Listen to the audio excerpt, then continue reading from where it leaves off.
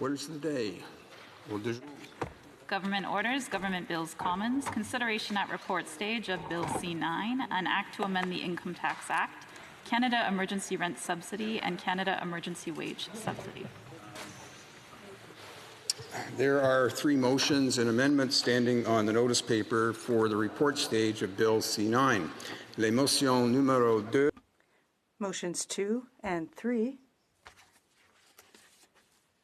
have not been selected by the chair because they require royal recommendation. Has been examined, and the chair is satisfied that it meets the guidelines expressed in the note to the Standing Order 7615 regarding the selection of motions in amendment at report stage. Motion 1 will be debated and voted upon. Je vais maintenant soumettre la motion. I will now put motion 1 to the House. Mr. Saint-Marie. Mr. Sainte-Marie, seconded by Ms. Normandin, moves that Bill C9 in Clause 2 be amended, A, by adding after line 34 on page 3 the following. 5.1. The definition, eligible entity in subsection 125.71 of the Act is amended by striking out entité déterminée at the end of paragraph F and by adding the following after that paragraph. It does not include a political party within the meaning of subsection 2(1) of the Canada Elections Act or of any act of the legislature of a province relating to provincial, municipal, or school board elections, entité déterminée. B, by replacing at line 20 on page 14 with the following. 23 subsections 1 to 10, except subsection 5.1 and subsections 14 to 17 are. C, by replacing line 35 on page 14 with the following. 24 subsections 5.1, 11 to 13, and 18 to 22 are. Le débat concerne. Debate is on the amendment to the Honourable Member for Joliette. Well, thank you very much, Mr. Speaker. I'd like to remind this House that the Bloc supports Bill C9 and agrees with moving it forward.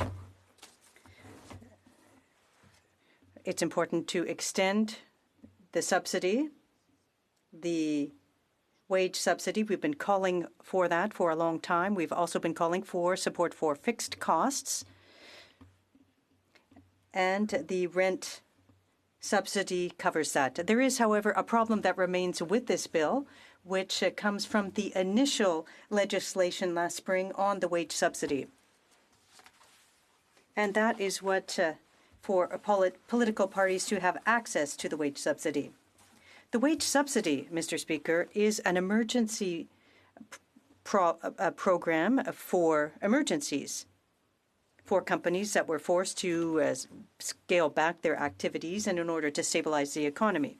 So collectively, we asked the taxpayers to support these companies to help them make it through the pandemic. These organizations require assistance, and if there's something we've learned from the economy and from the study of economics over the past century, it's that. It's better to go into debt to provide support, the social fabric during a crisis. But why would very wealthy political parties seek out the wage subsidy when in 2020 they can use their funding mechanisms and bring in several $1 million? If we look, for example, at the Liberal Party, it's some $9 million that they sought out in funding this year, that they collected it. We know that the year isn't over and that November and December are months where they collect more, and we've also learned in the newspaper, if we look at an article from Kathleen Lévesque in La Presse, it says that they have collected more than 1.2 million through the wage subsidy. Was this program one they should have used? No. Now, why do I say yes to the wage subsidy generally? Well, Mr. Speaker, it's because political parties weren't specifically identified and were excluded. The CRA decided to provide that subsidy to political parties, and that's unacceptable. It is a flagrant, blatant lack of ethics, and I would urge the Liberal Party and all parties in the House to vote against this specific measure, to specify in the Act that this is violating the spirit of the Act, and I would ask the Liberal Party and all parties to pay back all money they received under the wage subsidy to date. It's a question of principle. It's not up to Quebec or Canadian taxpayers to contribute to the wage subsidy and to support political parties.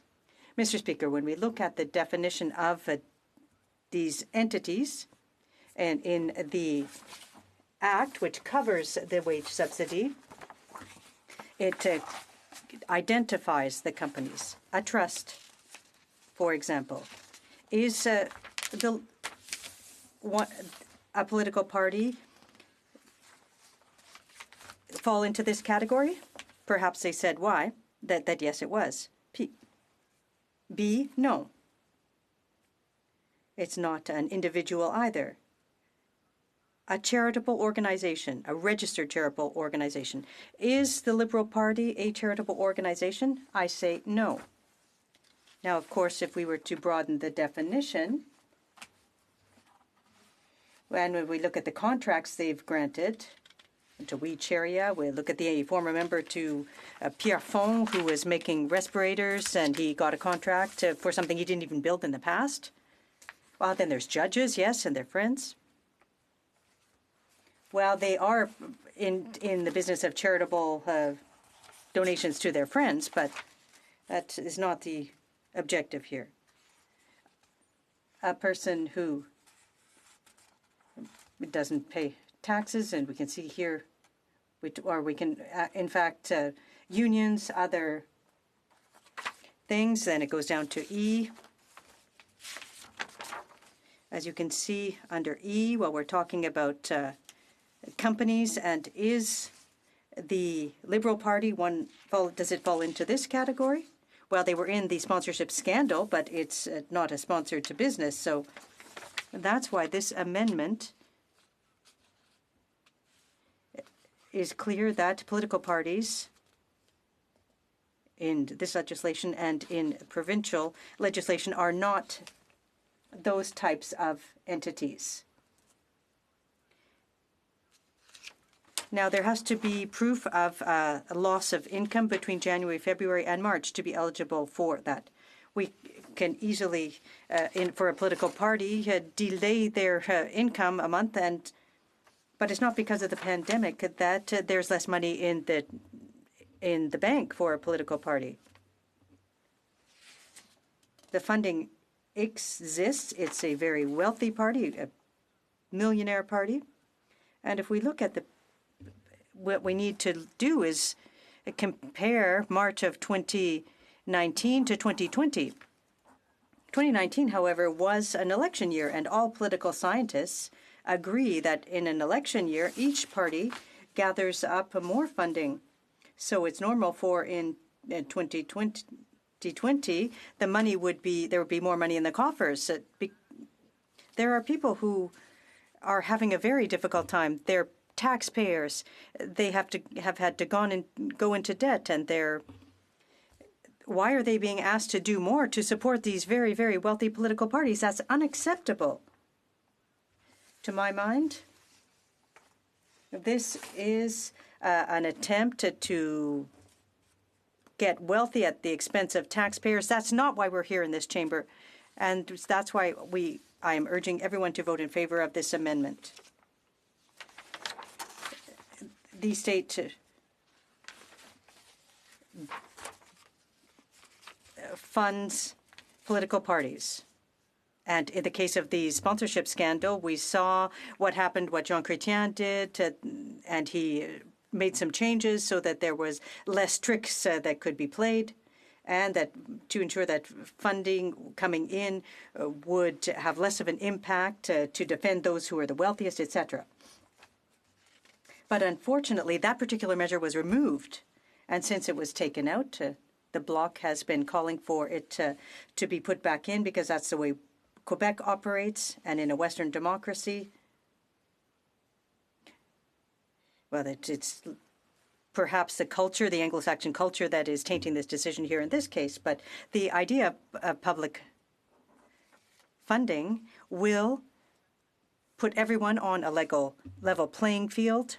However, when the political parties go and seek out a wage subsidy, it isn't this is something that increases the disparities, because it's the parties that receive the most money that will hire more staff and that will be able to receive more subsidy, more wage subsidy. So there's a distorting effect here. So we're not opposed to the idea of having public or popular support, but we're against this idea of going around and sidestepping the spirit of this act. This is unacceptable, and we need to make changes. So as a result, I urge all parties in this House to commit, to the ones who received the wage subsidy, to pay it back immediately. Thank you very much, Mr. Speaker.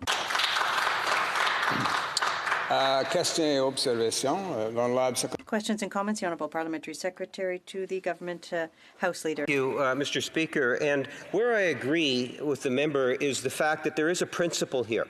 And the principle is the fact that we have thousands of businesses across our country that have issues related with regards to the pandemic. And the government developed a program of a wage subsidy. And through that program, literally hundreds of thousands of jobs have been saved in all regions of our country.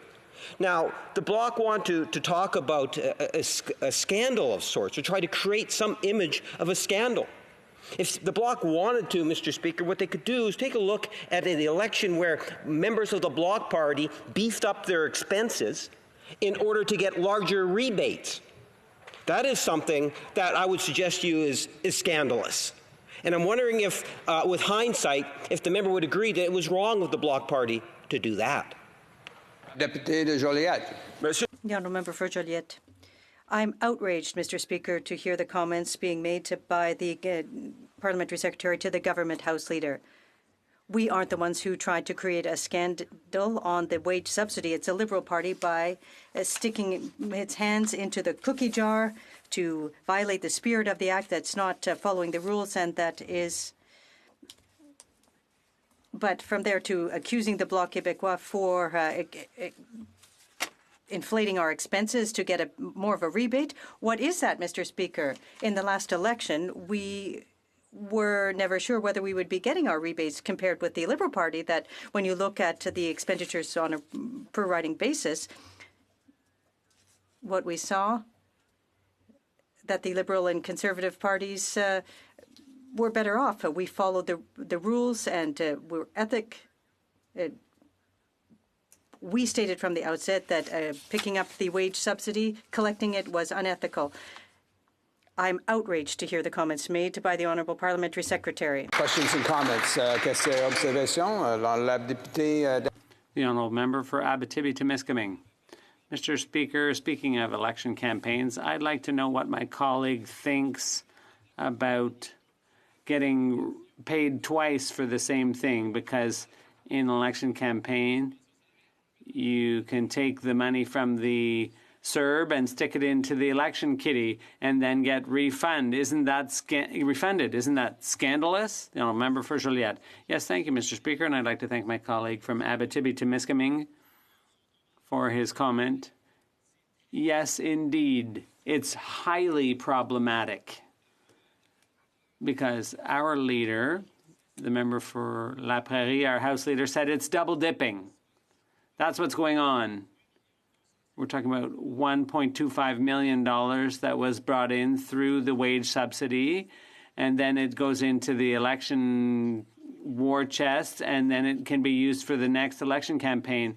When that money was spent, Election Canada, when it is spent, Election Canada refunds the money, reimburses it because of that program. So I call on the government, on the Liberal Party, to solemnly promise to reimburse that money. They weren't entitled to it, and they should pay it back in all honor. Questions and comments? The honourable member for Manicouagan. Thank you, Mr. Speaker. I'd like to thank my colleague for his work. Yesterday, I had the opportunity to ask some questions in the House on C9, and I asked questions to the President of the Treasury Board, and I admitted that there were urgent needs. People need support, but people shouldn't have the opportunity to double dip. They shouldn't be able to get benefits to cover the two different benefits to cover the same need. And I pointed out that the Liberal Party was not in that situation, but they were double dipping, like my colleague for Abitibi-Temiskaming just said. Is this not a double standard with what's going on currently with the Liberal government? And they basically are biased in all of this. The honourable member for Joliette. Thank you, Mr. Speaker, and I'd like to thank my colleague for Manicouagan for her question. First of all, I'd like to congratulate her because she got some answers from the President of the Treasury Board in the House here, and that's quite an accomplishment. You have to congratulate the member who manages to achieve that. So my full congratulations. Yeah, I agree. That program, under that program, taxpayers pay into it. The point is that there's a crisis that's shaking up our economy, so we unite and we try to help each other. But what we're seeing is one party, the government that drafted the legislation, is then sticking its hand into the cookie jar, and then with the election reimbursement program, they'll get paid twice. This is unethical. This does not inspire confidence in the government.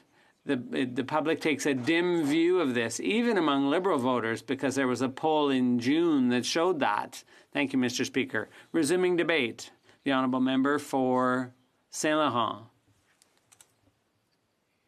Thank you, Mr. Speaker, for this opportunity to speak about the government's plan to support businesses and the recovery after the pandemic.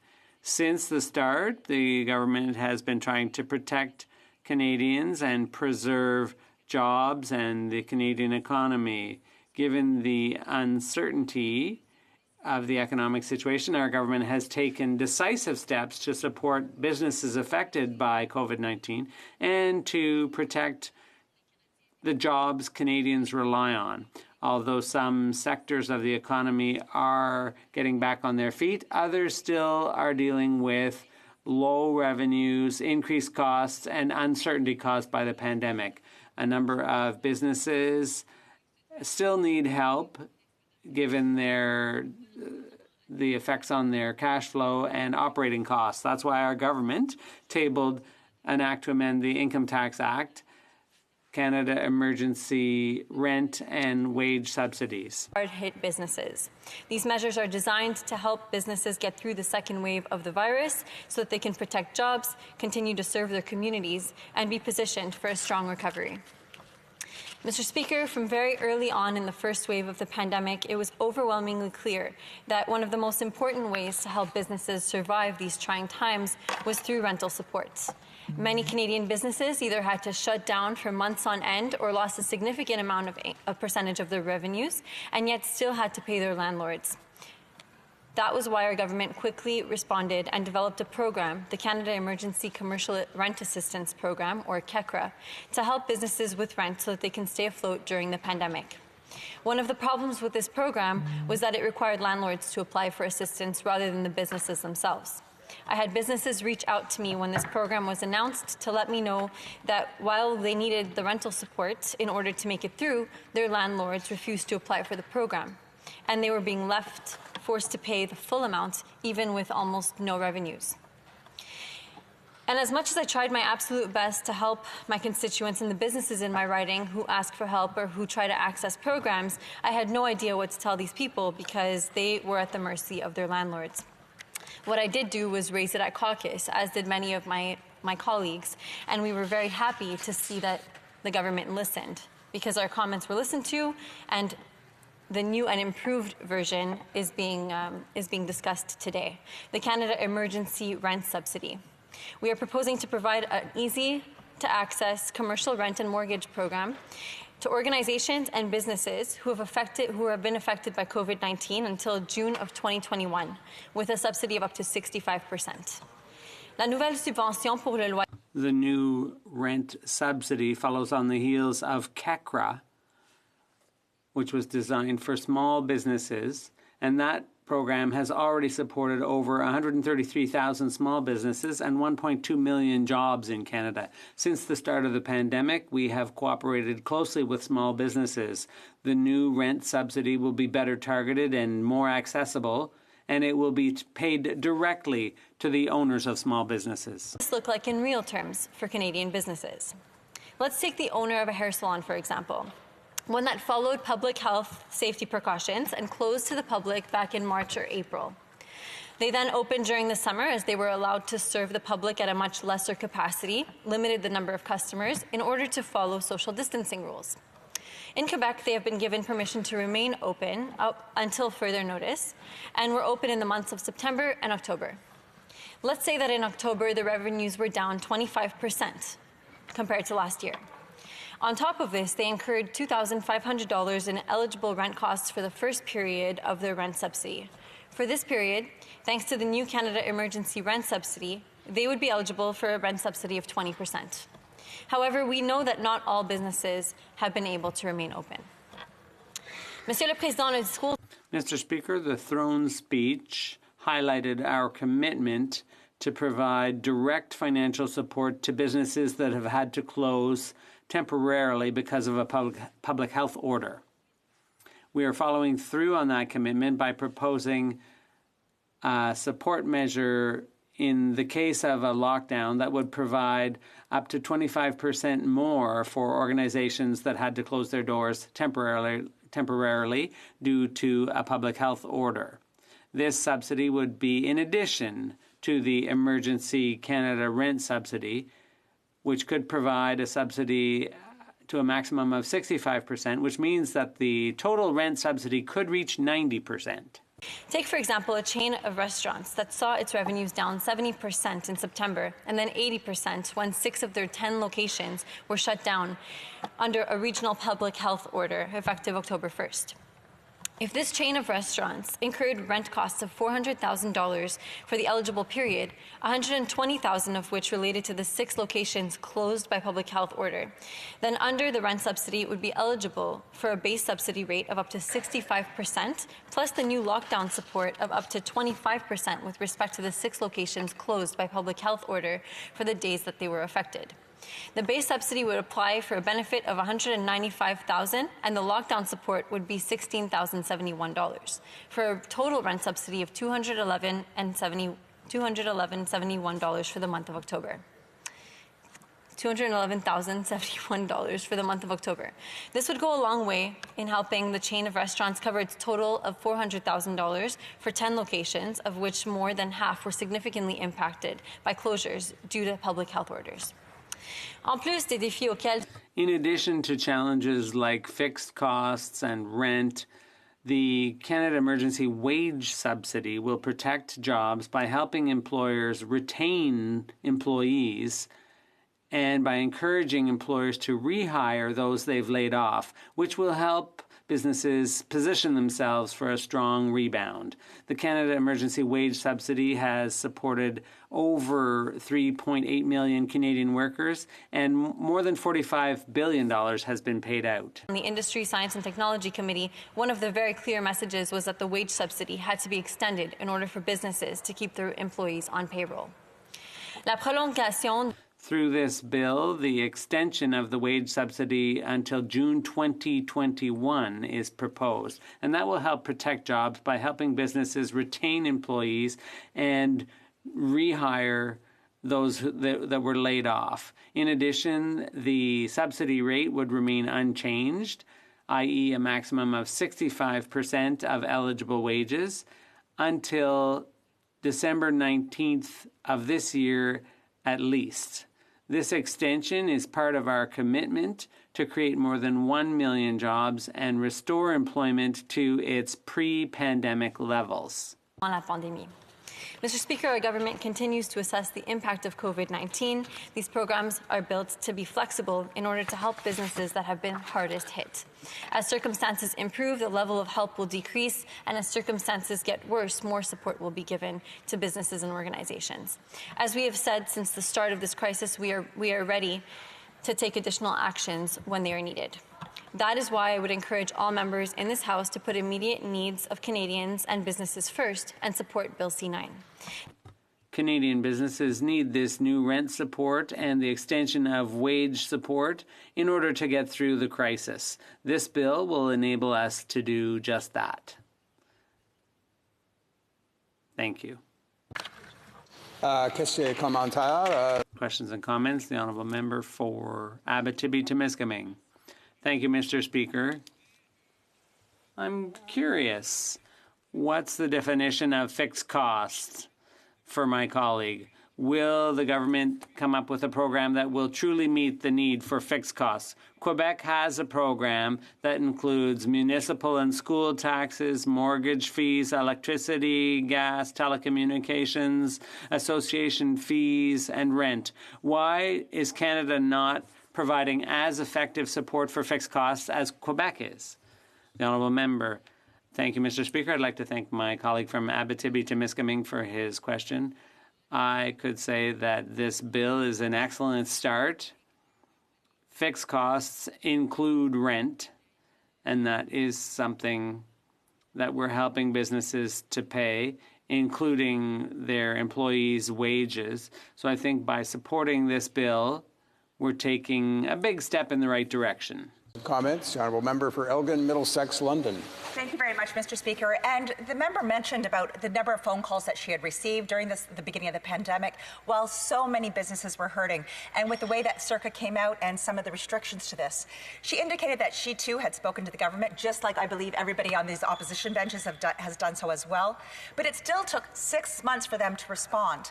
And this was brought out on April 24th of 2020. We're talking about the beginning of December before this unfolds, and we see businesses closing now. What does she have to say for the delay on this government bringing the changes? Thank you. The Honourable Member for Saint Laurent. I'd like to thank the member for her question and just say that I believe the government did act and respond accordingly.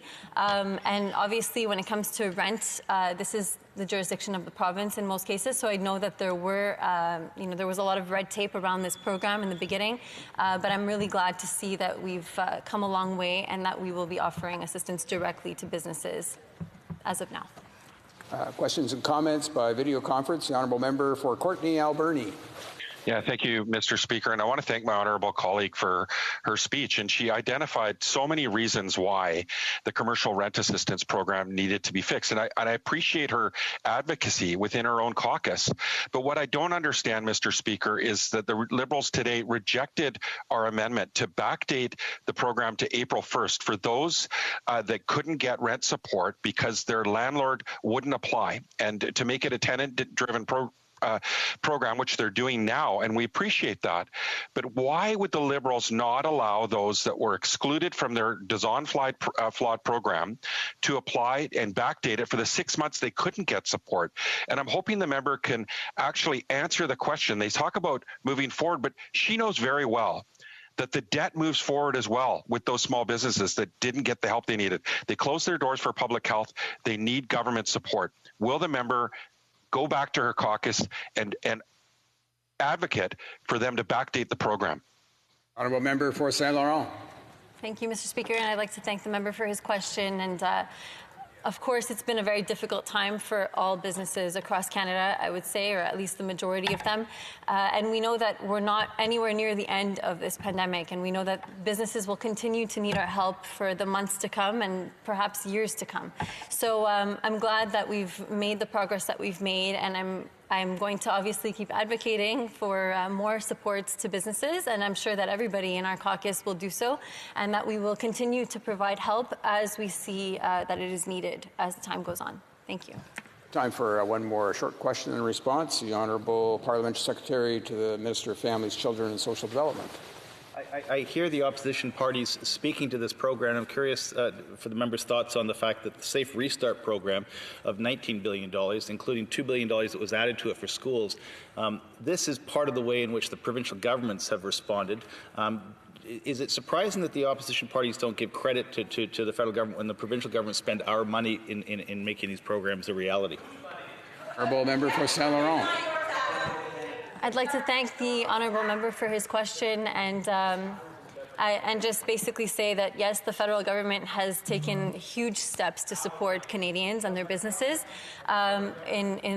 Using Quebec as an example, they were very late to respond and to offer help, and so many of my constituents were saying that the only help that they saw they were receiving were from the federal government, and I'm honestly proud of our government's response to the pandemic and in the supports that they've offered to businesses and Canadians in general, and I know that we will continue to be there to support Canadians. Resuming debate, the Honourable Member for Moose Jaw, Lake Centre, Lanigan.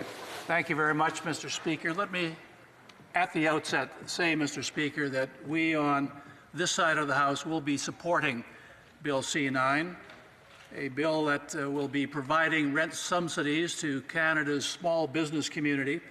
And quite frankly, Mr. Speaker, this is a welcome bill, although it has many flaws in its history, since over 6 months ago, our party was encouraging the Liberal government to adopt many of the amendments and changes to this program that we had suggested. Unfortunately, at that time, our pleas for amendments and changes fell on deaf ears. Primarily, Mr. Speaker, I think it's because the Liberal government doesn't understand the plight of small businesses in this country. Here on the Conservative side, we most certainly understand. I know, for an example, Mr. Speaker, many small businesses in my province of Saskatchewan who are not only struggling, they are on the verge of bankruptcy, primarily because of the pandemic. There's no question about that. And I'm not trying to sugarcoat this by saying that it was a flawed program that the Liberals brought in. It was brought in during a time when the pandemic was first rearing its ugly head across Canada. So I appreciate the fact that the Liberals acted quickly. They acted quickly with the CERB. They acted quickly with this rent subsidy program. However, it was flawed. And what we have been doing consistently, Mr. Speaker, since that time is to try to point out not only to the Liberal government but to Canadians where the flaws lied in this program and encourage the government to make positive changes to help the small businesses across Canada. And I will give credit where credit is due. Although 6 months too late, this government actually did make some positive changes which will help small businesses across Canada. Initially, Mr. Speaker, as many Canadians know, many small business owners know, the restrictions placed upon them were too onerous.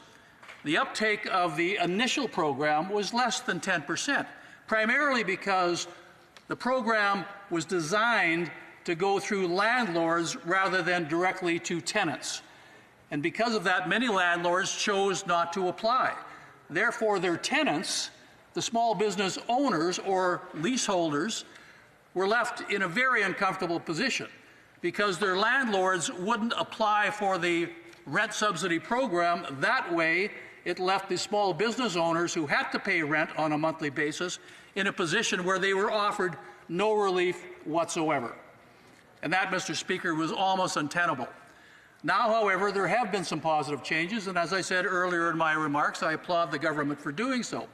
But let's take a look back, Mr. Speaker, a short, brief view into history to see exactly how we came from the initial bill that was introduced by this government 6 months ago to today's debate on C9.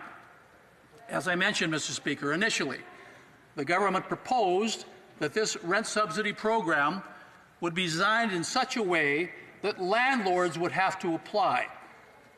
If they were successful in their application, then they would be the ones who would offer rent relief to their tenants. Now, Mr. Speaker, while some people may say that sounded like a reasonable approach, in reality it was anything but, as evidenced by the fact that less than 10% of landlords actually made application. Mr. Speaker, what should have been done initially is what the government has finally done in the current bill, C9, and that is to offer rent relief directly to tenants, so that those most affected by revenue drops and revenue losses would be able to gain relief and some financial assistance. But initially, Mr. Speaker, not only did the government fail to see that, they chose a very onerous and bureaucratic way in which to deliver this program. Initially, Mr. Speaker, the government decided that CMHC should be the delivery mechanism to bring this program into the pocketbooks of small business owners across Canada. Now, CMHC, Mr. Speaker, was simply not designed to administer such a program, and that was discovered very early on in the process. So then, Mr. Speaker, the government doubled back and decided, all right, if CMHC is not the way to deliver this program, let's find another way. And they came up with MCAP. Now, MCAP is a mortgage insurance and financing company that the government determined, for whatever reasons, would be appropriate to deliver this program to small business owners. But, Mr. Speaker, shortly thereafter, it was discovered that one of the principals of MCAP was a gentleman by the name of Rob Silver. In fact, he's a vice president of that company. Very influential. Why is he influential? Because, Mr. Speaker, he is married to the current Prime Minister's Chief of Staff. Now, Mr. Speaker, anyone with any knowledge of how governments work would recognize that this was a complete conflict of interest. Here we had an individual, Mr. Rob Silver, who had been a spokesperson for the Liberal Party on many occasions over many years, now contracted by the government to deliver a program that would assist his company. That is absolutely a blatant conflict of interest that should have been obvious to anyone. Anyone except, of course, Mr. Speaker, this Liberal government. But we shouldn't be surprised. We've seen conflicts of interest arise so many times before with this Liberal government, whether it be the Prime Minister accepting gratuitous gifts to the Aga Khan's island, whether it be the Prime Minister embroiled in the We Charity scandal. We have discovered time and time again that the ethical compass of this government has long been missing. And the delivery of the government contract to MCAP is one more example of that ethical wrongdoing. Thankfully, Mr. Speaker, however, saner voices were heard, and MCAP was removed from the bidding to deliver this program, so the government avoided another messy ethical conflict that would have proved to be incredibly disappointing and embarrassing for the government. And the government finally took our advice and gave the administration of this program to CRA. And that is where it should have been delivered to begin with, Mr. Speaker. CRA has proven, through its administration of CERB and many other government delivery programs, to be the most effective mechanism that the government has at its disposal. So, Mr. Speaker, we are finally to a point now where I think the government has finally got it close to being right. But it's still not perfect. And, Mr. Speaker, what this has done over the past 6 months is to demonstrate to small business owners in Canada that this government, despite the protestations, does not, in fact, have their back. if they had the back of small businesses, Mr. Speaker, they would have employed the changes that we have suggested long, long ago. And Mr. Speaker, make no mistake, the small business owners across Canada are in an untenable position. Many of them, for example, in the restaurant industry, Mr. Speaker, are facing a reality that once rent subsidies and wage subsidies expire come the summer of 2021, they may be forced to close their doors. In fact, Mr. Speaker, many independent analysis has been done and been shown that over 60% of restaurants in Canada could be shuttered permanently unless these temporary wage subsidies are extended. Whether that will happen or not, Mr. Speaker, I do not know. Mr. Speaker, we need many things to combat this pandemic in Canada. I believe, in all sincerity, that the government is working as hard as they can to try and find a vaccine, and I hope a vaccine is found, Mr. Speaker, because Canadians' lives are at stake, Canadians' economy is at stake, Mr. Speaker. The small business community in this country is the backbone of the Canadian economy. They have to be protected. They have to be given an opportunity, and they have with Bill C-9, to be able to tap into the government largesse and, at least for the foreseeable future, see a light at the end of the tunnel. Thank you, Mr. Speaker. Questions and comments. Qu'est-ce commentaire? The honourable member by video conference, the honourable member for Guelph. Thank you, Mr. Speaker, and thanks to the honourable member across the way for his intervention today. At the beginning of his speech, he was starting to head down a path that I thought we could see a little bit more information coming from, and that is that the Landlord-Tenant Act is under provincial jurisdiction and that the federal government looked at initially doing something through CMHC to give relief to landlords as well as tenants at the same time. As a member of Parliament, I know I worked with both landlords and tenants that are both facing revenue drops during this crisis, and was able to connect landlords and tenants to federal support through CMHC. So could the honourable member maybe comment on how Saskatchewan is structured in terms of landlord-tenant agreements being under provincial jurisdiction? In Ontario, 97% of funding has been coming from the federal government. Is the province of Ontario doing any better in terms of providing support for businesses in his territory, in his province? Member for Moose Jaw, Lake Centre, Lanigan. I believe my colleague misspoke when he said, can I make comment on whether the province of Ontario is better positioned? Is actually the province of Saskatchewan. Let me just say this, Mr. Speaker, in response to that. I'm speaking about holistically the fact that small business owners across Canada, regardless of region, need support. They desperately need support. I can assure my honourable friend that business owners, small business owners in Saskatchewan are no different than small business owners in Ontario, Quebec, Alberta, British Columbia, right across this great country of ours. They're not looking for handouts.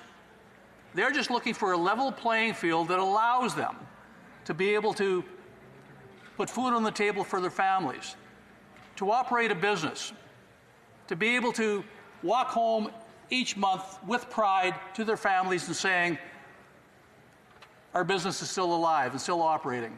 Mr. Speaker, that's the purpose of Bill C-9, and for that, we offer our unqualified support. But, Mr. Speaker, it's come and taken far too long to get to this point. Questions and comments. The honourable member for Vancouver East. Thank you very much, Mr. Speaker, and thank you to the member for his comments. The commercial rent subsidy program was flawed when it was first introduced because only landlords could apply. As a result, many small businesses, including those in Van East, were not able to access this support. Now, with the new program, the Minister of Finance yesterday said it would only be retroactive back to September 27th, but not to April 1. And so consequently, many small businesses would not be able to qualify under this new program. It's not as though they don't have to carry that debt forward from the first wave. Does the member agree that the government needs to fix this program once and for all and allow for small businesses to apply for this program retroactive to April 1? Member for Moose Jaw, Lake Centre, Lanigan. Well, I couldn't agree more with my honourable colleague that this program was flawed from the outset. Mistakes were taken by this government and not rectified for a full 6 months. I believe that most small business owners in Canada would love to see a retroactive aspect to this bill so that going back to April 1, they would be able to have taken advantage of the current provisions within Bill C-9. However, Mr. Speaker, I don't believe the government is going to be listening to that or acting upon that, although I would encourage my friend from Van East to keep pressuring the government. Perhaps we'll see some relenting in their approach in the future. We have time for one more short question and response. The honourable member for Cloverdale, Langley City. I wonder, could my honourable colleague tell me if I'm understanding him correctly? We were not able to get this done properly the first time, we were told, because it was provincial, and now suddenly we can do it federally, and that's because the wife of the man in charge of MCAP actually wanted to make sure it went through his organization? Member for Moose Jaw, Lake Centre, Lanigan. I thank my colleague for raising the question. As I mentioned in my earlier remarks, yes, I believe this was a huge conflict of interest. Initially, the government was considering giving this contract to administer the rent subsidy program to MCAP, a company that had direct ties to the Prime Minister's office, a delivery mechanism that would have benefited MCAP directly. We've got a situation, Mr. Speaker, where Mr. Silver, on many occasions, directly lobbied this federal government and had complete access to the Prime Minister's office because of his relationship to the Prime Minister's Chief of Staff, the wife of Mr. Silver. Mr. Speaker, this was morally repugnant, quite frankly, and when I say it was an obvious breach of the Conflict of Interest Code in Canada, that is an understatement. Resuming debate, the honourable member by video conference, the honourable member for Courtenay Alberni. Thank you, Mr. Speaker. It's a huge privilege to speak on this bill and also to be able to represent the federal NDP as a critic for small business, tourism, and economic development. Mr. Speaker, first, before I get started, I do want to give a huge shout out to someone special in my life. It's their birthday. It's my mom. And the reason it's so relevant today that I'm speaking about my mom is, thank you. I appreciate the round of applause I'm seeing in the House of Commons. Moms are really so important, as we know, in times of crisis. We see them, bringing food to our neighbor if they've been sick, or if they see an injustice in the community, they're the first ones to rise up. And, in times of desperation, when people are in difficult times in this pandemic and in crisis, we expect our government to really take that motherly approach. So it's so relevant that it's my mom's birthday today and we're talking about this important bill, because they expect the government to take that mother bear approach and make sure that everybody's taken care of. So we look after each other. And that's something that I appreciate about moms, not just my mom, but moms across this country. And we expect that of our government to take that approach. And sadly, when this crisis broke out, we saw the government step forward with an initial wage subsidy offering 10%, which clearly was not even close to adequate. We saw Ireland and the UK and Denmark offering wage subsidies between 70 and 80%. And, with our pressure, with working with, beyond normal kind of means of lobbying and advocacy, we worked together with organized labor, the Canadian Federation of Independent Business, myself and my leader, signing a letter and our party calling on the government to raise that wage subsidy. And we're glad to see them do that. And also my colleague from New Westminster, Burnaby, brought forward a proposal to bring forward a commercial rent program similar to what they were doing in Australia. So I know the government likes to say that it's difficult in the Federation of Canada to be able to, take on issues like rent, but other countries were able to do that. They were able to get beyond jurisdiction and work collaboratively to bring forward programs to help people. So today, we're really glad to see the government come back with a fix when it comes to the commercial rent assistance program, extending the wage subsidy, but there's still a lot of unknowns. First, on the wage subsidy, what does it look like, moving into the new year? And we know for tourism and hospitality businesses, certainty is so important, Mr. Speaker. And I want to give a huge shout out to Charlotte Bell and the Tourism Industry Association of Canada, and to Keith Henry from the Indigenous Tourism Association of Canada, Canada for their advocacy in calling for the government to extend that wage subsidy. But they need certainty, Mr. Speaker, not just on the wage subsidy, but also around financing programs like the BCAP program, where only 14% of tourism businesses have actually been successful in getting financing, and 43% have been flat out denied. And we know liquidity is going to be a big issue. So these are a lot of issues that haven't been addressed. And I'm going to get into the importance of the government working with everybody, Mr. Speaker, especially during this pandemic. But my big concern is the disconnect, Mr. Speaker, the government not completely understanding the challenges small businesses are facing. We heard last night from the Deputy Prime Minister, from the Minister of Finance, about the government isn't willing to support our motion, which they flat out denied today, to backdate the commercial assistance program to April. And Mr. Speaker, I mean, it baffles me how the government understands that they had a design flawed program. They're admitting to that they made a mistake, and they're willing to fix it here today moving forward, but they won't backdate it to April 1st. And so by not doing that, there's a serious injustice going on, Mr. Speaker. And we heard the Deputy Prime Minister say that they're forward thinking. But Mr. Speaker, the debt comes forward for all of those tenants that were denied access to the landlord-driven, flawed design program that many people were basically not even able to apply because their landlord wouldn't participate. Mr. Speaker, that's 2/3 of Canadian businesses that were excluded from that program. And why it's so unfair is because many of these businesses, their neighbor got access to the program and they were denied, or they're also going to be responsible, like all Canadians, to paying back the debt that we're accumulating to help save small business in this country. So the fact that they're unable to backdate the program shows the disconnect, that they don't understand the debt that these businesses are accumulating and the challenges they're facing. And they talk about being equitable. There's nothing equitable about them not backdating their broken, flawed design program. And also the fact that they were actually threatening to go to election without providing these emergency supports. And then the delay. Here we are on the final day of 3 weeks of sitting before a break week, fast-tracking legislation to get people help. Just shows that the government really doesn't understand how serious this issue is for small business. And many of them are watching today, Mr. Speaker. Many of them are steeped in debt, or they're in arrears with their landlord.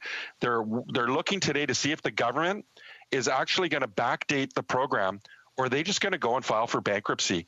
Because that's what they're looking at, Mr. Speaker. Many, many businesses are looking at that. And I remember being self-employed in the last recession in 2008, and that doesn't even pale in comparison to today. And I remember the injustice of the government of the day, the Harper government, bailing out the big banks, the big corporations, and leaving small business hung out to dry, Mr. Speaker. And this is unacceptable. We need the government to move much more quickly. I want to thank so many different groups, but I want to identify one. SaveSmallBusiness.ca went out and they identified really important opportunities and solutions and flaws in the program, and they advocated, for rent relief and for the government to fix this program. But they identified there was huge problems. The slow rollout was one, that it was overcomplicated in the paperwork that they were delivering, but also they let the banks off the hook. And they also identified that the government failed to bring in some help. We look at other countries, or Australia, for example, commissioned a group of business leaders quickly to come together from various sectors to provide help. They also didn't listen to real people on the ground, and they put the hammer down without they put away the hammer and brought out the scalpel. So they need to do that when they deal with these issues, and they didn't demand more from the financial industry. We saw the big banks once again, get off the hook. From contributing to doing the right thing and participating. So, Mr. Speaker, there's so many things that we saw wrong with their rollout of the commercial rent assistance program, including, assigning the contract to administer the program to MCAP, $84 million, Mr. Speaker, for a broken design program. And, here we are right now. And the biggest thing I'm seeing, and which breaks my heart, is seen, in reading last week about Goliston Bakery in Vancouver. 23 years they've been running, Mr. Speaker, and their landlord just evicted them. This is what we're going to continue to see, and this injustice is going to be carried on by the Liberals who are refusing to fix this program. I have to give a huge shout out to all the small businesses that reached out to my office, to MPs across this country, to organized labor for coming together and standing in solidarity with the Canadian Federation of Small Business, the local chambers of commerce, like I cited, Save Small Business and, Startup Canada, the various different business organizations for standing up, and Indigenous organizations and communities like Chief Dennis from the Huayet, who initially they were excluded from the wage subsidy because the wage subsidy excluded Indigenous-led organizations. So here I am rising for the 40th time since the pandemic broke out on small business, on this commercial rent assistance issue. And it's bittersweet, Mr. Speaker. I'm glad to see the changes, but we need to save those businesses that are literally steeped in debt, in arrears, that need help. And I'm urging and begging the government to get on board. And I'm asking the Conservatives to also get on board and pressuring the government to force them to create an opportunity for those that were excluded to get access to the funding they so deserve. Thank you, Mr. Speaker. I appreciate the opportunity to raise these issues. The honourable member for Courtney Alberni will have 5 minutes for questions and comments when the House next gets back to debate on the question. But for now, we'll go to statements by members, déclaration de député, and our first is by video conference, the honourable member for Labrador. Thank you, Mr. Speaker. Next week, we will mark Veterans Week across the country. And like many Canadians, I am proud to stand strong in support of veterans, those who have served and sacrificed, and those who continue to serve with honor and courage, to protect human rights and democracy, and to ensure that Canadian values are protected. I encourage you to proudly support our veterans by donating to their fund, purchasing and wearing a poppy, and paying your respects on Remembrance Day through virtual events, through prayer and moments of silence. Please encourage others to reach out in thanks and gratitude to our veterans and to the men and women who continue to serve for their contributions to global efforts of peace and free society will always be remembered. Mr. Speaker, we also acknowledge the contributions of legions and legionnaires to our veterans and to our communities, and we give them our gratitude as well. May we always remember, lest we forget. The honourable member for Oshawa. Mr. Speaker, in a year of hardship for many, I want to thank the local Royal Canadian Legion branches 43 and 637 in my riding, as well as our great military service clubs in the city of Oshawa, for their coordinated efforts in organizing this year's Remembrance Day Memorial on the 75th anniversary of the end of the Second World War and the 70th anniversary of the beginning of the Korean War.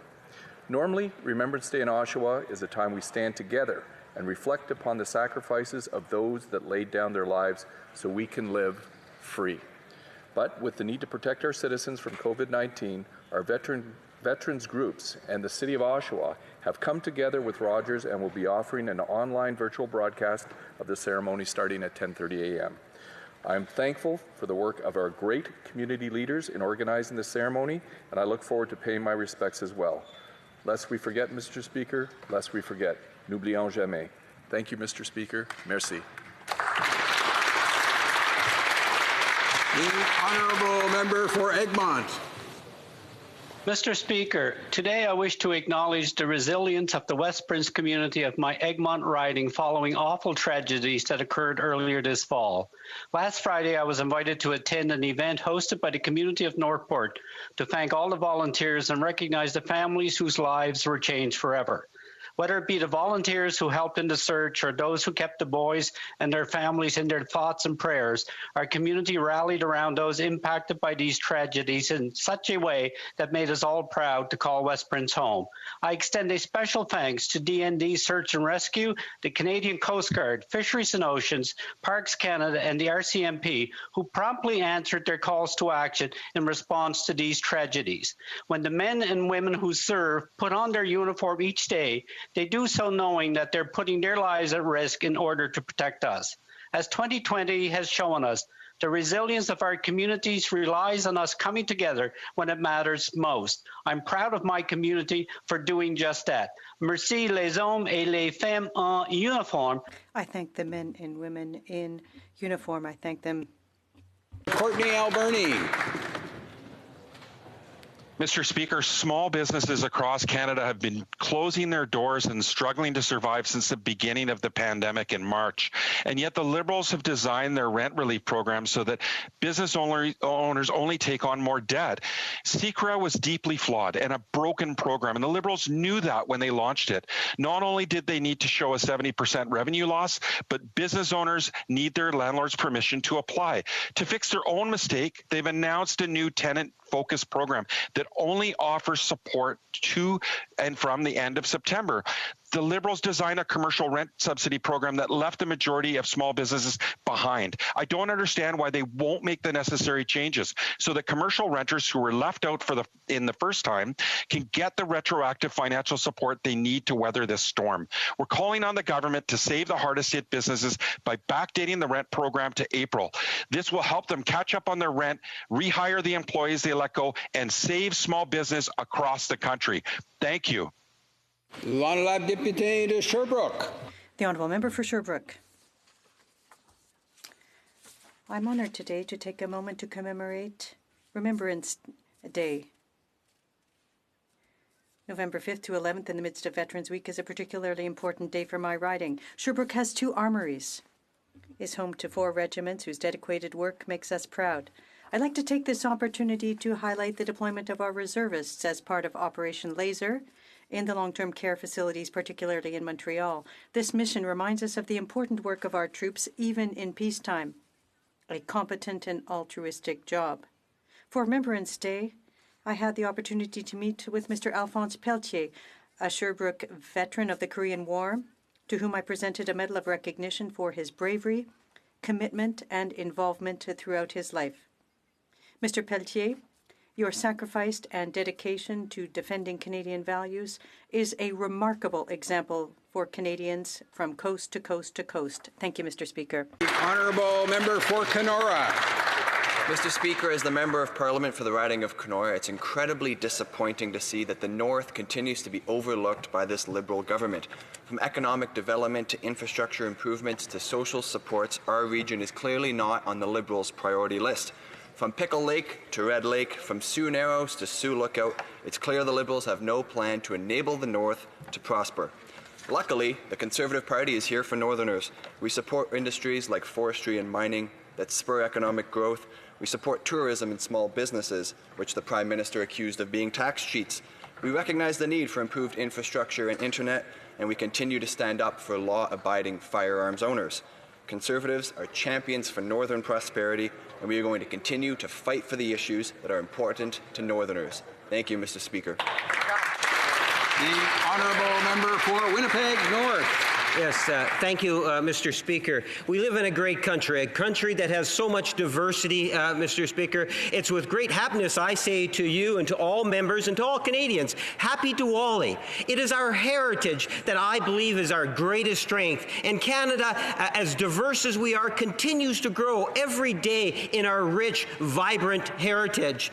Historically, Diwali is celebrated by Sikhs, Hindus, Jains, and others to recognize different historical events. The common thread seems to be the victory of light over darkness, knowledge over ignorance, good over evil, hope over despair. I too celebrate Diwali in my own special way because for me it is a part of Canada's heritage and something I truly believe in. Mr. Speaker, I ask all members of the House, all Canadians, to recognize our heritage and join Canadians from coast to coast to coast celebrate Diwali. Happy Diwali, Mr. Speaker. The honourable member for Ottawa West Nepean. Mr. Speaker, this is Holocaust Education Week. As we remember all those who fought and sacrificed for our freedom from tyranny in World War II, we must not forget the lessons from that war. Between 1941 and 1945, over 6 million Jews were systemically murdered in concentration camps in an effort to exterminate an entire people. But recent studies show that up to 22% of young Canadians don't even know about the Holocaust. Those who do not remember history are doomed to repeat it. Even today, there are Holocaust deniers who continue to stoke the flames of anti-Semitism, hate, and xenophobia. We cannot take our democracy for granted. We must always be vigilant and call out hatred whenever we see it. We must teach our children about the Holocaust so that such evil and darkness never again rises in our midst. We must remember. Only then can we say, never again. The honourable member for Calgary-Midnapore. Mr. Speaker, Canada and Alberta lost an aviation pioneer this week. Max Ward passed away on Monday night at the age of 98. Born in Edmonton in 1921, he was a veteran of the RCAF, a bush pilot, an entrepreneur, and a very savvy businessman. In 1953, he founded Ward Air in Yellowknife with a 14-passenger single-engine otter that operated on wheels, skis, and floats. His business grew over time, and through his commitment to his employees and the industry, Ward Air eventually became Canada's third-largest airline in 1989. In true Alberta tradition, he built his business on a commitment to providing good service for good prices by good people. The recipient of numerous honorary degrees, he also received the Alberta Order of Excellence, was inducted into Canada's Aviation Hall of Fame, and made an officer of the Order of Canada. Max Ward will be deeply missed by his friends, his family, Albertans, and Canadians. The honourable member for Dartmouth-Cole Harbour. Mr. Speaker, let us honor the brave women and men who served, our veterans, for their sacrifice to bring peace and stability to those abroad and here at home. In Dartmouth-Cole Harbour, crowds usually gather at cenotaphs throughout our community in honor of Canada's veterans, in support of those who serve, in memory of those we've lost. I always attend the ceremony at Sullivan's Pond where thousands and thousands of people would normally stand side by side in remembrance. Although the COVID-19 pandemic means we can't gather in a crowd this year, there are still so many ways that we can give thanks and remember those we have lost. Mr. Speaker, I encourage everyone who is able to buy a poppy this year from their local Legion. And whether you can make it to your local cenotaph or not, please hold Canada's veterans and those who have made the ultimate sacrifice in your heart and in your mind, lest we forget. Virtually now, the honourable member for Charlesbourg, Haute-Saint-Charles. Mr. Speaker, January 23rd, 1921 marks the birth of Leo Major. He was a great man, still unknown in Quebec, but became a hero in the Netherlands. He was a valiant soldier, member of the Régiment de la Chaudière. He enlisted at the age of 19, determined to help his country. He lost his left eye in Normandy, but participated in the Battle of Scheldt in 1944. During the Rhineland campaign, Corporal Major was wounded again. His vehicle hit a mine. He escaped from the hospital and welcomed by a family in Nijmegen, the Netherlands. April 14, 1945, marked the beginning of the liberation of nearly 50,000 people in Zwolle, the Netherlands. One night, he attacked German patrols, giving the impression of an invasion by Canadian troops, and single-handedly liberated the town. That night, he also lost his best friend, Willie Arsenault. On April 14, 2005, 60 years to the day after the liberation of Zwolle, he was made an honorary citizen of the town. This, Mr. Speaker, is a definition of a true hero. Let us remember Leo and all veterans on November 11th. The honourable member for Barrie-Innisfil. Mr. Speaker, during Veterans Week, I rise today to honor John Jack Stringer, who died on October 24th in Barrie, just 2 months after celebrating his 100th birthday. Jack joined the Canadian Forces in 1940 and promptly shipped overseas. During World War II, Jack fought in almost every country in Europe and would later serve during the Korean conflict in 1952. Jack retired as Chief Warrant Officer from Base Borden in 1975, just after he and his wife of 72 years, Regina, would pay a greater price with more than just Jack's service for King and Country. In 1974, their son Bruce was one of the Buffalo Nine, 9 Canadian peacekeepers killed over Damascus, Syria. On behalf of a grateful nation, I want to thank Jack Stringer and the hundreds of thousands of Canadians and their families who have served and continue to serve our country with courage, honor, valor, and sacrifice.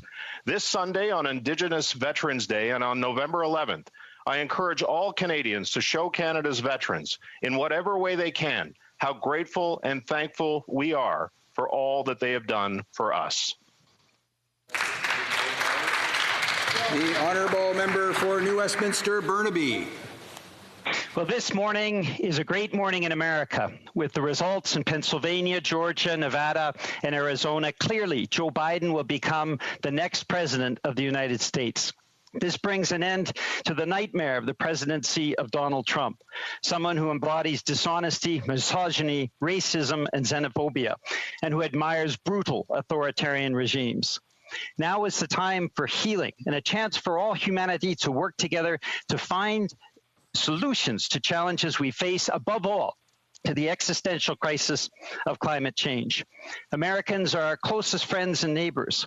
Our undefended border is a symbol of peace and hope worldwide. Congratulations to President-elect Joe Biden and Vice President-elect Kamala Harris. Canadians look forward to working with you in the years to come. La députée de Beloeil-Chambly. The honourable member for Beloeil-Chambly. Order, please. Thank you, Mr. Speaker. With great sadness that I learned yesterday of the death of Émilie Sans Façon following a long battle with cancer. Up until the last moment, until the recent contact through her father, Louis, she displayed courage. She fought for her own health. By doing so, she also sacrificed a great deal of her health, fighting unfairness, inequity, discrimination, facing people who are seriously ill in terms of employment insurance. Today, we have hope because Emily would have wanted it that way. She left us, but her battle remains because she would never have wanted things to be different. Thank you, Mr. Speaker.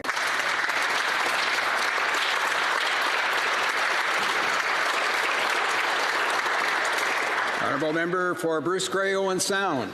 Mr. Speaker, as a retired colonel in the Canadian Armed Forces and a proud Legion member, every year I wear the poppy with great pride, taking time to remember those who have served before me, those that still serve, and those that made the ultimate sacrifice. I was shocked and even more disappointed to read this morning that Whole Foods grocery stores, in an affront to our veterans, have banned their employees from wearing poppies. I trust this misguided policy will be reversed immediately and Whole Foods will allow their employees to wear poppies again. Without our veterans, Canada would not be the country we are so proud to call home. Other nations like the Netherlands understand this. Why don't Whole Foods? In this vein, tomorrow at 7:30 p.m. Eastern Standard Time, Global BC will premiere the documentary 75 Years Later, The Sounds of Freedoms on their YouTube channel to pay tribute to Canadians that took part in World War II and specifically those that liberated the Netherlands. I encourage all Canadians to watch this broadcast in honor of those who gave their lives for Canada and the Netherlands. Wear the poppy with pride, lest we forget.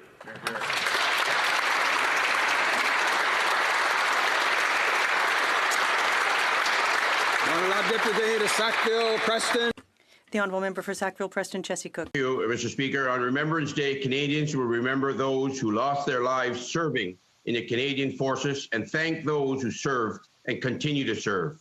From Passchendaele to Kandahar, Canadian soldiers have a proud history of serving in the most dangerous situation, risking their lives to defend the most vulnerable among us. C'est tellement inspirant de voir. It's so inspiring to see our communities find ways to come together virtually to ensure that we continue to honour members and former members of the Canadian Forces. Together in person, but it will never stop us from honouring those who risked everything to defend our freedom and our democracy here and around the world. Nova Scotians have also witnessed incredible tragic moments over the past year, yet the strength, resilience and love in our community only continue to grow. Aujourd'hui, nous nous ressemblons. Today, we gather to remember those who lost their lives in the service of Canada and to thank those who have served and continue to serve. Nous nous souviendrons. Merci. Oral questions. Questions orales. L'honorable député de Carleton. The honourable member for Carleton.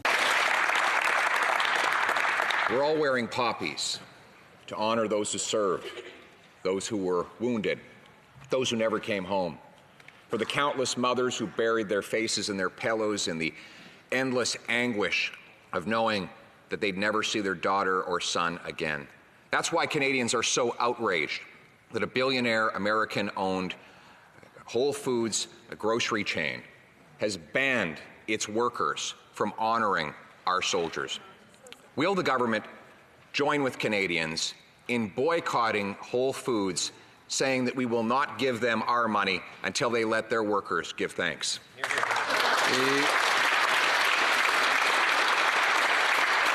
The Honourable Minister. I thank my honourable colleague for the question, Mr. Speaker, and this is absolutely unacceptable. The poppy is an important symbol of remembrance, and it's more important than ever that everybody supports the Royal Canadian Legion Poppy campaign this year. I know all my colleagues in the House join me in condemning this move and reinforcing the poppy for everyone to remember and honour the service of the people who have provided our democracy and freedom. Thank you, Mr. Speaker. Honourable member for Carleton. Well, the government told us they needed to shut down Parliament to do away with all the distracting questions about their WE scandal and other cover-ups so that they could focus like a laser beam on a new plan to get our economy back.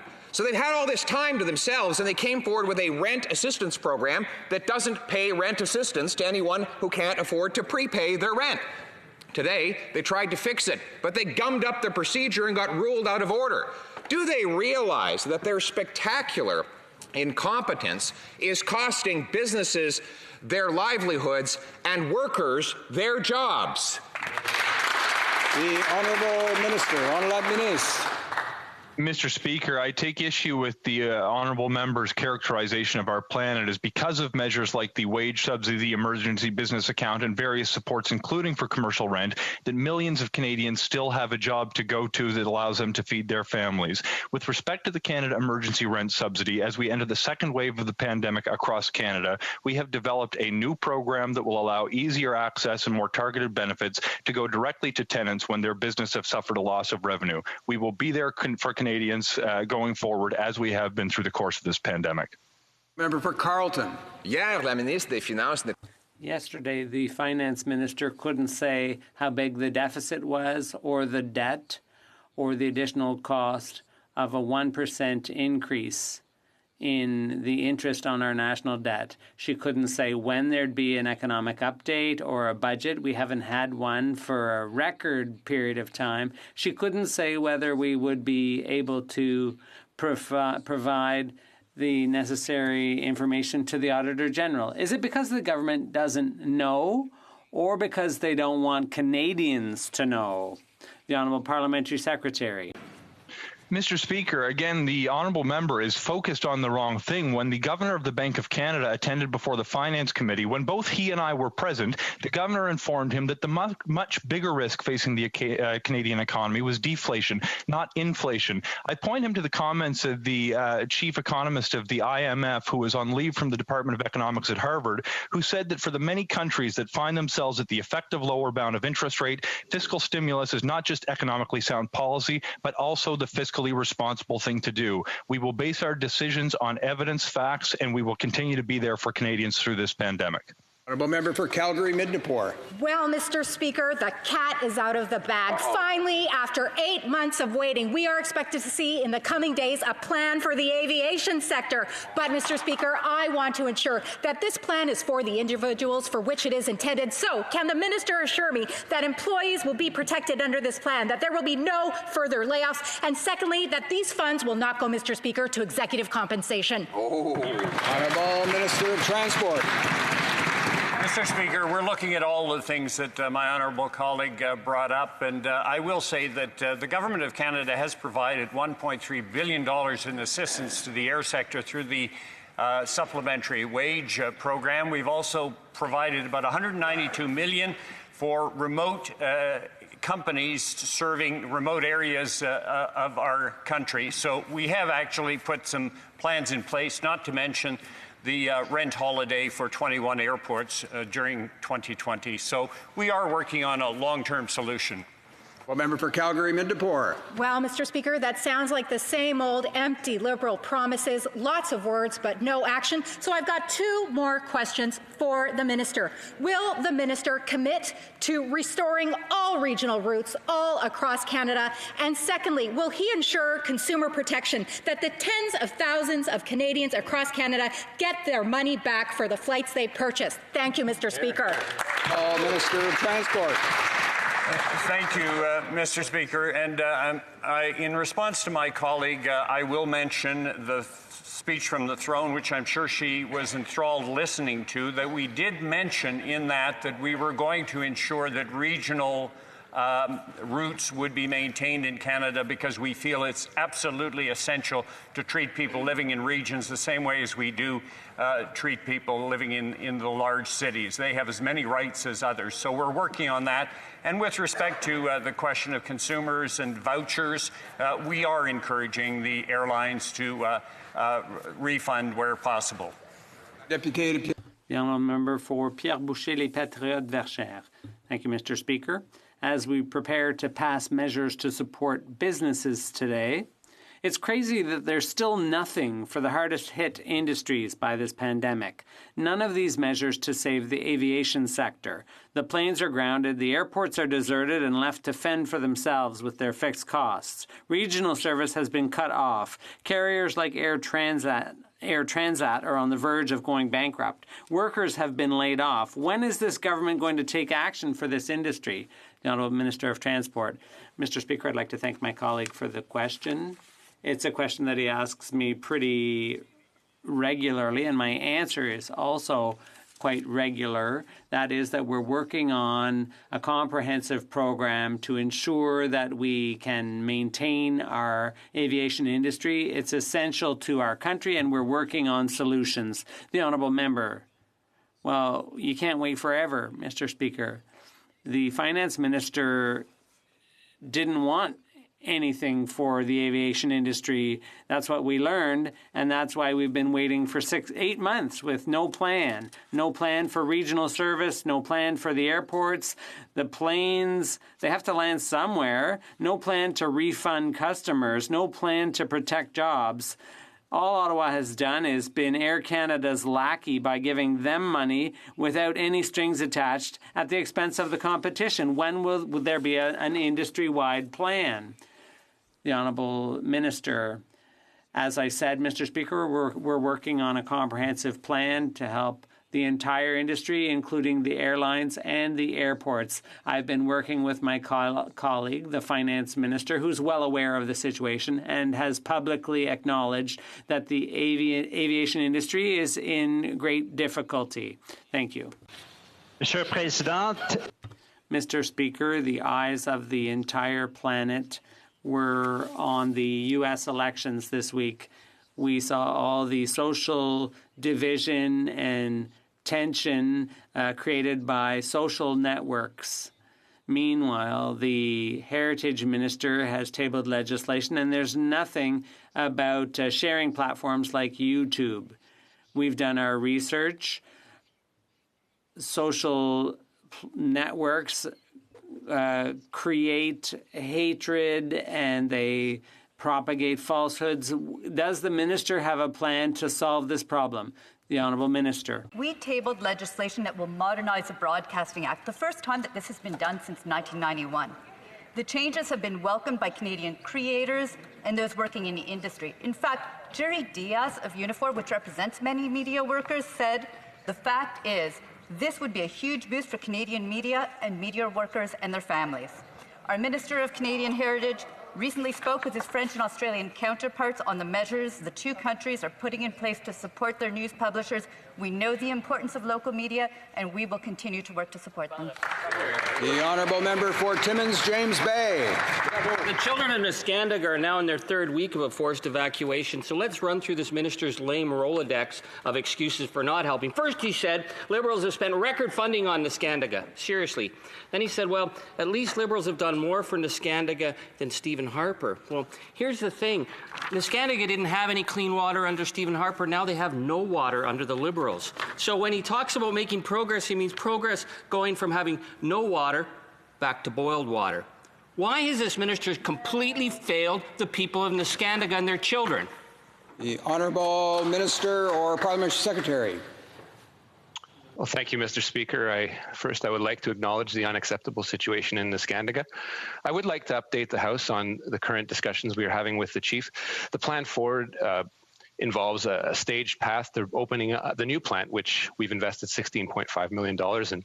And we won't rest until we can repatriate members of Nescandiga to their community in a safe, COVID-free way. And that is what we are proceeding with in partnership with the Chief. Thank you. Honourable member for Selkirk, Interlake, Eastman. Mr. Speaker, the Defence Minister has been secretive about his plans to establish a new Defence Strategic Communications Group. Concerns have been raised by the media about the mandate of this group and whether dossiers and journalists are being collected by his department. Canadians have trust and confidence in our Canadian Armed Forces, but this minister is stoking fear with his failure to give a straight answer. So the minister needs to be clear. Has the Canadian Armed Forces stood up a new Defence Stratcom Group? Yes or no? The honourable minister or parliamentary secretary. Mr. Speaker, I will be very clear. The Canadian Armed Forces does not conduct influence operations on our citizens. No such plan has been approved, nor will it be. This training is important for international operations because influence activities are used by our adversaries. We must be prepared to respond to malicious foreign actors. This type of training is on pause, as the minister has directed, while the Canadian Armed Forces conducts a thorough review. Thank you. For Selkirk, Interlake, Eastman.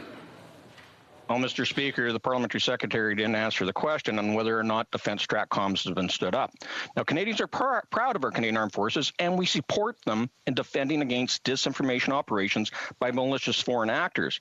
But they also expect the defense minister to do his job and reassure them that Defence Strategic Communications will not be politicized by this Liberal government. So I'll ask one more time. Will the defense minister guarantee he will never weaponize and use military public affairs and specifically defense strategic communications against Canadians? The honourable parliamentary secretary. Mr. Speaker, yes, the minister and I have been very clear and continue to be clear that we do not conduct influence operations on Canadian citizens. Military communicators will always respect the privacy of Canadians and our allies, and we will always adhere to the applicable laws, policies, and directives. This is very clear. The minister has made it clear, as am I doing today. Thank you. The honourable member for Charlebourg, Haute-Saint-Charles. Mr. Speaker, Canadians have to protect themselves against the approaching flu season, but apparently Canada has only enough vaccine for 37% of the population. The last time the government tried to get vaccines for Canadians, they made a strange deal with the communist Chinese regime, which fell through. In a pandemic, vaccines are more important than ever to avoid overwhelming our hospitals. So my question is simple. Will Canada supply the provinces with enough seasonal flu vaccine? The Honourable Minister of Health. Thank you, Mr. Speaker. And I thank the member for his question about flu season. In fact, we've delivered on flus in the timely order that is expected by Canadians. And in fact, over 97% of flu vaccines have been delivered to provinces and territories. Many provinces and territories have ordered extra flu to be prepared. And in fact, the demand has exceeded even their expectations. So we'll continue to work with them on other sources to access additional doses of flu vaccine. Thank you. The honourable member for Charlebourg, Haute-Saint-Charles. Mr. Speaker, it's hard to believe because the government has been slow with almost all decisions about COVID-19. They were slow in closing the border. They were slow in delivering a vaccine because they made a deal with the communist Chinese regime. And now we have the seasonal flu coming. So they don't seem to grasp the urgency of the situation, even in this crisis. When will they learn from their mistakes and adequately protect Canadians? The Honourable Health Minister. In fact, we have been working with provinces and territories to prepare for flu season. So far, we've seen very low flu activity, and that's good news. And I thank all the Canadians who are stepping forward to get their flu vaccinations this year. It's certainly an important year to make sure we protect our healthcare systems and our families. 97% of the flu shots ordered by provinces and territories have been released well ahead of schedule. We'll continue to work with provinces and territories to look for other sources of additional doses of the vaccine. And Mr. Speaker, again, I thank Canadians for taking this responsibility so seriously. The Honourable Member for Mégantic-L'Érable. Mr. Speaker, the Prime Minister is so lost in his little Care Bear world, he doesn't want to offend anyone, even if it means limiting freedom of expression. His own caucus members and cabinet ministers looked the other way when he made unacceptable comments about limits on freedom of expression. Do all Liberals agree with the Prime Minister, who clearly stated that there were limits to freedom of expression? The Honourable Minister of Global Affairs. Mr. Speaker, I'd like to thank my colleague for that question. I think it's a bit unfortunate today that this question is being politicized. The Prime Minister was clear that all Canadians were horrified by the attacks, and we expressed our deep, sincere, and concrete solidarity with our French friends. As I said, the day after the attacks, we expressed our full solidarity. And Canada is one of the greatest defenders of freedom of expression in the world, and we will continue to do that. The Honourable Member for Mégantic-L'Érable. Mr. Speaker, with all due respect for the Minister of Global Affairs, I'd like to remind him he's not the Prime Minister. His messages do not carry the same weight. Clearly the laughingstock of the diplomatic world after the conversation between French President Emmanuel Macron and Quebec Premier François Legault, the Liberal Prime Minister finally spoke with him too. My question is, was he honest with the French president? Did he repeat what he said here, i.e. that he feels that freedom of expression has limits? We're waiting for a clear message. Honourable Minister. Mr. Speaker, it's standard that when I express myself on behalf of Canadians and on behalf of the Prime Minister. It's all been clear, Mr. Speaker. The only thing that's upsetting here is that they're attempting to politicize an issue. I'm sure they want to defend freedom of expression, as we do. We've made it clear. I've said so on behalf of the Government of Canada. I've spoken to French authorities. Mr. Speaker, we will always stand in defense of freedom of expression, like all members in this Parliament. The Honourable Member for Saint-Hyacinthe-Bagotte. Mr. Speaker, as we prepare to pass measures today to provide federal support for businesses, it's crazy. There's still nothing for the industries hardest hit by the pandemic. None of these measures will help the aerospace industry, nor was there anything in the throne speech. It's as if Quebec's main export sector was dead to Ottawa. The industry is completely paralyzed by the pandemic, and 43,000 individuals in Quebec are fearful for their jobs. When is Ottawa going to present a specific plan for the aerospace industry? The Honourable Transport Minister. Thank you, Mr. Speaker, and I'd like to thank my colleague for his question. When I talk about a comprehensive plan for aviation, we know that the aerospace industry was affected too, because that's basically the supply chain for the aviation industry. So we're aware of the fact that they've been hit by this pandemic too, and we are taking that into account. Thank you. The Honourable Member for Saint-Hyacinthe-Bagotte. It makes no sense, Mr. Speaker. The aerospace industry is the biggest manufacturing industry in Canada, not just Quebec. It doesn't take a genius to realize that in a pandemic, it's difficult when you manufacture planes. They're grounded. Nobody's buying them. It's simple. It's also difficult for small and medium-sized businesses who manufacture parts for those planes. The whole economic fabric of Quebec is at risk. It's the third largest hub in the world, and it is in danger of being taken over by foreign companies because Ottawa is doing nothing. What's it going to take? The Honourable Minister of Transport. I can't really, it's a bit rich for my colleague to be lecturing me on an industry that I know very well, and I know it very well in Quebec. I won't take it. I won't take that kind of comment. We're working on a comprehensive plan. What does he want? Honourable member for Port Moody, Coquitlam. Mr. Speaker,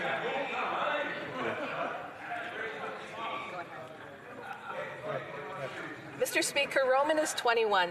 He's suffered his whole life with cystic fibrosis. His lungs function at 40%. Physiotherapy and hospital visits fill up his days.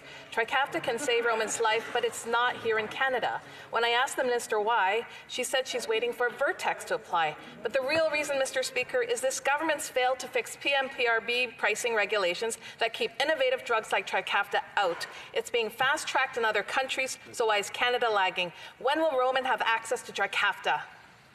Honourable Minister of Health. Thank you very much, Mr. Speaker. And I want to say, that I'm with Roman and his family, and I understand how desperately patients with cystic fibrosis and their families are seeking new treatments that can ameliorate their conditions. And, Mr. Speaker, we've worked with Vertex. We've encouraged them to apply to Health Canada. We've had promising conversations with Vertex, and we stand by ready to rapidly review the drug using evidence from other regulatory bodies. I encourage Vertex to accelerate their work with Health Canada to make sure that we can ensure people like Roman and his family have access to the drug here in Canada.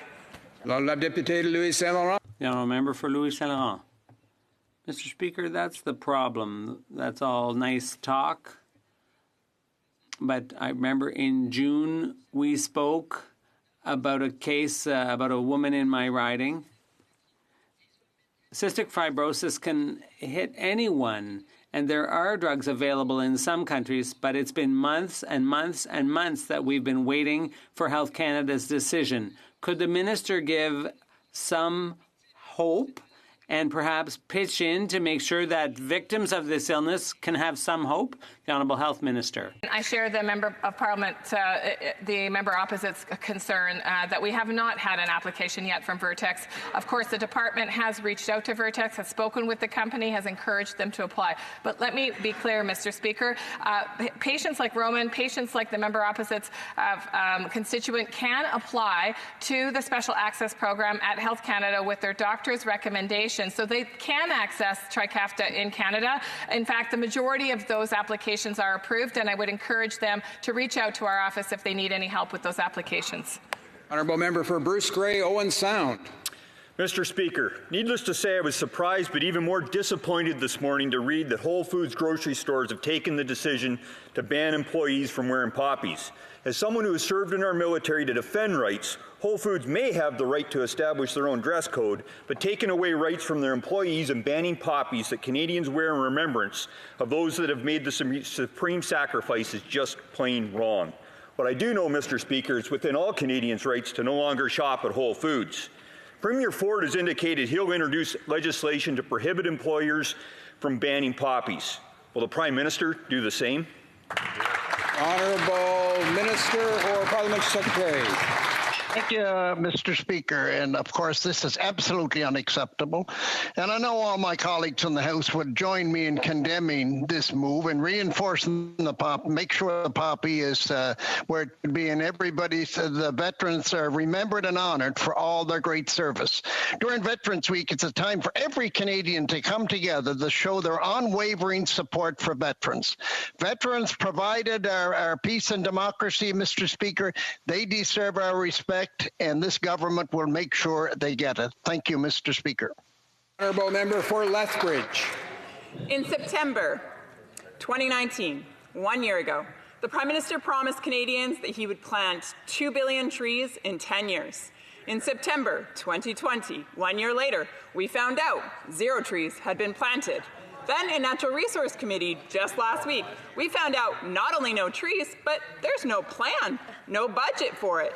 So 0 trees planted, no plan in place. Now, I know the Prime Minister thinks that the budget will balance itself. Does he also believe that trees will plant themselves? The Honourable Minister or Parliamentary Secretary. Mr. Speaker, we are absolutely committed to planting 2 billion trees. We have been developing a plan based on the areas of land to be planted, the types of trees to be planted, how best to prepare the sites, how to monitor trees for survival. All of this work's been going on in the middle of the pandemic. We're talking about increasing forest cover by an area twice the size of PEI by year 10, and we look forward to releasing our plan. Thank you, Mr. Speaker. The honourable member for London Fanshawe. The Royal Canadian Air Force Association, the 427 Wing, is an incredible resource for veterans in London. It houses 2 museums and resides in a historical canteen from the 1940s.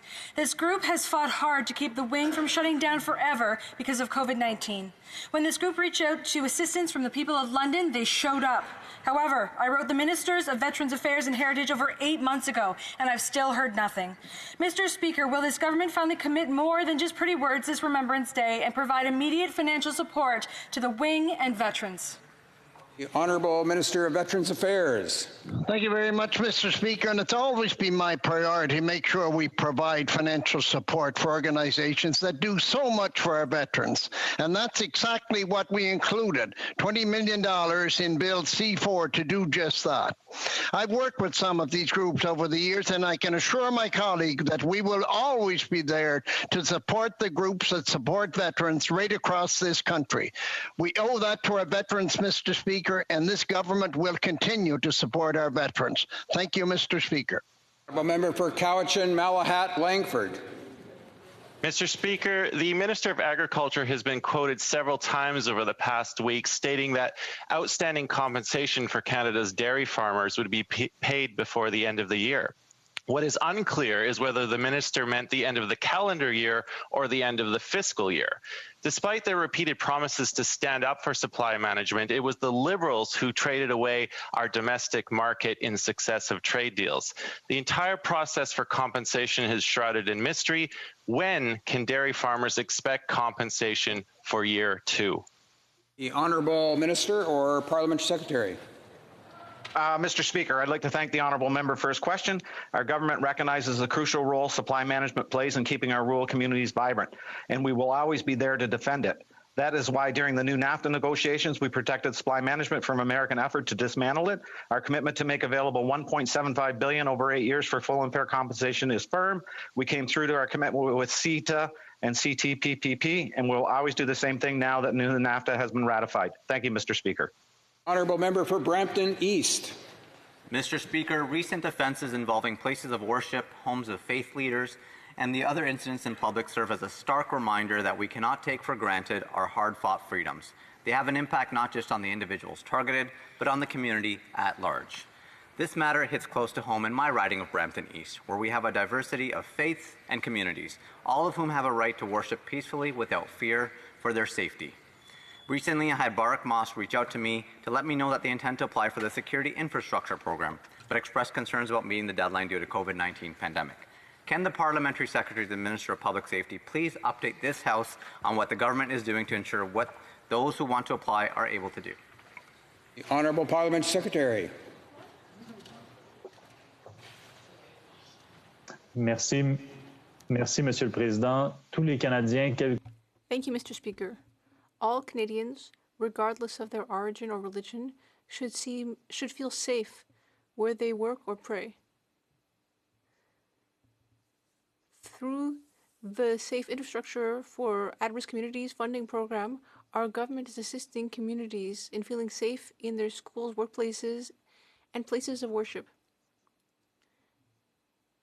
We want Canadians to feel more secure by increasing or strengthening security infrastructure.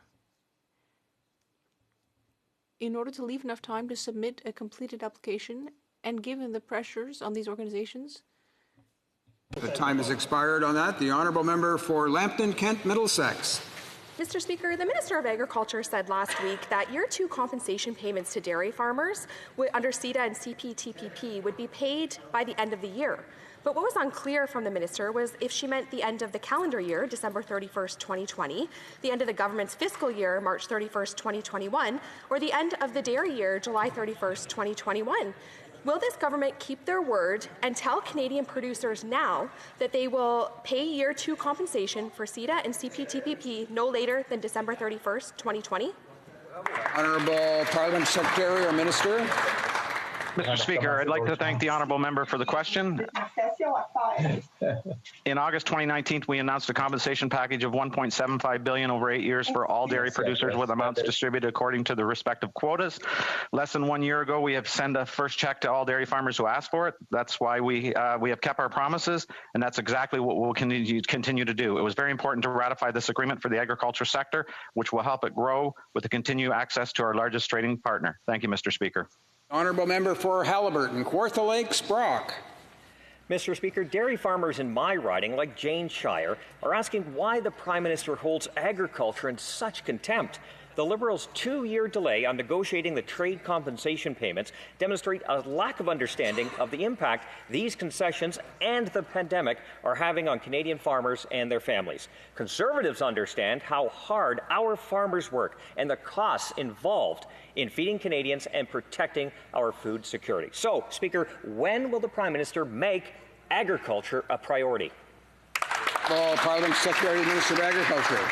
Mr. Speaker, I'd like to thank the honourable member for his question. Our government recognizes a crucial role supply management plays in keeping our rural communities vibrant, and we'll always be there to defend it. That is why during the new NAFTA negotiations, we protected our supply management from American effort to dismantle it.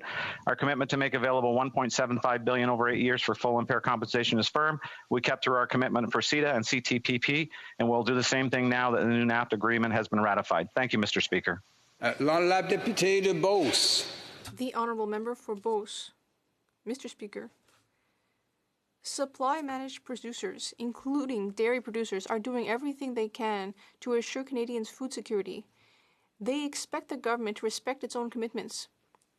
Its commitment to grant the compensation that was promised more than a year ago. Last week, the Minister of Agriculture assured producers that a payment would be transferred by the end of the year. We know that this government likes to distort the truth. Will the payment really be granted before the 31st of December 2020? The Honourable Parliamentary Secretary to the Minister of Agriculture. In August 2019, we announced a compensation package of $1.75 billion over 8 years for all dairy producers, with amounts distributed according to their respective quotas. Less than 1 year ago, we had sent the first check to all dairy farmers who asked for it. We have kept our promises, and that's exactly what we'll continue to do. It was very important to ratify this agreement for the agriculture sector, which will help it grow with a continued access to our largest trading partner. Thank you, Mr. Speaker. Honourable member for Chilliwack, Hope. Our dairy farmers produce the highest quality milk in the world, but recent trade deals have given away more of Canada's dairy market to foreign farmers. The Liberals have promised a multi-year compensation package to our farmers for granting this access, but they refuse to provide details on the timelines of when this payment will be made for year 2. The farmers in my riding don't need the parliamentary secretary to read them a story and give the same answer he's just given 4 times in question period. On what date will compensation be paid to farmers across this country? Honourable Parliament Secretary. Mr. Speaker, I'd like to thank the honourable member for his question. Again, our government recognizes the crucial role supply management plays in keeping our rural communities vibrant. We'll always be there to defend it. That is why during the new NAFTA negotiations, we protected supply management for American effort to dismantle it. Our commitment to make available $1.75 billion over 8 years in full fair compensation is firm. We came through in our commitment for CETA and CTPP, and we'll do the same thing now the new NAFTA agreement has been ratified. Thank you, Mr. Speaker. Député de Beauport-Limoilou. The Honourable Member for Beauport-Limoilou. Mr. Speaker, the Davie Shipyard is an expert in Canada on icebreakers, but Ottawa is delaying in granting it a contract, a more than $1 billion contract for a Diefenbaker polar-class icebreaker. This situation has been going on since 2013. Ottawa withdrew the contract from the Seaspan shipyard because of delays, but today Seaspan is allying with shipyards in Ontario and Newfoundland to try to regain the contract that it failed to fulfill. Is the federal government purposefully slowing down this file in order to sidestep Davie to favour Seaspan? The Honourable Parliamentary Secretary to the Minister of Public Services. Mr. Speaker, the Davie Shipyard remains an important partner for the Government of Canada, as well as an important player in the shipbuilding industry in Canada. Unlike the preceding government, we will continue to work with Davie with the goal of integrating it into our procurement processes for various shipbuilding projects in Canada. We will continue to do so with all other shipyards as well, from coast to coast to coast. The honourable member, it's suspicious, Mr. Speaker. Davie is a national centre of expertise in icebreakers. In fact, it's a world leader. It's the biggest shipyard in Canada, much larger than Seaspan. Davie is ready to take on the icebreaker contract as of now, whereas Seaspan is burdened by very large delays. Nothing can justify these delays in granting the contract. Nothing, unless the federal government is trying to give Seaspan time to ally with Heddle to rob the contract from Davie. Will the government confirm today that it is Davie that will build the Diefenbaker icebreaker? The Honourable Parliamentary Secretary.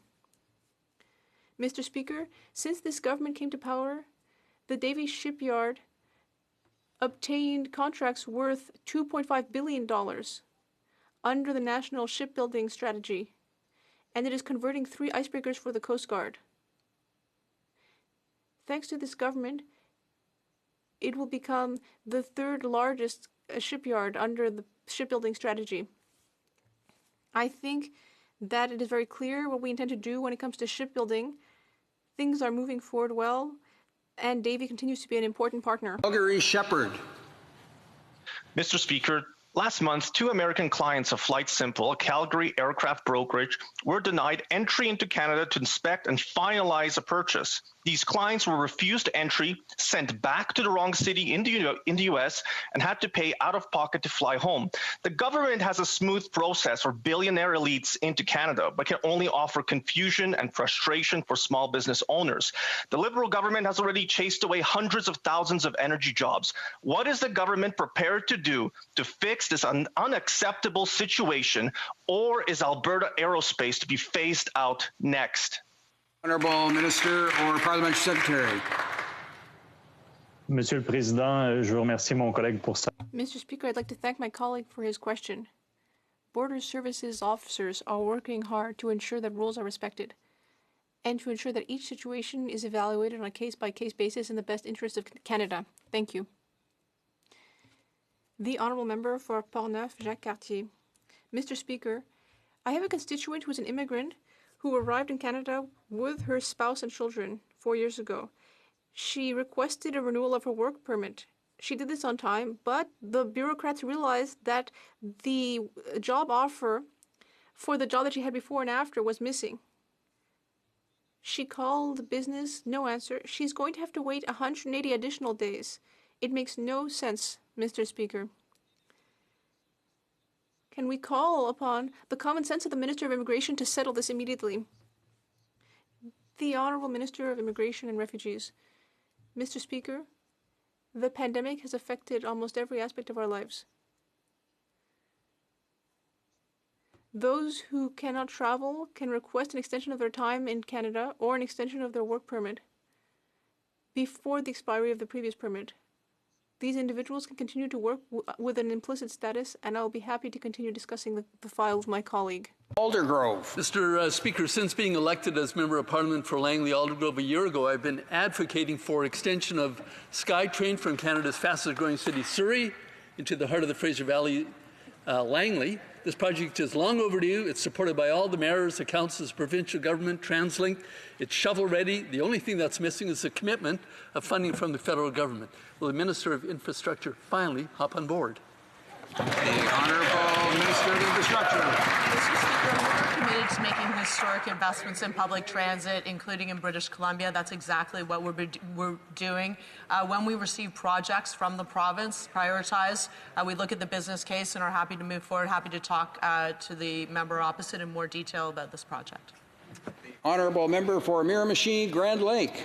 Mr. Speaker, from November 5th to November 11th, Canadians will be marking Veterans Week across the country. The pandemic has changed things, but through virtual ceremonies, social media and more, Canadians will still have the opportunity to pay respect to our veterans. Can the Minister of Veterans Affairs please speak more on the importance of Veterans Week? Thank you, Mr. Speaker. The Honourable Minister of Veterans Affairs. Thank you, Mr. Speaker. I'd like to thank my honourable colleague from Miramichi Grand Lake for the question. Veterans Week is a vitally important week as it provides us with the opportunity to remember and honour all those who have sacrificed so much for us. This year, I know Canadians across the country will join us, wear the poppy, and take part in the many virtual Remembrance Day ceremonies. To our veterans, we will always remember what you have sacrificed for us, lest we forget. The honourable member for York Simcoe. Mr. Speaker, loopholes in the Liberal government's approach to cannabis legislation has communities across Canada reeling.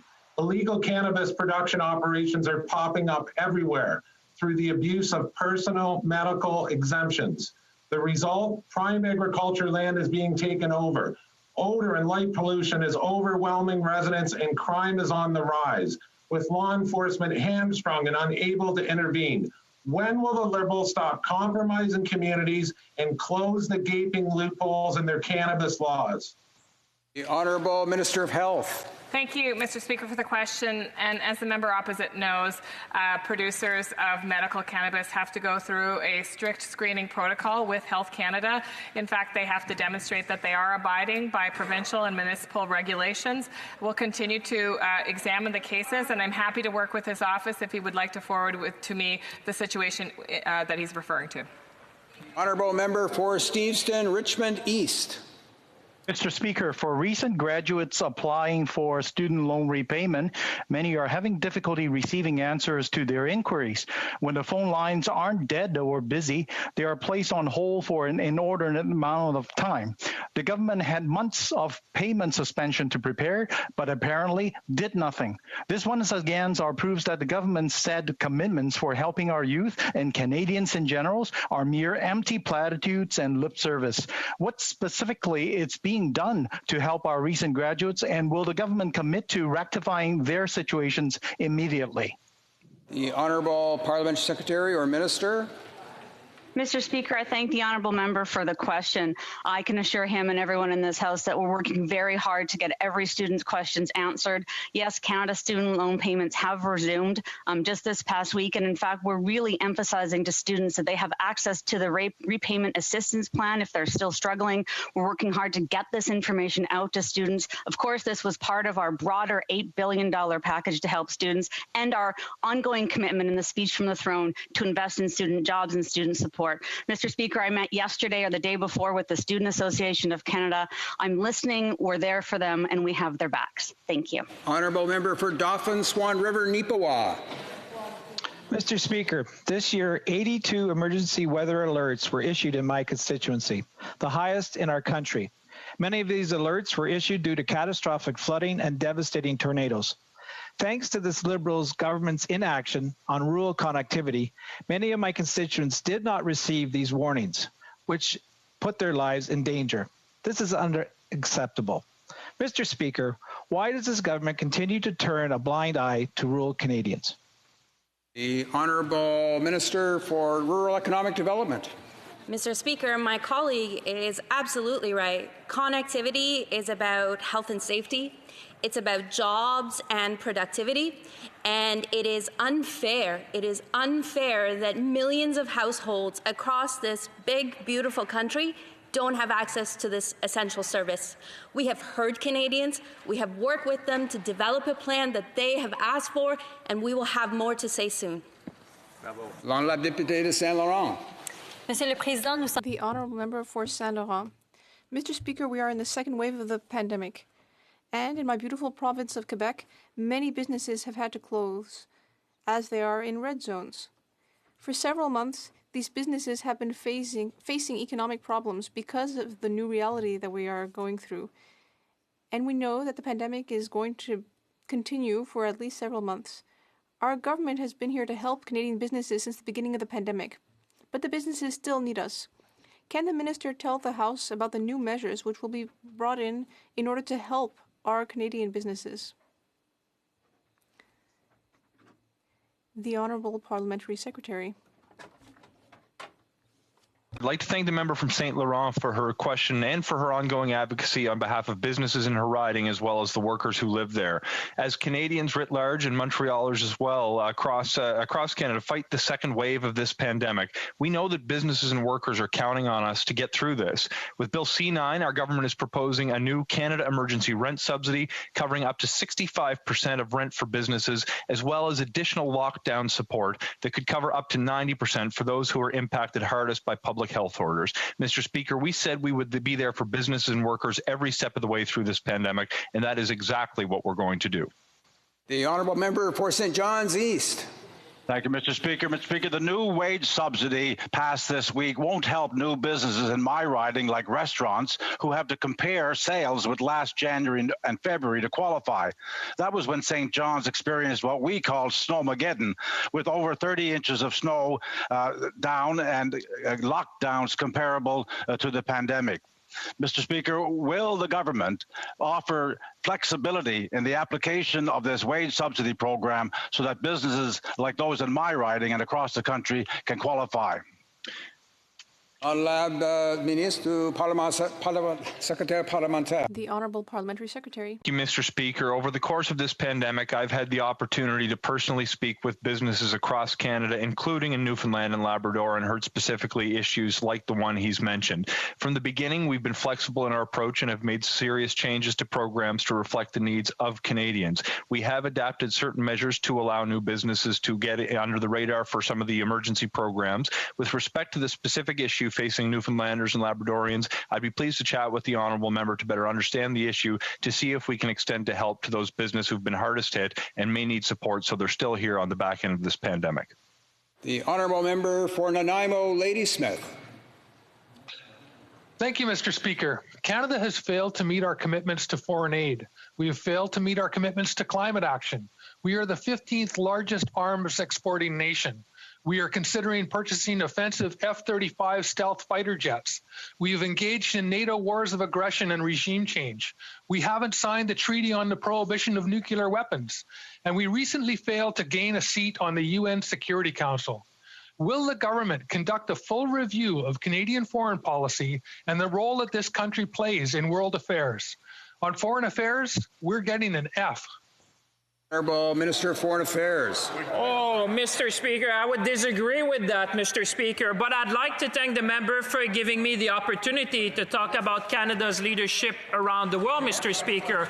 Canada has been at the forefront when it comes, for example, to the issue around Belarus, Mr. Speaker. I was just in Europe about 3 weeks ago to bring Canada's support to the leading Democratic candidate. If you're looking at the Uyghur, something that a lot of members in this House have been concerned, Canada has been at the forefront to bridge this issue and make sure that we have international action. When it comes to Hong Kong, Mr. Speaker, Canada was the very first country in the world to suspend the extradition treaty between Canada and Hong Kong. Mr. Speaker, we're leading around the world and we'll continue to do just that.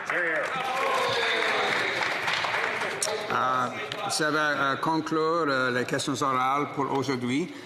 That concludes oral questions for today. The Speaker has received several requests for points of order. I will take those requests in the order they came in. So first and foremost, the honourable member for Belleuil-Chambly. Mr. Speaker, there have been consultations among the parties, and I believe that you will find unanimous consent for the following motion: that this House extend its condolences to the family of Madame Émilie Sansfaçon and remind to the government that the adoption on February 21st of the following motion: that the House call on the government to extend EI benefits from 15 to 52 weeks in the next budget in order to support people with serious illnesses, including cancer, and urges the government to do so quickly. Because this is a hybrid session of the House, I will ask only for those who are opposed to the motion to express that. All those opposed to what the honourable member is moving will please say nay. Quelques noms? D'accord. La Chambre a... The House has heard the text of the motion. All those opposed to the motion will please say nay. Aucune des noms. There being no nays, accordingly, the motion is carried. We'll next go to the Honourable Member for North Island Powell River on her point of order. Thank you, Mr. Speaker. I am rising today, and I must say I am absolutely disheartened and angry that I must do so. I am sure if you seek it, you will find unanimous consent for the following motion: that this House condemn Whole Foods and its owner, Jeff Bezos, for banning its employees from wearing poppies on their uniform, and demand that the policy be reversed immediately. Thank you, Mr. Speaker, lest we forget. Again, this being a hybrid sitting of the House, I will ask only for those who are opposed to the Honourable Member opposing this unanimous consent motion. Accordingly, all those opposed to her proposing this motion, please say nay. Hearing none, the House has heard the terms of the motion. All those opposed to the motion being adopted, please say nay. Again, hearing none, so it is adopted, carried. We'll now go to the Honourable Parliamentary Secretary to the Government House Leader.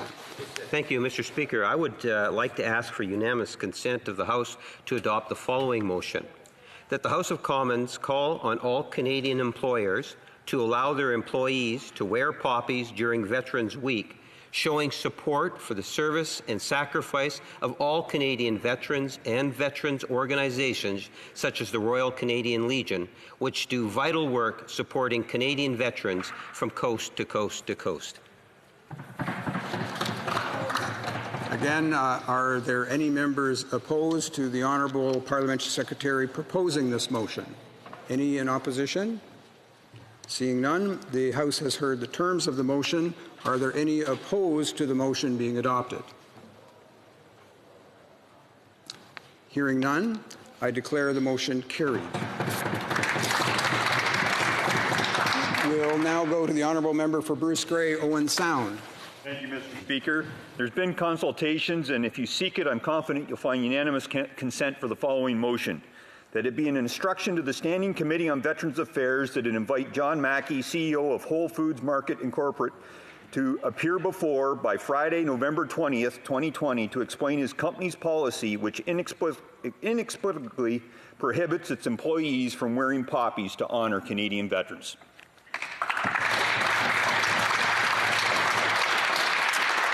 Are there any opposed to the Honourable Member for Bruce Grey, Owen Sound proposing this motion? Hearing none, the House has heard the terms of the motion. Are there any opposed to the motion being carried? Hearing none, I declare the motion carried. Let's have one more. The Honourable Member for Elmwood Transcona has his hand raised. I'll go to him now. The Honourable Member. Apologies, Mr. Speaker. I'm just very keen to participate in debate with my colleague from Courtenay Alberni. So I'll lower my hand for now, but hope that you will see it go back up when debate resumes on the motion before the House today. Fair enough, the Honourable Member for Elmwood Transcona. Indeed, we'll be getting to that as soon as we get through routine proceedings, which is coming up next.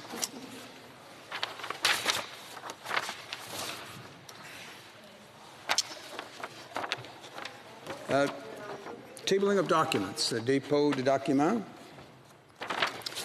introduction of government bills, déclaration de ministre, Statements by ministers, rapport de délégation, reports from interparliamentary delegations, presenting reports from committees, dépôt de projet de loi, introduction of private members' bills, première lecture de projet, first reading of Senate public bills, motions, motion. Presenting petitions, présentation de pétitions. Premièrement, nous allons prendre First of all, we will take virtual petitions first. The Honourable Member for Saanich Gulf Islands. Thank you, Mr. Speaker. It's an honor to present a petition today. It's number 106-25384.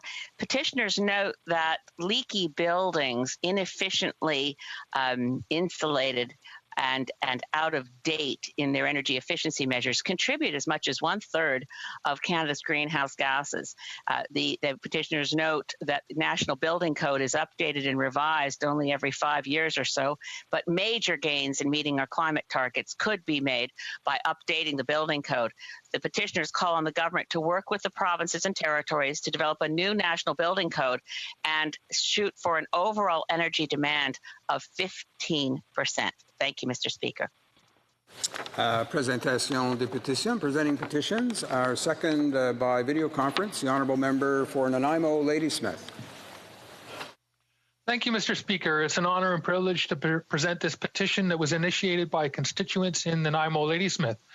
We've seen the devastating toll that COVID-19 pandemic has had on seniors in long-term care homes, and the petitioners highlight that there were problems in these homes long before the pandemic. The petitioners are calling upon the Government of Canada to include long-term care in the public health system by creating national standards for care and staffing levels under the Canada Health Act and ensure accountability. To eliminate profit-making by government-funded long-term care facilities and ensure funds are spent as allocated and ban subcontracting, to standardize equitable and living wages and benefits and implement single-site employment for all staff, to strengthen government oversight and initiate strong penalties and clawbacks for facilities not complying with the regulations, and to require independent family councils with protected rights. Thank you. Presenting petitions. Présentation des pétitions. The Honourable Member for Sherwood Park, Fort Saskatchewan. Well, thank you, Mr. Speaker. It's a pleasure for me to be presenting 3 petitions in the House today. The first is actually my first ever e-petition. It deals with the issue of firearms.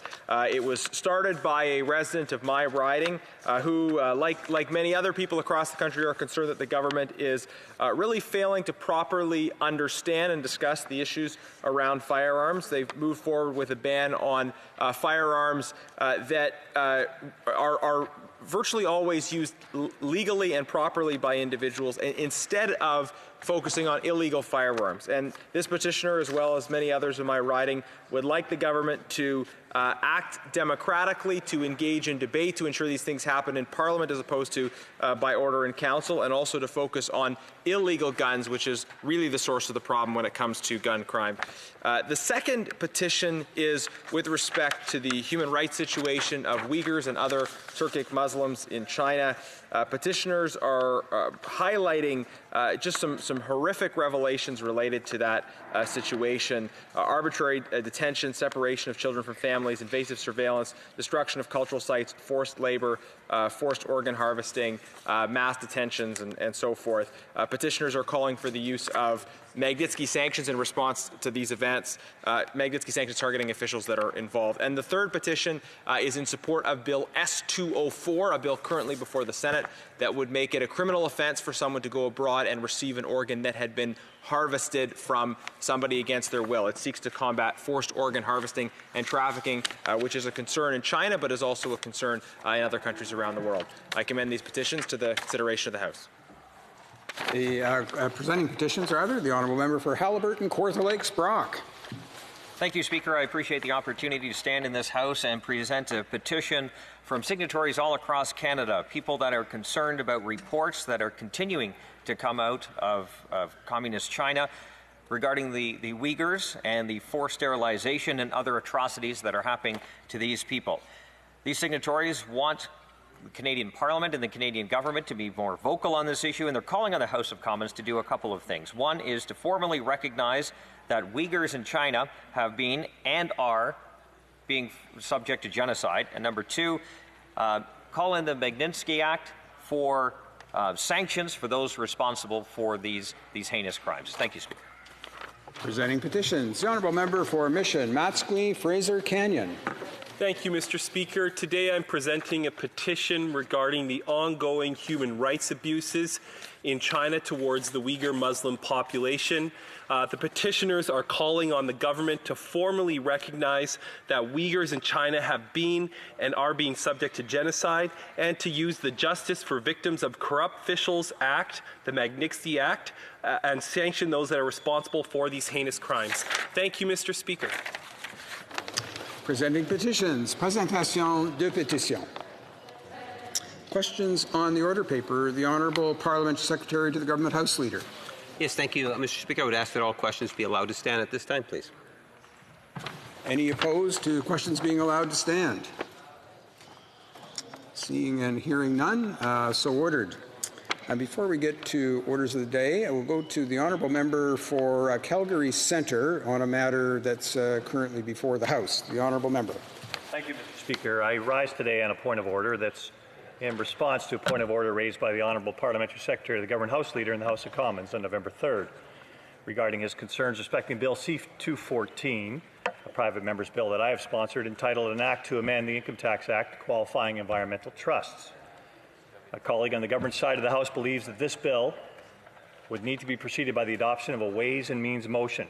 As he notes, and as is clear in both Bill C-214 and in the Income Tax Act, a qualifying environmental trust is a special kind of trust that is recognized under the Income Tax Act for setting aside reclamation costs for mining sites, waste disposal, and quarry sites, as well as pipelines. The purpose of Bill C-214 is to amend the Income Tax Act to include, in the definition, qualifying environmental trusts, trusts that are maintained for the sole purpose of funding the reclamation of an oil or gas well operated for the purpose of producing petroleum or natural gas.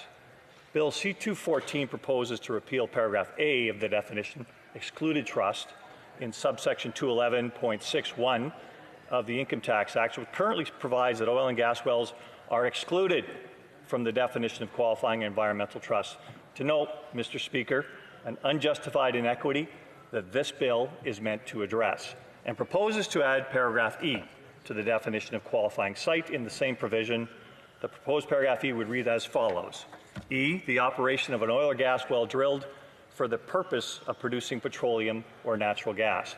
The consequence of these proposed amendments would be that the reference to a qualifying environmental trust in paragraph B of the definition of a qualifying environmental trust would include the operation of an oil or gas well drilled for the purpose of producing petroleum or natural gas. Subsection 211.62 of the Income Tax Act is the charging provision that imposes tax on qualifying environmental trusts. My colleague on the government side of the House states that adding a new paragraph E to the definition of a qualifying site in subsection 211.61 of the Income Tax Act would have the effect of expanding the definition of a qualifying environmental trust to include trusts that are maintained for the sole purpose of funding the reclamation of an oil or gas well operated for producing petroleum or natural gas. Perhaps so, and perhaps not, depending on the trustee's approach. However, excluding language currently in the Act that prejudices one sector of our nation's economy vis-a-vis others is a necessary step in addressing an historical economic inequity. My colleague goes further and states that, therefore, the effect of Bill C-214 would be to cause a tax to be payable by a new class of taxpayers, that is, qualifying environmental trusts in respect of the operation of an oil or gas well.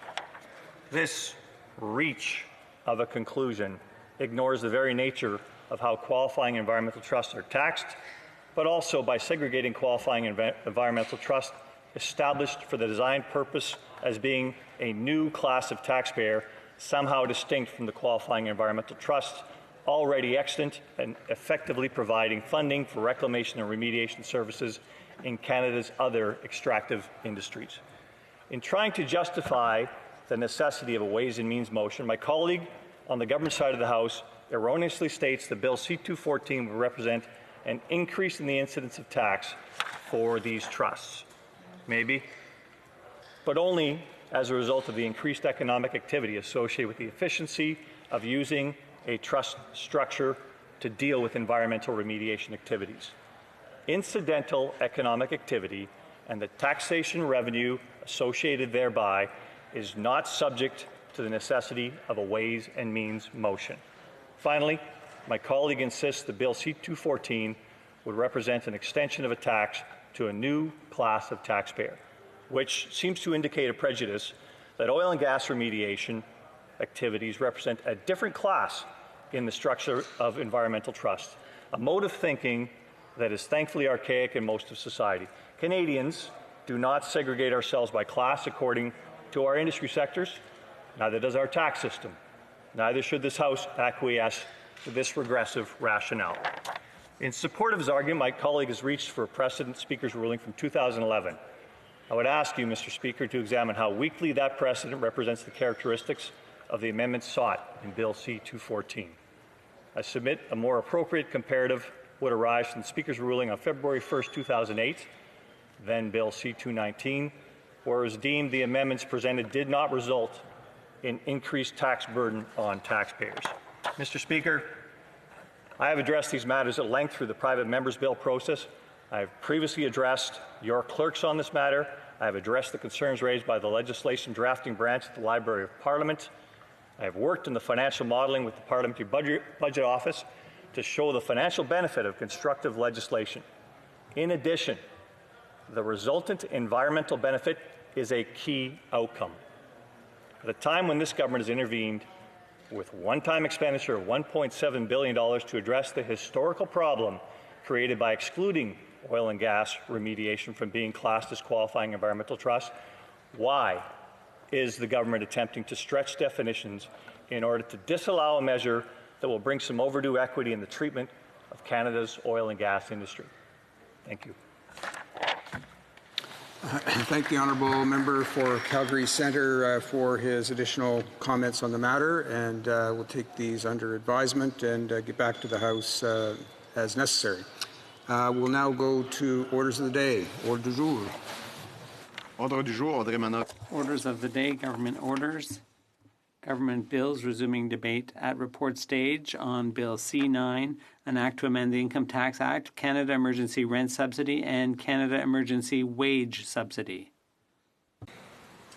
When the House last took up debate on the question, the honourable member for Courtenay Alberni we didn't actually get to his questions and comments, so we'll start that 5-minute period now.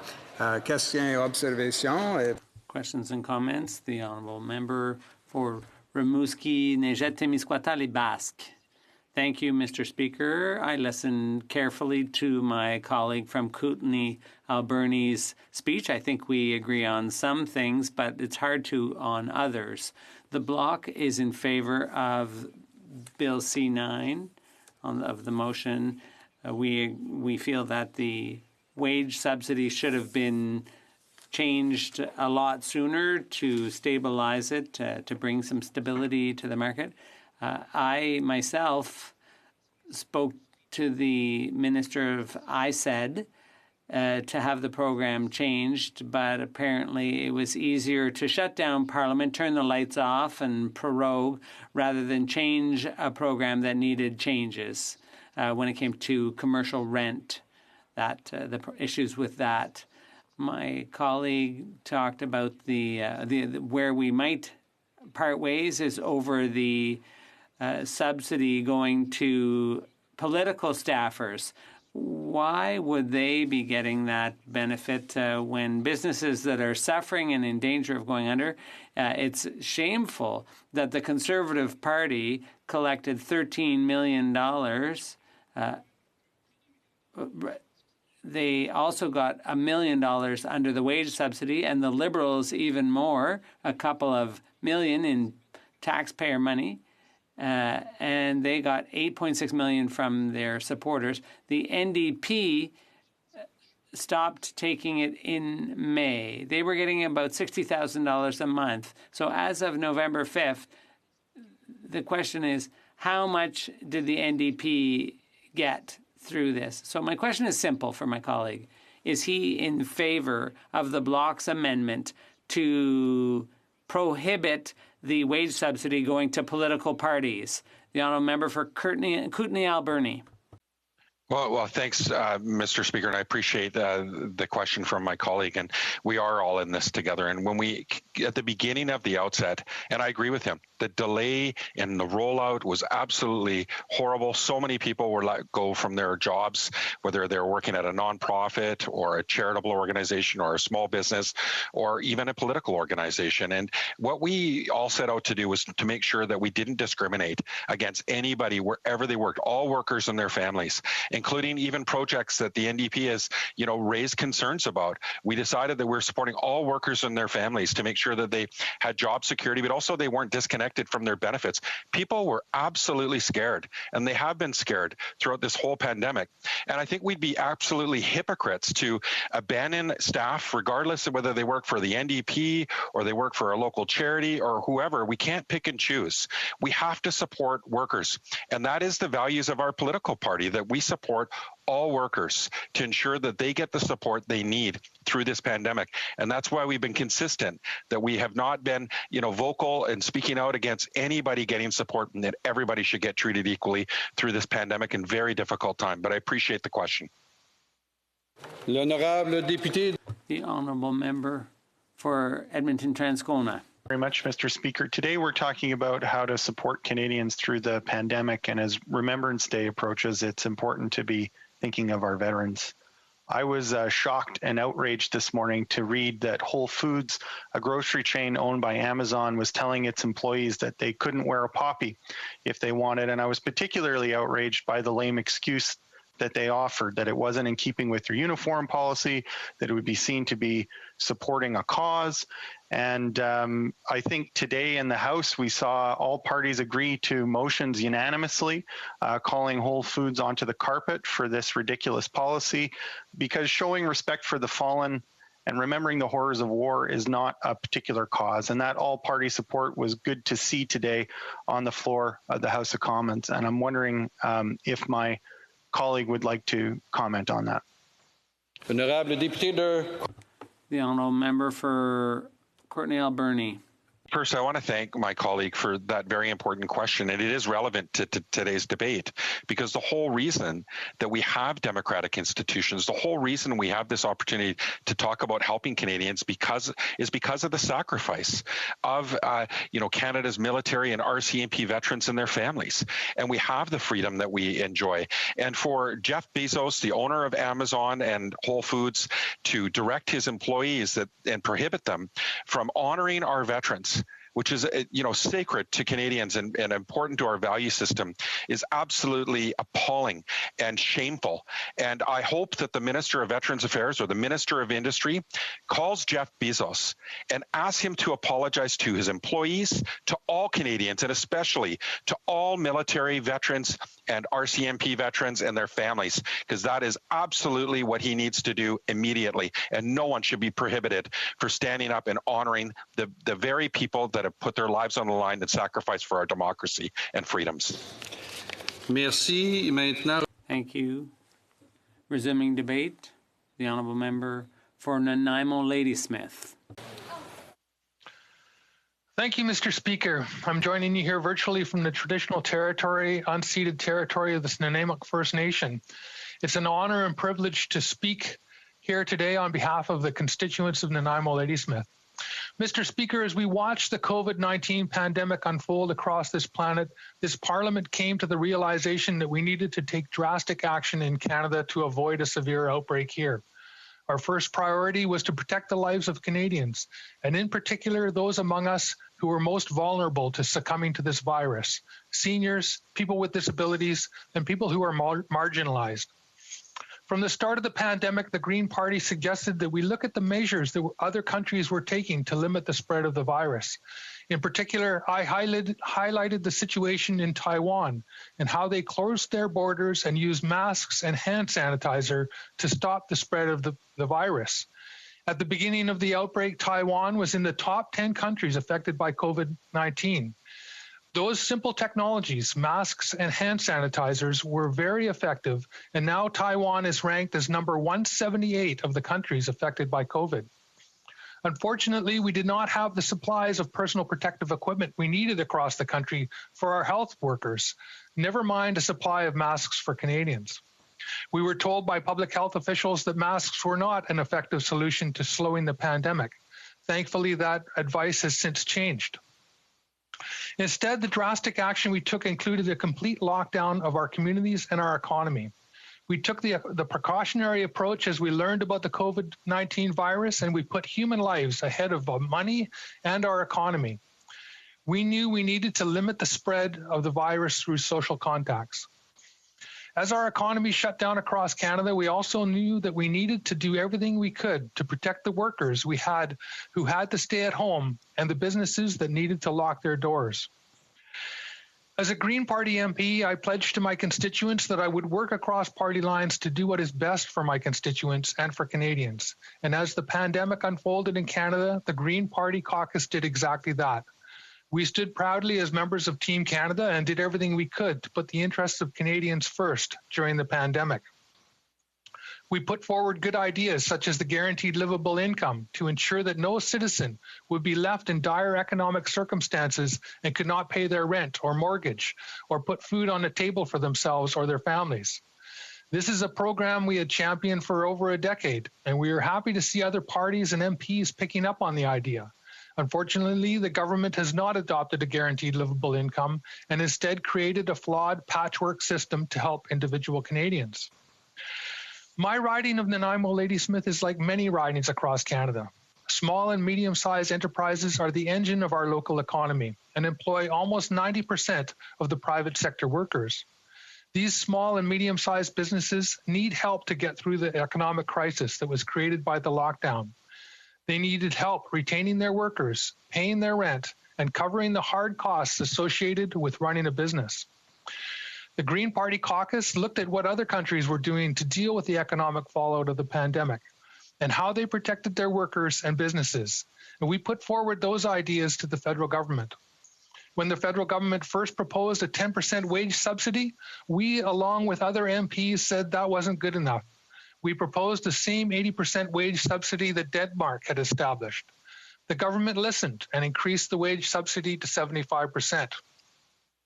We heard from local businesses, chambers of commerce, business associations, and nonprofit sector that businesses were going to need help paying their rent and covering the hard costs associated with running a business. We passed those concerns on to the government, and the government responded with programs like the Canada Emergency Business Account and the Canada Emergency Commercial Rent Assistance Program.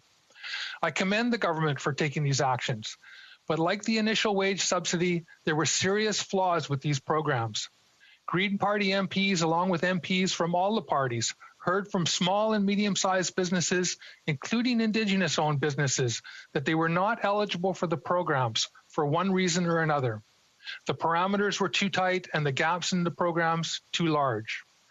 There are many businesses in my riding that were not able to take advantage of these programs because they did not fit the criteria. Again, the government listened and some needed changes were made, but there were still problems. Many small businesses in my riding had serious problems trying to apply for the emergency business account. The big banks kept rejecting their applications based on weird technicalities and then passed the buck to the CRA, which passed the buck back to the banks, leaving small businesses in a lurch with stressful uncertainties and feeling like ping pong balls. The rent subsidy program to help small businesses also had serious flaws because landlords had to apply for their business tenants.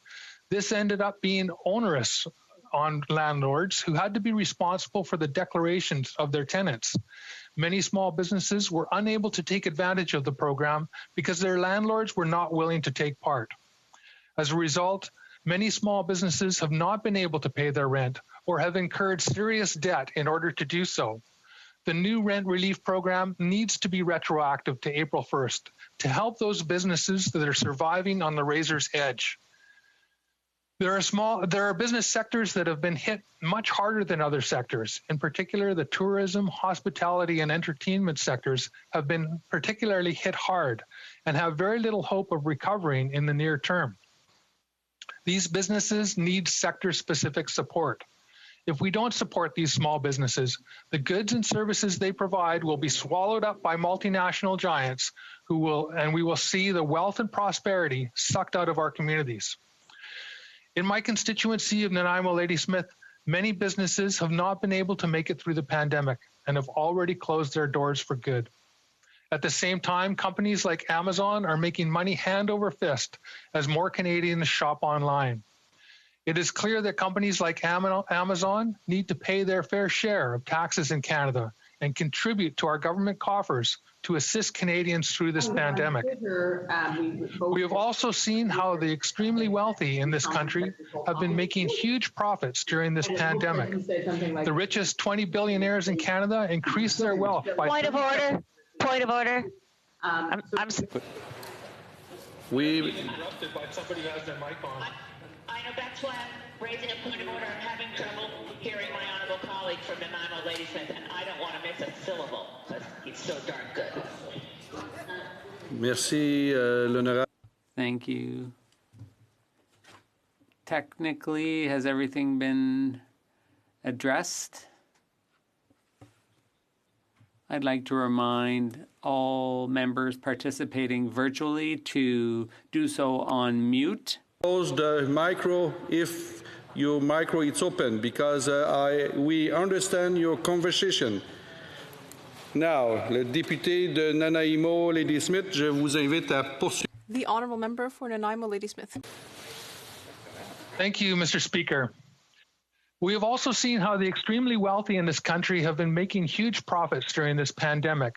The richest 20 billionaires in Canada increased their wealth by $37 billion in the first 6 months of the pandemic alone.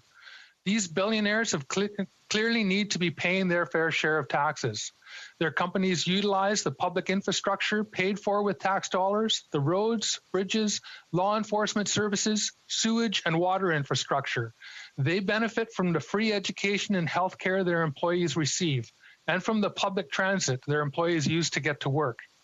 We keep hearing that we are all in this together, but if you compare COVID-19 to a storm at sea, while it is true that we are all facing rough seas, some people are clinging to pallets without life jackets while others are in luxury liners. We have growing wealth disparity in this country, and nowhere is it more apparent than in Nanaimo, where you can walk past a homeless camp on the way to the harbor and see Jim Patterson's 150-foot, $25 million yacht when it is docked for a visit. This yacht is almost as large as the coastal defense vessel, the HMCS Nanaimo, which also visits our port. This is obscene and ostentatious wealth. It's time that Canada's ultra-wealthy do their fair share to help Canadians during this pandemic. It's time for a wealth tax in Canada and taxes on extreme profits gleaned during the pandemic. Interest rates are at a record low, and Canada's big banks continue to make massive profits, but we have still not seen any relief in credit card interest rates, credit card charges, or banking fees for Canadian small businesses or consumers. The big banks continue to fleece Canadians during this pandemic. During the financial crisis in 2008, these same big banks received taxpayer-funded bailouts reported to be as high as $114 billion. It's time that Canada's big banks return the favor and do their fair share to help Canadians during this pandemic. They need to reduce credit card interest and banking fees now. Throughout this pandemic, the economic hardship it has caused, the Green Party caucus has listened to constituents, local businesses, labor unions, chambers of commerce, organizations, and associations. And Mr. Speaker, I lost about a minute when we were looking to get people's mics shut off, so I'd like that minute back, please. We are now in the second wave of this pandemic. We need to do all we can to ensure that our small businesses are protected, as further measures are taken to ensure the most vulnerable members of our community are kept safe from this virus. The Green Party supports this legislation that introduces the new Canada Emergency Rent Subsidy. Merci, très honorable député. Thank you very much. Questions and comments? The Honourable Parliamentary Secretary to the Government House Leader. Mr. Speaker, and I think it's really important to emphasize, first and foremost, I do recognize that it appears that all political entities inside the House will be supporting the legislation, and it's nice and encouraging to see that in terms of just how important, in particular the two programs, the rent assistance and the wage subsidy, have been to our small businesses. At the same time, to recognize, Mr. Speaker, Speaker, that there is a suite of programs that have been introduced in the last 8 months to support small businesses in all regions of our country. And I think that when we take a look at this bill, it is a substantive piece of bill that looks at modifications to programs that will ultimately continue to support our entrepreneurs and small businesses in all regions of the country. And I'm wondering if my colleague could provide his thoughts in terms of just how important it is when we take a look at the suite of programs that we be flexible to making the changes that will continue to help our small businesses through the second wave and beyond. Merci, l'honorable député de Nanaimo, Lady Smith. The honourable member. Thank you, Mr. Speaker. I appreciate the suite of programs that we do have available for small businesses across this country. And I think that we need more flexibility built into them. And that's what we've been asking for all along. As we've seen these programs introduced, we've seen problems with them. We've seen hard lines and parameters that make it difficult for many small businesses to be eligible. And so we have been asking for the flexibility. And granted, the government has provided some flexibility in these programs and improved them. It has taken an awful long time, though, and the problem that we're seeing with many small businesses in my community and in other communities is that this aid is coming too late for many of them. And that's an issue that we need to figure out, because people are losing their livelihoods, they are losing their life savings, and that is crucial. That we need to provide support to people who have really poured their lives into their small businesses.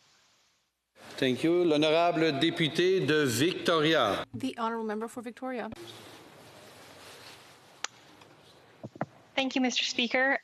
And thank you to the member from Nanaimo for his speech and for his words in support of small businesses, but also in support of making the wealthiest pay their fair share. Like the member, I have heard from countless small businesses who are struggling, who the wage subsidy was a lifeline, and many who are now facing having their doors shut forever because they can't afford their rent, because they could not qualify for the flawed program put forward by this government.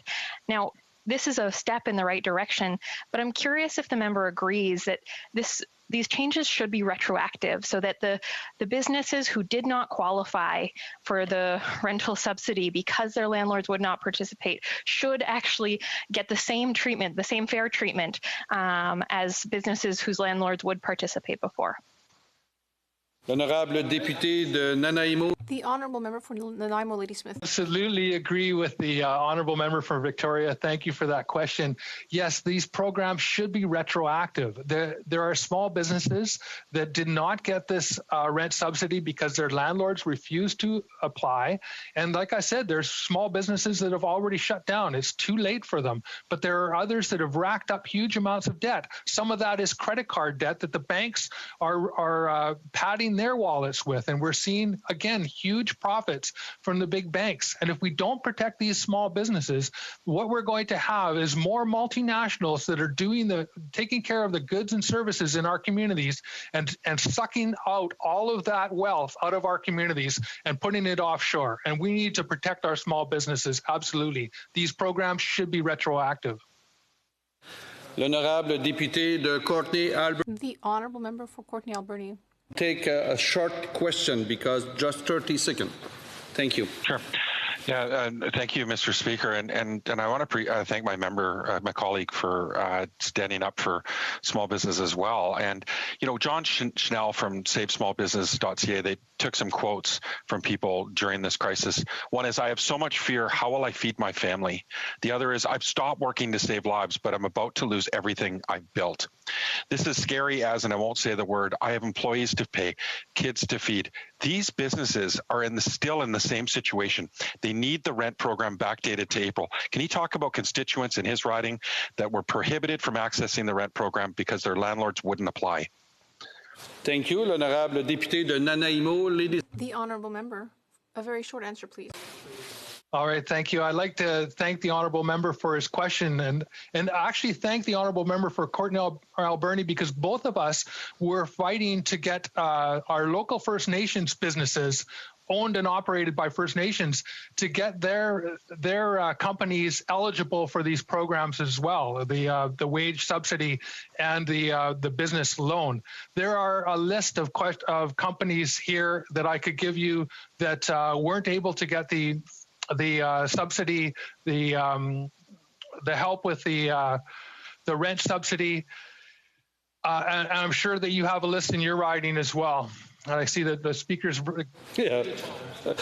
Thank you very much. Reprise du débat. L'honorable. Resuming debate. L'honorable député de Montmagny-Lillet. The honourable member for Montmagny-Lillet, Kamouraska, Rivière-du-Loup. Thank you very much. I'd just like to know how much time is left for debate. Monsieur l'honorable député, le débat ajourne à... The debate will adjourn at 1:30 p.m. Resuming debate. The honourable member Brooke. For Hollywood Water Lakes Brook. Appreciate the opportunity to stand here today and talk about Bill C-9. It's an act to amend the Income Tax Act. Now, this piece of legislation has three main components to it. The first is to create the Canada Emergency Rent Subsidy, which will provide rent relief for qualifying businesses until June 2021. The second is to provide some lockdown support, providing a top-up from the Canada Emergency Rent Subsidy. And the third is to extend the Canada Wage Subsidy until June 2021. And these are all pieces that have been called for by the business community pretty much as a whole due to the conditions which they are facing in the pandemic. So I will talk about some of the concerns the opposition had with this piece of legislation, and these are many things that could have been dealt with had Parliament been sitting when the opposition was calling for it to come back. Now, you may recall, Speaker, the Conservatives were the only party in this House consistently calling for the return of this legislature to deal with the hundreds of billions of dollars that were literally going out the door with little to no debate. So this, of course, caused some problems. And of course, the last rent program that was announced had businesses, in order to qualify, they had to prove that 30% of their revenue had dropped. Now, that caused a number of problems. Obviously, there were a great number of businesses, mostly small businesses, mostly all small businesses, had that hurt. Now, this was in part due to provincial restrictions. They were told to close down, lock down. I won't even go into the side of the debate where the big box stores were allowed to stay open, many of which provided the same service that the small businesses provided, but yet the mom and pop shop, the stores on Main Street were told to lock down, their employees told to stay home, while the big box stores got to continue to operate, most likely steal some market share on top of what they already had, and increase their profits as a result, all while almost breaking the back of small business. So, in order to qualify, they had to show that they lost 30% revenue drop during this pandemic. Now, obviously, there are sectors that are doing very well in this pandemic. There are sectors that are hurting. But what it did, it caused some businesses to watch that line that was drawn by the government. If they earned $1 more, they wouldn't qualify for that subsidy. The other problems we had is that the initial rent subsidy only covered about 10%. The take-up was only about 10% of businesses across the country. That leaves 90% of businesses without being covered. And to make matters worse, and if anyone needed more proof that this was a complete disaster, the Prime Minister initially gave control of this program to the Canada Mortgage and Housing Corporation, which does residential mortgage insurance and not commercial rent. So, of course, incapable of running that program, the Crown Corporation subcontracted that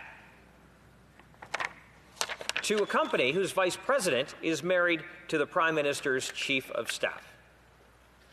So we have businesses that are hurting, businesses trying to get by, figure out a way through, that are hampered because of problems with government legislation. And as I mentioned before, the House was not back in a meaningful fashion to debate these pieces of legislation.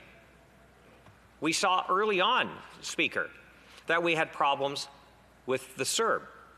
We had problems with the wage subsidy. Of course, when it first was announced, the government said you only get 10% of the initial wage subsidy.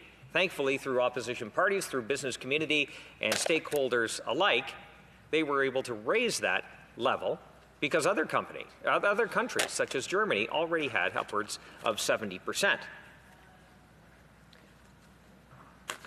So these are key pieces of legislation, or key pieces in this legislation that should have been debated. And of course, Parliament was prorogued. That important piece where the Liberals said we are so focused in, we need to look at these programs and develop these programs. This was done basically in a silo because Parliament was not sitting, because legislators were not allowed the ability to debate in this place. So as we move forward, we need to talk about the recovery. And how do we do that? Well, rapid testing is a key part. Rapid testing has been approved in numerous countries around the world. There are products available in the European Union, in the United States, but not approved here in Canada. And if we want to return our economy and give it the firepower it needs, tools without a cure, vaccine, or treatment, tools like rapid testing is our path forward, Speaker. You can almost imagine tourism, which has been massively impacted. You can talk about local marathons or running events. You can talk about any event you want. Any kind of travel has been severely impacted.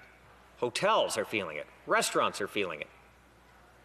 But if you can get on an airplane knowing that you can take a test and in a few minutes you have your result, and knowing with confidence, because a number of these tests have a higher accuracy rate than the swabs that are being done now. And if anyone has had a swab, it's not the most pleasant feeling in the world.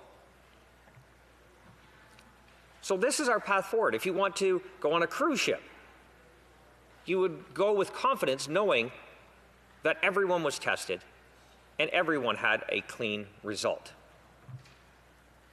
But yet the government continues to drag its feet on this.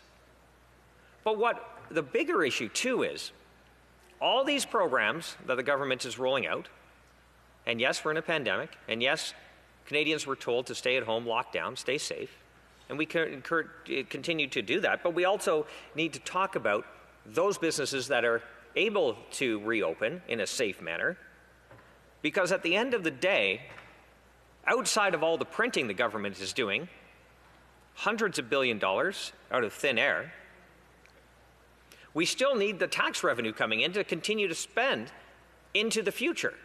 If the business is shut down, where is the government getting the money from? If people who are working in these businesses are unemployed, where does this money come from? So the simple truth of all of this is, if we want to ensure economic expansion as we move forward, and we talk about it all the time, we need to ensure that we are prepared for this. Now, a number of our anchors within our economy, such as the oil and gas industry and the mining industry, they've taken a hit because of this government's policies. I can name a few: Bill C-69, the tanker ban, and I could go on and on. We have coming up the Clean Fuel Standard, which is going to significantly increase the price of food that is domestically produced in our country. And of course, I'm sure the government will come up with yet another program to solve the problem they caused in the first place, and round we go. But when the economy is firing on all cylinders, more people are able to keep more of their money. And that means more outside their necessities: housing, clothing, food. They have more discretionary spending. And with discretionary spending, you're able to make purchases beyond those needs that I just listed. And there are some people that believe it's just frivolous. They don't, why would anybody want anything extra? Well, it's because we like it, because it gives us joy in our lives. And if our factories are shut down and people aren't able to go back to work because We have seen uncompetitive advantages that this government has brought in through the tax code that is forcing jobs elsewhere. I can give you an example here in the province of Ontario, some of the highest electricity prices anywhere in North America. Manufacturing is running out the door. During the Ontario Liberal rule, we lost 300,000 manufacturing jobs. So, Speaker, as we go on, I know I only have a minute left, so we need to ensure that businesses remain strong, that these programs are debated in legislatures such as this. The provinces work with the federal government within their own jurisdictions to manage this pandemic, but also work to ensure that we are able to safely reopen the economy. Rapid testing is one, but also ensuring these programs, like is in Bill C-9, are implemented in the best fashion possible, and you do that through debate, through back and forth in chambers like this. So I appreciate the time, Speaker. I look forward to the questions. Questions and comments. Question et commentaire. The honourable member for Brampton East. Thank you, Mr. Speaker. Thank you to the honourable member for your speech. Today's Stats Canada updated job numbers show that Canada's labour market gained another 84,000 jobs. 2.3 million Canadians have returned back to work after losing their jobs. That means support for our businesses, the CEBA, the Canada Emergency Wage Subsidy, and our rent assistance is working. The honourable member opposite presented a very dim picture, and I'd like to hear what he says about today's job numbers, the positive way that the trend is moving. I'd like him to comment on that, if you don't mind. Through you, Mr. Speaker. For Haliburton, Kawartha Lakes, Brock. Thank you, Speaker, and I appreciate the question from the member opposite. Obviously, we have been talking all along about the need for Canada's economy to get on track and the government to fine-tune its programs that it implemented with basically no oversight because they hampered the role of Parliament in a large part. And when we're talking about these jobs, we, as the opposition, have come back with a number of solutions to the programs that were not working in the past. And my friend from Carleton wrote a number of times as the finance critic to the government with possible solutions, and I see many of those are in Bill C-9. Now, we could have dealt with this months ago. We could have fine-tuned these programs months ago so that we could get on a better trajectory back to normal or the new normal, but yet we weren't given the opportunity because the Prime Minister was trying to hide his wee charity scandal problems. Questions and comments by video conference. The honourable member for Courtenay, Alberni. Thank you, Mr. Speaker. I want to thank my good friend, and I can say that from Haliburton, Kawartha Lakes, Brock, and I appreciate him talking about the tourism and hospitality sector and how deeply impacted they've been by the pandemic. He also talked about the spending, and I guess what I'm concerned about when I hear the Conservatives say we're spending too much, what programs are they wanting to get rid of? Like, they keep voting for the programs that we're passing through Parliament. They haven't voted against any of the spending. But most importantly, around the commercial rent assistance program, the NDP's been calling for the government to backdate the program to April 1st for those that weren't able to apply for funding because their landlords wouldn't apply on their behalf. I'm really disappointed in that the Conservatives haven't joined us in calling on the government to backdate it. Can he explain why? Why would the Conservatives not be calling on the government to backdate that program so that those that weren't able to apply from their design-flawed program can get access to that funding? Because many of them are steeped in debt or facing bankruptcy, and I'm hoping my colleague can answer that question. The honourable member for Haliburton, Kawartha Lakes, Brock. Thank you very much, Mr. Speaker, and I appreciate my friend from the NDP for that question. He's been very busy today, so it's always good to see his face and his contribution to this debate and other debates going on today. Well, Speaker, of course, to the surprise of the NDP, what we were talking about when he says, what programs would you cut? Well, what we're talking about is what programs we're going to do better or would have done better. And a lot of the solutions that the Liberals put in this piece of legislation, Bill C-9, are things we have been talking about for months. And I'm sure, and I have no doubt, that my friend from the NDP is hearing these very concerns that have been addressed in Bill C-9, finally, from his own community, from his own Chamber of Commerce, because I know I have. And the rent subsidy was a horrible disaster. 90% of businesses didn't even bother applying. That was a complete travesty, but something that could have been fixed had the legislature, the House of Commons, been in session. So I also asked my friend, why did the NDP support the Liberals in shutting down this place? We have time for one more short question and response. Questions and comments. La députée de Longueuil, Charlemagne. The Honourable Member. Thank you, Mr. Speaker, and I'd like to thank the member opposite for his speech. And based on his feedback, I'm assuming that he and the Conservative Party will be supporting C9. As he mentioned in his speech, when the pandemic hit, we were building the plane at the same time we were flying it. Was it perfect? No. And that's why through collaboration, through debate, through this process, we can make things better. So I'd ask the member opposite if he will be supporting this legislation. Thank you. Well, member for Haliburton, Kawartha Lakes, Brock. Thank you, Speaker, and I appreciate the question from my friend opposite. I believe, as I mentioned, a number of the issues and concerns that we had with the original piece of legislation, the original for the rent subsidy and others, were for the most part being addressed in here, and we do appreciate the fact that there was collaboration finally on this subject, especially now that we're able to get back to Parliament. I know we're doing it in cohorts, but this is some of the work that we can do together, and the fact that we can have a point, counterpoint, and having a discussion, and we can fine-tune some of these programs, because at the end of the day, no matter, we may disagree on some options and some programs, but I think we all want the same thing, and that is a strong Canada and the fact that our main streets aren't decimated and that people are able to go to work and earn a living. So I think we're on. Resuming debate, and by video conference, the honourable member for Surrey Centre. Thank you, Mr. Speaker. It is a pleasure to be here today. I'm joining you virtually from my home in Surrey Centre, Surrey, BC, to speak to Bill C9, an act to amend the Income Tax Act, Canada's Emergency Rent Subsidy and Canada Emergency Wage Subsidy. This bill has been very anticipated. The topic of these subsidies came up earlier this week when I had the pleasure of welcoming the Prime Minister to my roundtable meeting with the Downtown Surrey Business Improvement Association. The new rent subsidy is very much on the minds of the members of the Downtown BIA. My office has also been responding to many questions over the last few weeks from Surrey business owners who are wondering when these subsidies will be available. These subsidies in their previous forms have been vital to the survival of many businesses. Small businesses are the heart of Surrey Centre, and we know that they are the backbone of the Canadian economy, and is why I'm so pleased to support Bill C9 today. C9 will address some of the key areas where businesses are still feeling a real pinch from the pandemic.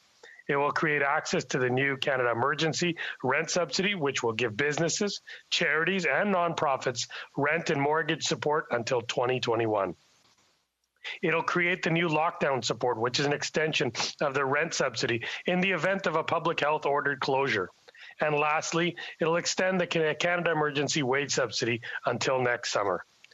Mr. Speaker, for small businesses in Surrey and across Canada, this support will be essential. For employers and employees, certainty and assurity are vital. To know you have a job, to know your rent will be paid, and to know your business will survive and be carried till next summer. Let's SMEs plan, pivot, and retool for the new post-COVID economy without laying off employees or being kicked out of their leases.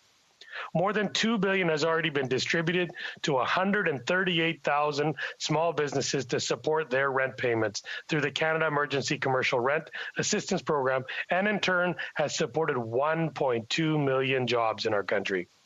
The new rent subsidy addresses some of the challenges the business owners continue to face and closes the gaps in the previous rent subsidy program. We know that some landlords were not keen to sign on the Canada Emergency Commercial Rent Assistance Program, and that left some renters without access to this important support. In contrast, the new Canada Emergency Rent Subsidy will go directly to small business owners and tenants. That way, if they qualify for the subsidy, they will receive it. There's no middleman to approve or block the much-needed support for small business. The new rent subsidy will work much like the wage subsidy in that it will go directly to the tenant through the CRA, making it easier and simpler to access. This new subsidy will help businesses who were left out of the program previously or who had difficulty accessing the support because their landlords would not sign on the program.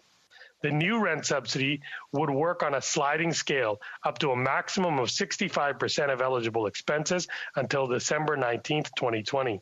Organizations would also be able to make claims retroactively for the period that began September 27 and ends October 24th, 2020. The next important aspect of this bill is the newly created lockdown support. An additional 25% allocated through the Canada Emergency Rent Subsidy will go to eligible organizations in the event of a public health issued closure. It will support businesses as public health officials work to keep communities safe from the spread of the virus. The lockdown support will have an important role to play as our businesses and nonprofits manage getting through the second wave and any future waves of this virus. We have already seen the impact of the second wave on businesses. Targeted restrictions on certain industries who operate in areas with high case numbers has meant that many businesses like restaurants, gyms, and banquet halls or event centers have needed to reduce their capacities again or close altogether. It has been a very challenging time for businesses like the banquet halls in Surrey that have been particularly hard hit due to public health closures.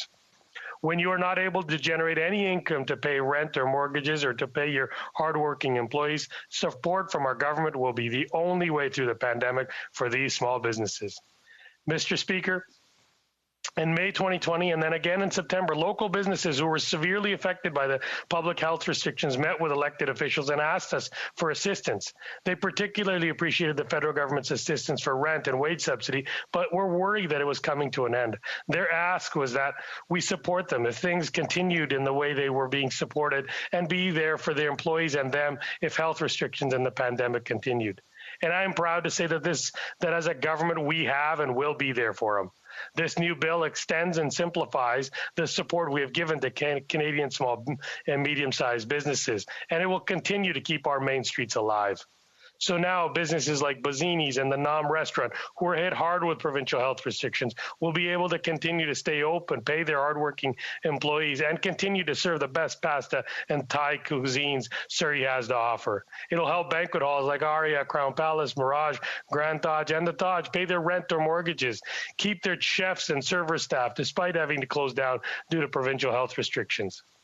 And as it is Veterans Week, I want to particularly appreciate the courage, bravery, and sacrifice of our veterans who have put their lives at harm's way so that we can live free and safe. We are forever indebted to you. And Mr. Speaker, this will help Tony Moore and Jim Holland and the Wally Legion, who have had to temporarily rent a building for their Legion Hall while their new state-of-the-art Legion Village is built. This was help with their rent and wages for staff to keep their facility open and help it thrive once again when it's over. It is going to help Nazia Bajwa and her Beautyland salon pay their rent and keep her employees. It's going to help Andy Dollywall from Top Quality Lumber and Surinder of Mill and Timber to continue to pay their employees so they can put food on their table and pay their rents and mortgages. Mr. Speaker, this support helps. It helps the people to continue to have work, meaningful work. It helps SMEs keep their businesses open, pay their rent and mortgages, and avoid bankruptcy. It helps real Canadians, the Canadians who have built this country and now count on the government to support them in the time of need. The sliding scale up to 65% of the Canadian emergency rent support combined with lockdown support would mean that hard-hit businesses subject to a lockdown could receive rent support for up to 90%.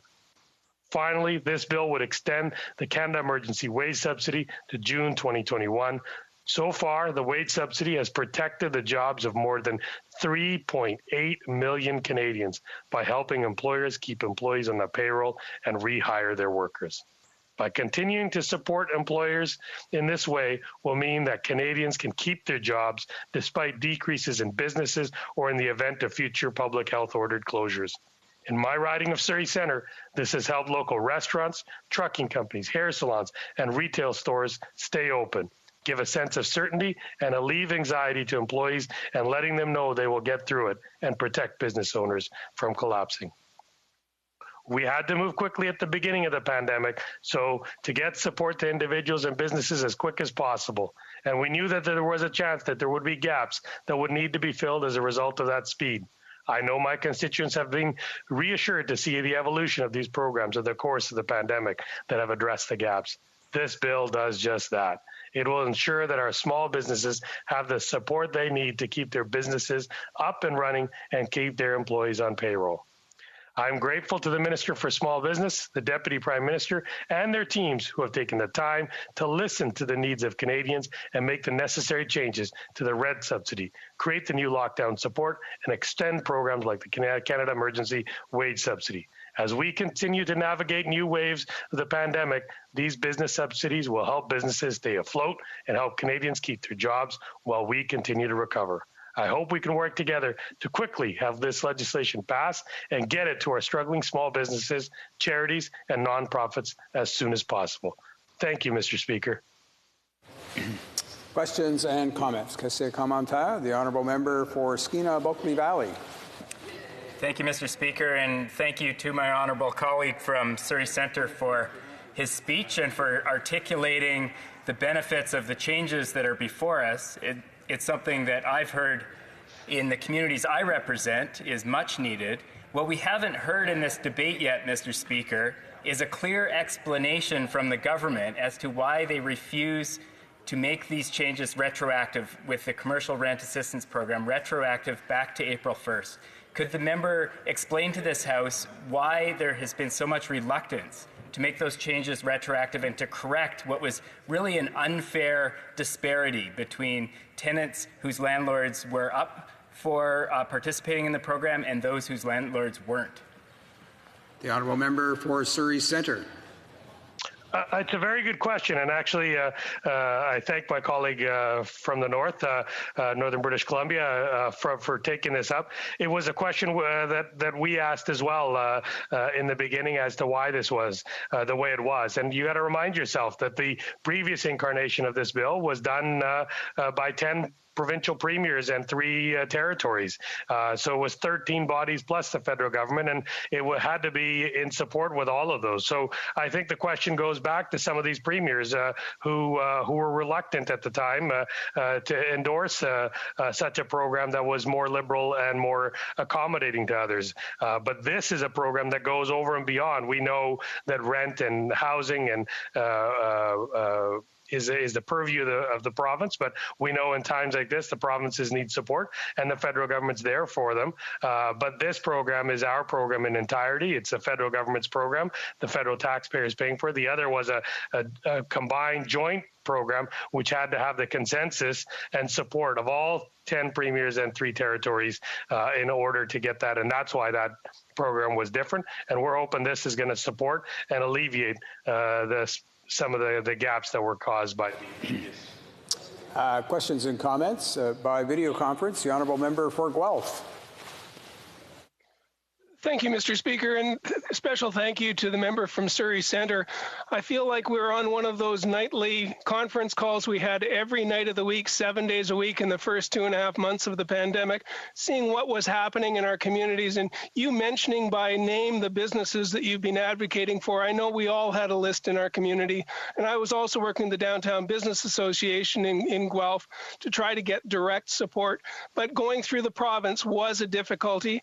As you said, the coordination with the province is now being eliminated by this new program, which also introduces a scaled approach. And that was another thing that we were advocating internally, was how can we do this for businesses that don't quite meet the thresholds? Could the member mention how this is going to improve as businesses volumes go down or up during this pandemic, that this will be able to match the needs of those businesses as well? Honourable member for Surrey Centre. Thank you for my friend and colleague from Guelph.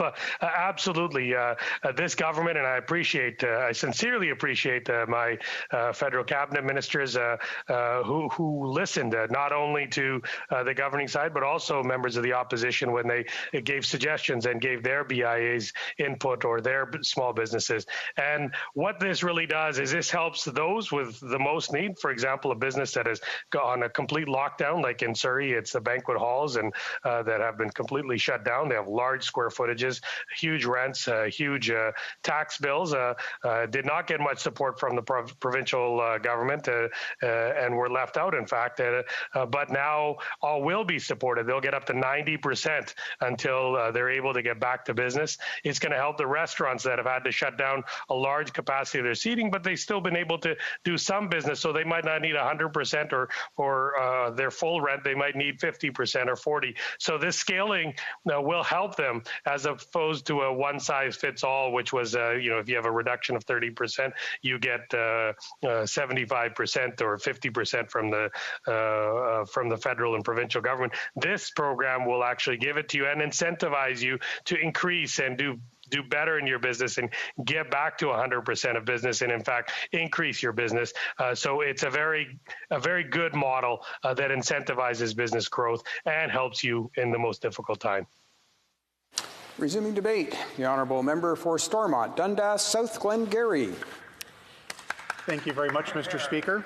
It is a pleasure to rise here this afternoon to be one of the final speakers on Bill C-9, a key piece of economic legislation that we have before us with support programs, much needed support programs for businesses not only in Eastern Ontario where I reside, but I think in every part of the country. Mr. Speaker, you've heard me say before in previous debates, particularly ones where we're dealing with these economic measures for small businesses. I'm not a fan of pushing bills through and some of the pace and the time in which we've done this during COVID-19. I wasn't a fan last time when we only had about 4 hours, I think it was, in debate back in September to put some of these things through. I have to say I'm happier with the process this time around, albeit not perfect. It's a step in the right direction in terms of the committee of the whole and more debate, and I appreciate the chance to rise here today. A lot of the times people wonder, they see us in the chamber, they see their local member of parliament put their speeches up, and they wonder why we go through what we do with this legislation. You see the bill, just vote on it and get it over with, whichever way you fall. But I have to say, and I have to keep reminding not only ourselves here in the chamber, but to Canadians, this process is so fundamental to getting the best piece of legislation we possibly can. We need a proper scrutiny of legislation to make sure we get it right and get the best bill possible. And now more than ever, Mr. Speaker, we are spending billions and billions of dollars of new money and in new programs in a very quick period of time. This scrutiny, the back and forth, the debate and the discussion that we have is so key. And one of the things I want to say is when you rush things through too fast, mistakes sometimes happen. We learned this morning that the Minister of Finance and the House Leaders team on one of the amendments that was proposed or suggested by the Canadian Federation of Independent Business, a reasonable proposal, was actually struck down by the Speaker earlier this morning because it wasn't organized and prepared properly. I think the term was there was a procedural error. The reality is it was a mistake on the government's part because we're rushing these things through in the last minute and it's not able to be votable in this circumstance. We were told with the prorogation of Parliament for 6 weeks that the government was going to be doing a reset. That was the real reason that we had, apparently, for prorogation for 6 weeks, in the name of getting organized, having a cabinet retreat, getting all these bills lined up and ready to go. But I have to say, as much as I say about the concerns and sometimes the lack of the debates, my understanding is with this amendment now, it's going to have to get brought forward likely in a separate piece of legislation with debate and scrutiny. So we are going to have more time in this chamber and hopefully in committees to look at some of these issues and the responses in the coming weeks. I will say on C9 at second reading, our party, and I think all parties, I think it was unanimous, the vote at second reading, and I am thinking the way that the direction is going today, we'll find the same thing again here on C9. In favor of these programs and a message to the small businesses wherever they are in this country, that their parliament, that their MPs understand the seriousness, the severity of the situation that they are in. We've said where things are good, we will support the government, and where scrutiny is needed, we'll certainly give it. And because of that scrutiny, because of that feedback that we hear back, I'm actually going to say in this legislation, they're taking up some of the good ideas and good fixes that we had in there. The one thing, Mr. Speaker, I will say that this pandemic has created is there never was a shortage of acronyms in the parliamentary world, and there certainly are a few more in the last 7 months. We have the CEWS, the Canada Emergency Wage Subsidy. We have the CERS, the Canada Emergency Rent Subsidy, which replaces the CECRA. But I want to start just in my comments here before I get into some of the details of thanking the businesses in my riding of Stormont, Dundas, South Glengarry. I am very fortunate, one of the few members of Parliament that can drive back to my riding in about an hour, hour and a half. And one of the things I enjoy every weekend and lately by Zoom is having a lot of meetings with chambers of commerces, local business owners, dropping by. I call it a bit of a wellness tour, but asking for their feedback. Were they able to get the CEBA emergency business loan? Were they able to get the wage subsidy? And it was from those tours that I'm able to share on social media some of my visits and encourage constituents to learn about the businesses in our community. But more importantly, it's a good way to get feedback that we can bring back here to Ottawa to say, look, this program's not running effectively, there's gaps and there's holes in there. The wage subsidy was a perfect example. In the opening days of the pandemic, the government proposed a 10% wage subsidy. That was not helpful in the minds of many businesses. Many didn't find that would be enough to keep their employees on the payroll. Many transitioned to CERB. We'd advocated for a higher number, a much higher number. And at the 75%, it was certainly an improvement. We appreciated the government taking up on the calls that we heard from our businesses and the calls we were making. Created a bit of chaos in terms of businesses laying some people off onto CERB and then coming back. Nevertheless, we will take that step in the right direction. One of the other things that I know our Shadow Finance Minister and the member for Carleton has raised several times as well, the cut-offs is an issue with a lot of these programs. It's actually pitting businesses when it came to the rent subsidy, when it came to the wage subsidy, about their drop in revenues, where if they were able to recover 70% of their pre-COVID revenues, they were totally cut off a program. And so by finally taking the idea of indexing these programs, it's not an all or nothing. We actually had businesses I was hearing from saying, well, I don't want to bring more staff on. I want to be careful of my number of hours in my store because I don't want to lose all the other benefits that are helping keep me afloat. So it's really more of a cliff edge where I feel this legislation had some challenges, and I'm glad to see that, again, our idea of bringing it forward and indexing it and doing that sliding scale is certainly going to help businesses in the country. CERB was the same way. If you made more than $1,000, you were cut off. We had a lot of people that wanted to go back to work but couldn't get full-time hours. So they were deciding, well, do I take the $2,000 in CERB? Do I go back? And there was no hybrid model on that. So we're seeing that advocacy from our side of the aisle, and it will be continuing as these programs continue as we get back through the second wave and back to more normal times. I'll say on the rent program as well, the original program was rushed and frankly, I don't think very effective. My understanding, I think the numbers was about 10% of eligible businesses or businesses were eligible for that program. And it was a messy situation with landlords and tenants and the involvement in there and sometimes sharing information that tenants had in their financials with their landlord who had to apply. It was just not the best program. Now, thankfully, the government's listened to the opposition members months later and have made some changes to do directly on this. But the big thing, Mr. Speaker, I want to talk about and mention on the rent subsidy program is why opposition parties matter when it comes to this type of program, why parliamentary scrutiny, asking those tough questions and digging a little bit is so important. When I saw the rent subsidy program being announced, I thought, okay, we do need this support program. And I thought CRA, Canada Revenue Agency, would be a natural body to administer that. Then we get the information that no, it's going to be the CMHC, another acronym, the Canada Mortgage and Housing Corporation. And I thought that's kind of weird because they handle residential mortgages, not commercial. It's kind of a strange organization to have run the program. And we were told by the government at that time, there's nothing to see here, stop complaining, stop delaying, stop attacking. You know, we're Team Canada, we're all in this together, which is the case, but we also need to make sure we are scrutinizing each other in the decisions that we're making. So we started to dig and we asked questions, and all of a sudden we said, wait a minute, we found out that the Canada Mortgage and Housing Corporation was in fact not administering the program. They were kind of the organization that had it over top, and they were now subcontracting that to MCAP. Well, who's at MCAP? It would be the Prime Minister's Chief of Staff's husband, We were told there was nothing to see here, stop suggesting a conflict of interest, a ridiculous line of questioning. Well, all of a sudden now we realize there were, I think, inappropriate meetings at the Prime Minister's office, and the lobbying commissioner is now investigating this potential scandal. I'll say it's not a potential, it is a scandal now. I was waiting for the report to come out from the lobbying commissioner. Mr. Speaker, I will just say the bill corrects a lot of these things that were rushed through earlier, and now we have the CRA in process.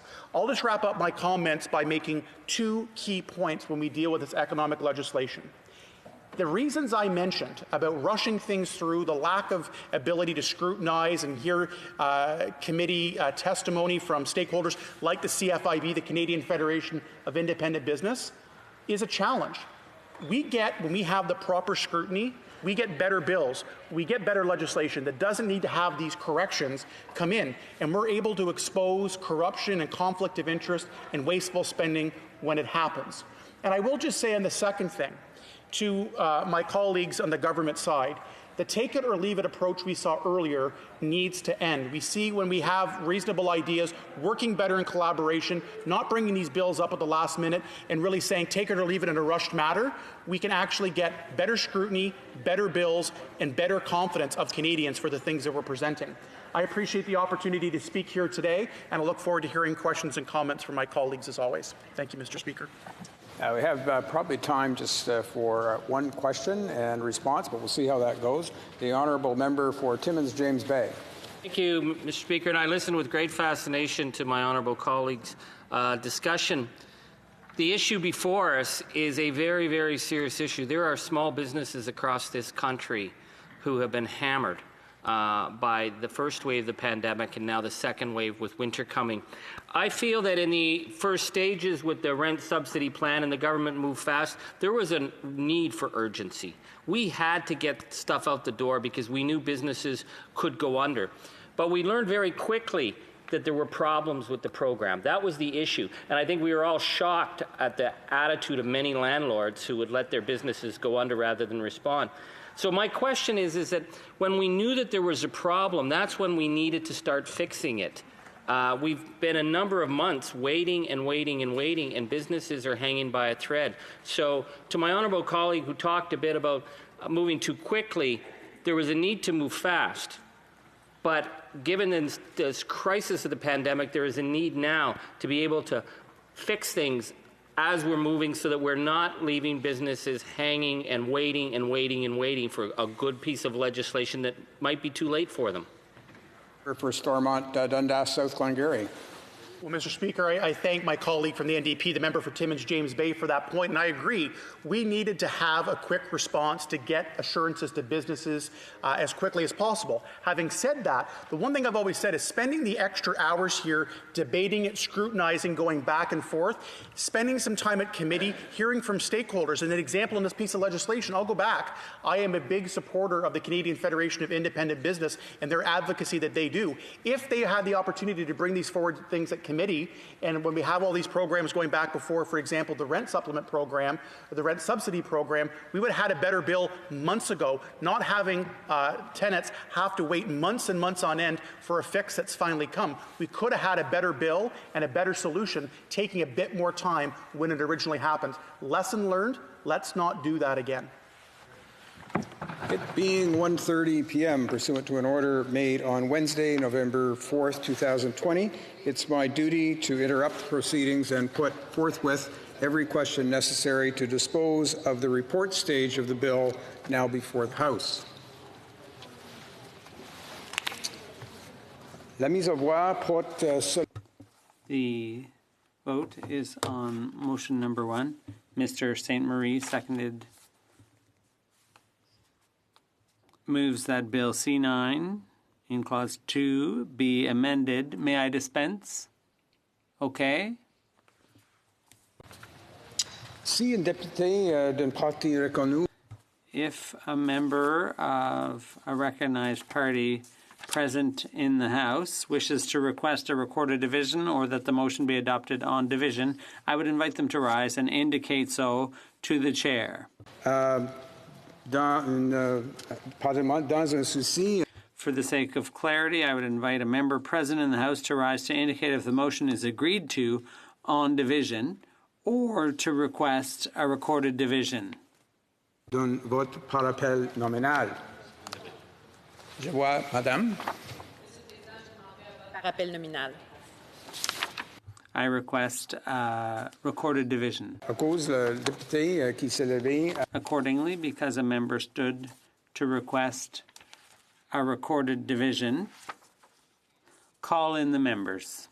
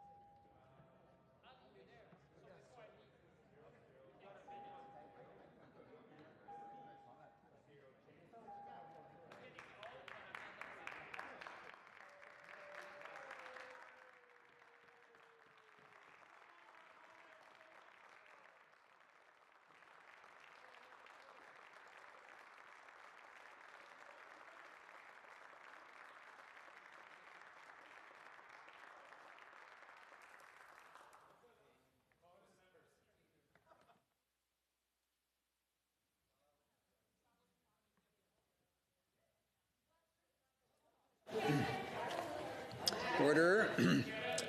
The list of members voting by video conference has now been established for use by the table. The question is on motion number 1. Mr. Saint-Marie, appuyé. Mr. Saint-Marie, seconded by Ms. Normandin, moved that Bill C9, in Clause 2, be amended.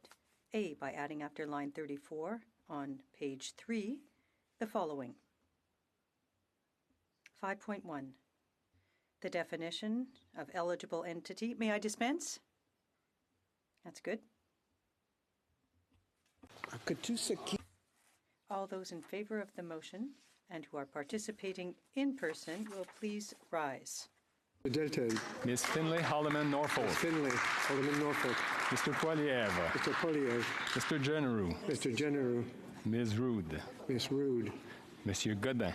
Monsieur Godin. Mrs. McLeod, Kamloops, Thompson, Caribou. Mrs. McLeod, Kamloops, Thompson, Caribou. Mr. McLean. Mr. McLean. Mr. Schmale. Mr. Schmale. Mr. Lukiski. Mr. Lukiski. Mr. Motz. Mr. Motz. Monsieur Généreux. Monsieur Généreux. Ms. Harder. Ms. Harder. Mr. Jennis. Mr. Jennis. Mr. Van Popta. Mr. Van Popta. Ms. Jensen. Ms. Jensen. Mr. Weber. Mr. Weber. Mr. Ruff. Mr. Ruff. Mr. Cram. Mr. Cram. Mrs. Vecchio. Mrs. Vecchio. Mr. Viss. Mr. Viss. Monsieur Blanchette. Monsieur Blanchette. Madame Gill. Madame Gill. Madame Vignola. Madame Vignola. Monsieur Lemire. Monsieur Lemire. Monsieur Sainte-Marie. Monsieur Sainte-Marie. Monsieur Savard-Tremblay. Monsieur Savard-Tremblay.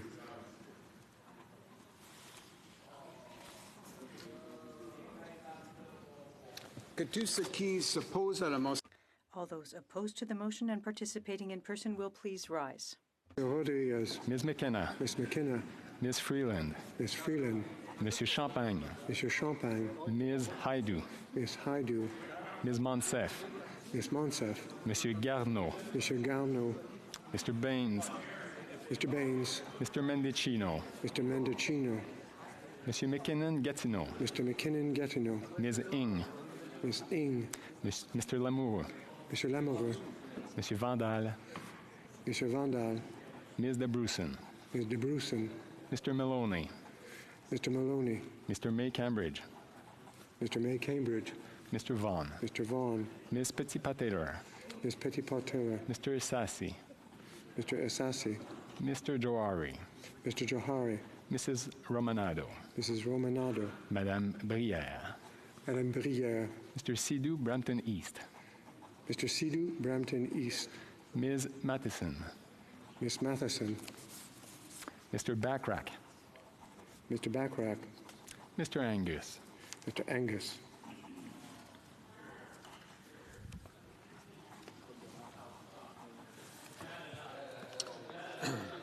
Order. We will now call members who are participating by video conference one by one in alphabetical order and by party based on the list at the table. After you have been called, indicate whether you vote for or against the motion. Please ensure your camera is turned on at all times and your microphone is turned on only when voting. And we'll start with the members of the Liberal Party. Monsieur Trudeau. Monsieur le Président, je vote contre la motion. Trudeau, contre, against. Mr. Algabra. Speaker, I vote against. Mr. Algabra, against, contre. Mr. Amos. Je vote contre la motion. Mr. Amos, contre, against. Ms. Anand.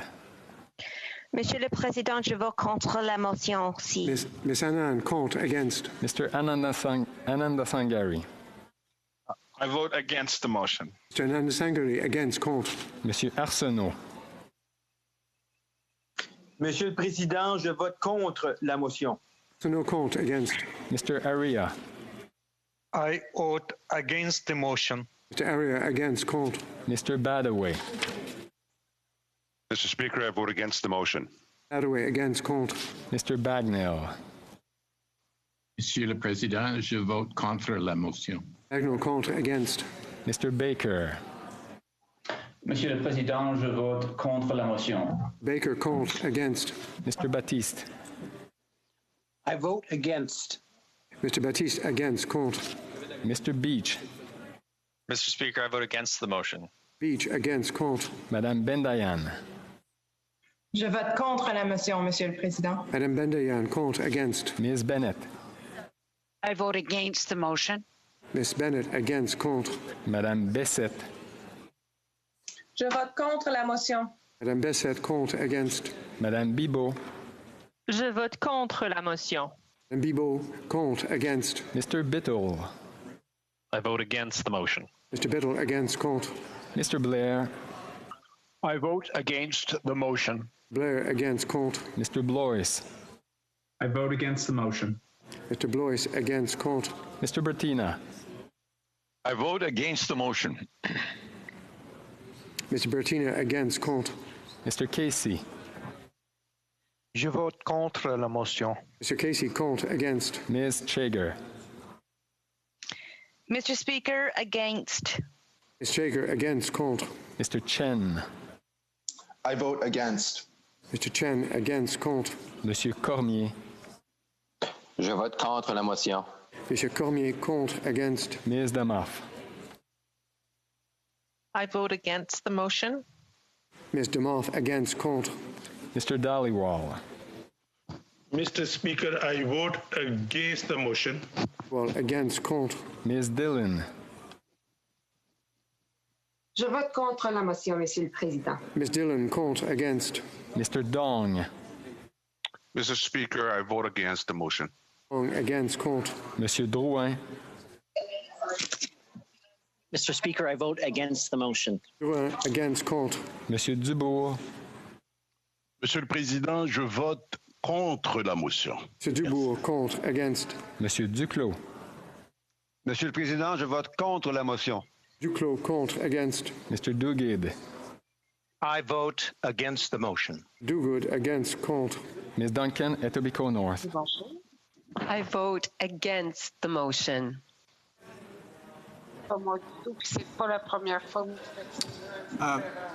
Ms. Duncan, I wonder if you could just try that again, just to trigger the video. Ms. Duncan, go ahead again. I vote against the motion. Ms. Duncan, Etobicoke North, against, contre. Ms. Zerowitz. I vote against the motion. Zerowitz, against, contre. Mr. Easter. I vote against the motion.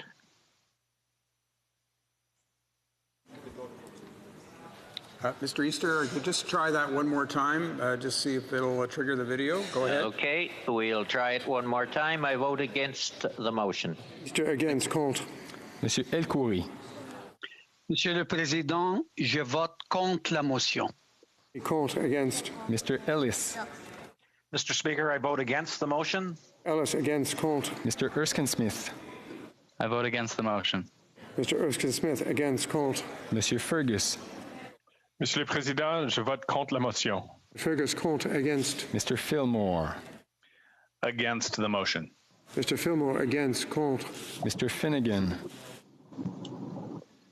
Monsieur le Président, je vote contre la motion. Mr. Finnegan, contre, against. Mr. Fisher. Thank you, Mr. Speaker. I vote against the motion. Fisher, against, contre.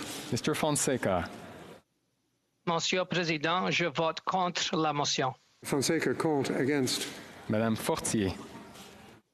Monsieur le Président, je vote contre la motion. Fortier, contre, against. Mr. Fragiscaros. I vote against the motion. Mr. Fragiscatos, against, contre. Mr. Fraser. Mr. Speaker, I vote against the motion. Fraser, against, contre. Ms. Fry. I vote against the motion. Ms. Fry, against, contre. Ms. Gould. Mr. Speaker, I vote against the motion. Against, contre. Monsieur Guilbeault. Monsieur le Président, je vote contre la motion. Monsieur Guilbeault, contre, against. Mr. Hardy. Monsieur le Président, je vote contre la motion. Hardy, contre, against. Mr. Hausfather. Mr. Speaker, I vote against the motion. Mr. Hausfather, against, contre. Mr. Hussein. Mr. Speaker, I vote against the motion. Hussein, against, contre. Ms. Hutchins. Mr. Speaker, I vote against the motion. Ching's against, contre. Monsieur Iacono. Monsieur le Président, je vote contre la motion. Yakino, contre, against. Ms. Jazek. I vote against the motion. Ms. Jazik, against, contre. Madame Joly. Je vote contre la motion. Madame Joly, contre, against. Mrs. Jordan.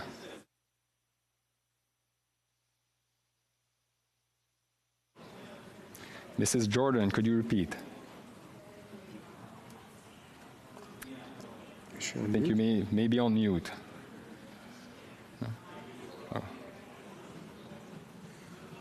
Okay. Could you signal your intention, thumbs up or thumbs down? Okay. Madame Jordan, against, contre. Mr. Callaway. I vote against the motion.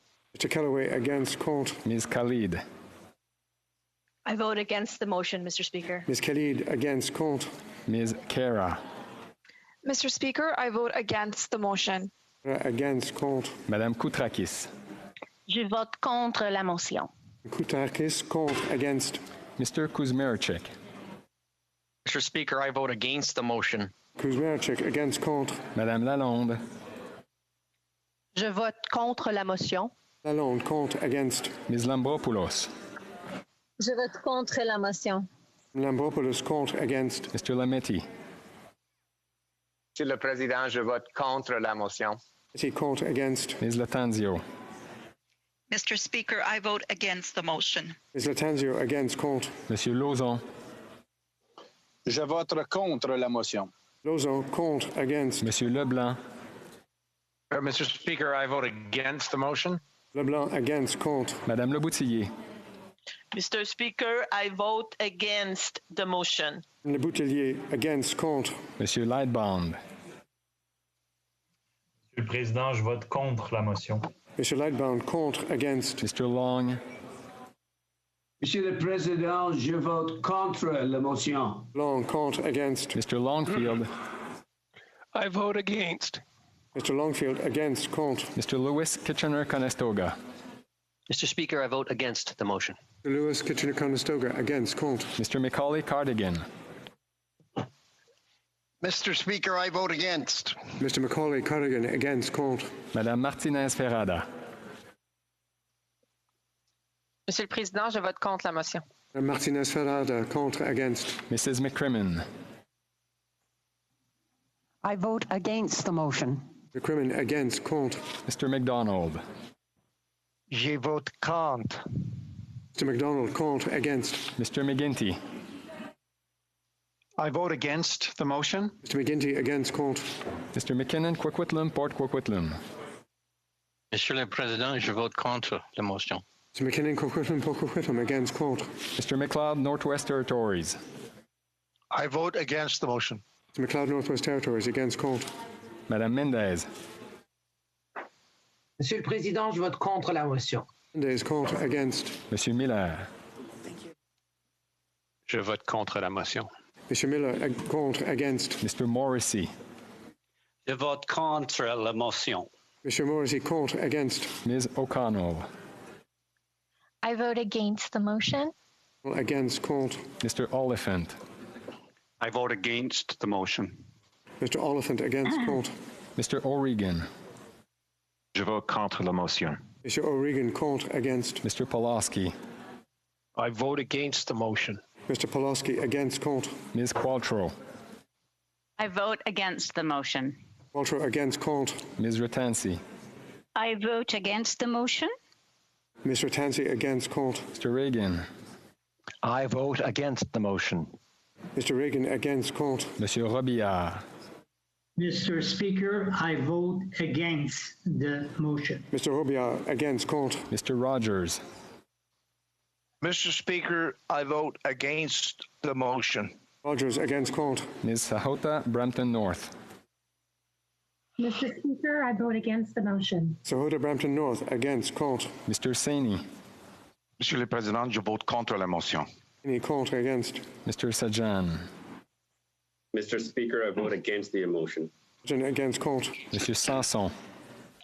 Monsieur le Président, je vote contre la motion. Sanson, contre, against. Mr. Sanga. Mr. Speaker, I vote against the motion. Against, Colt. Mr. Sarai.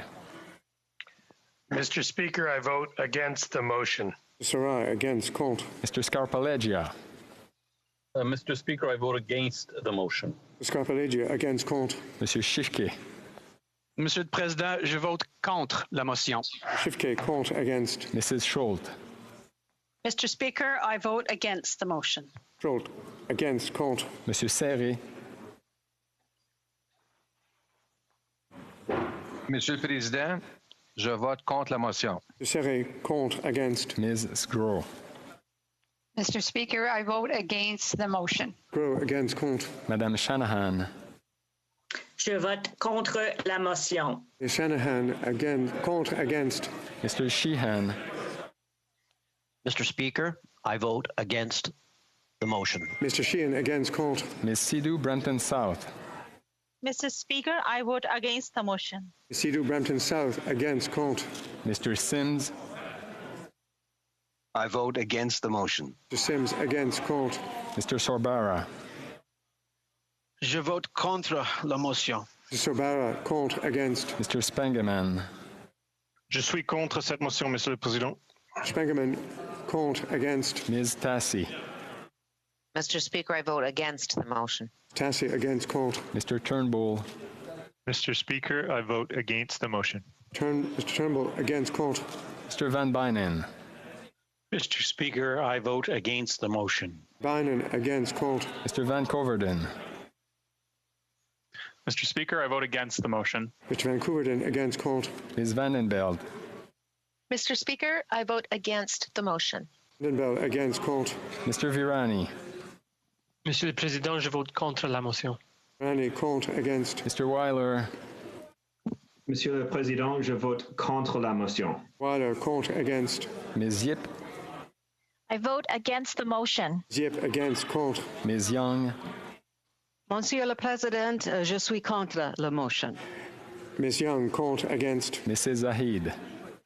Mr. Speaker, I vote against the motion. Zaid, against, Colt. Ms. Zan. Monsieur le Président, je vote contre la motion. Ms. Zan, contre, against. Monsieur Zouberi. Je vote contre la motion. Zuberi, contre, against. Les députés de Members of the Conservative Party. Tool. Je vote pour la motion. Pour, for. Mr. Aboultaif. I vote in favor. Mr. Abouté, pour, for. Mr. Aitchison. Je suis en faveur de la motion. Aitchison, pour, for. Mr. Albus. I vote in favor. Albus, for, pour. Ms. Alislav. I vote for the motion. Alislav, for, pour. Mr. Allison. I vote for the motion. Allison, for, pour. Mr. Arnold. Mr. Speaker, I vote for the motion. Mr. Speaker, I vote for the motion. Mr. Arnold, for, pour. Mr. Baldinelli. I vote in favor of the motion. Baldinelli, for, pour. Mr. Barlow. Mr. Speaker, I vote in favor of the motion. Mr. Barlow, for, pour. Mr. Barrett. I vote yea in favor. Mr. Barrett, for, pour. Mr. Benzen. I vote in favor. Mr. Benzen, for, pour. Ms. Bergen. I vote in favor of the motion. Ms. Bergen, for, pour. Monsieur Berthold. Je vote en faveur de la motion. Mr. Berthold, pour, for. Mr. Bazan. I vote in favor of the motion. Mr. Bazan, for, pour. Monsieur Blaney, Bellechasse-les-Etchemins, Lévis. Je vote en faveur de la motion. Blaney, Bellechasse-les-Etchemins, Lévis, pour, for. Mrs. Block. I vote in favor. Mrs. Block, for, pour. Mr. Bragdon. Mr. Speaker, I vote in favor of the motion. Mr. Bragdon, for, pour. Mr. Brassard. Mr. Speaker, I vote in favor of the motion. Brassard, for, pour.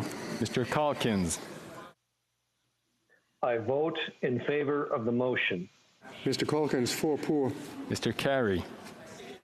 I vote for the motion. Mr. Carey, for, pour. Mr. Chu. Mr. Speaker, I vote in favor of the motion. Chu, 4 pour. Mr. Chong. Je vote pour la motion. Chong, pour 4. Mr. Cooper. I vote for the motion. Mr. Cooper, 4 pour. Mr. Cumming. I vote in favor of the motion. Mr. Cumming, 4 pour. Mr. Dalton. I vote in favor of the motion. Dalton, 4 pour. Ms. Dancho.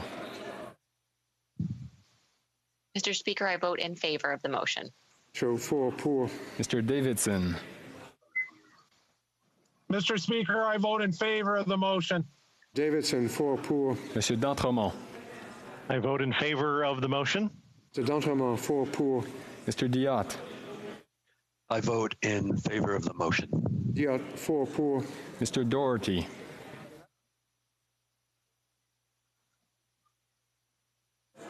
Mr. Doherty. Mr. Dowdle. Mr. Speaker, I vote in favor of the motion. Dowdle, 4 pour. Mr. Dreeshen. Mr. Speaker, I vote in favor of the motion. Dreeshen, 4 pour. Mr. Duncan Stormont Dundas South Glengarry. Je vote en faveur de la motion. Mr. Duncan, Stormont, Dundas, South Glengarry, pour 4. Mr. Epp. Mr. Speaker, I vote in favor of the motion. Mr. Epp, 4 pour. Mrs. Falk, Battlefords, Lloydminster. I vote for the motion. Mrs. Falk, Battlefords, Lloydminster, 4 pour. Mr. Falk, Provencher. Mr. Speaker, I vote in favor of the motion. Falk, Provencher, 4 pour. Mr. Fast. Mr. Speaker, I vote in favor of the motion. Fast, 4 pour. Ms. Findlay, South Surrey, White Rock. Mr. Speaker, I vote in favor of the motion. Findlay, South Surrey, White Rock, 4 pour. Mrs. Gray. I vote in favor of the motion. Mrs. Gray, 4 pour. Mr. Hallan. I vote in favor of the motion. Mr. Hallan, 4 pour. Mr. Hoback. I vote in favor of the motion. Mr. Hoback, 4 pour. Mr. Kelly.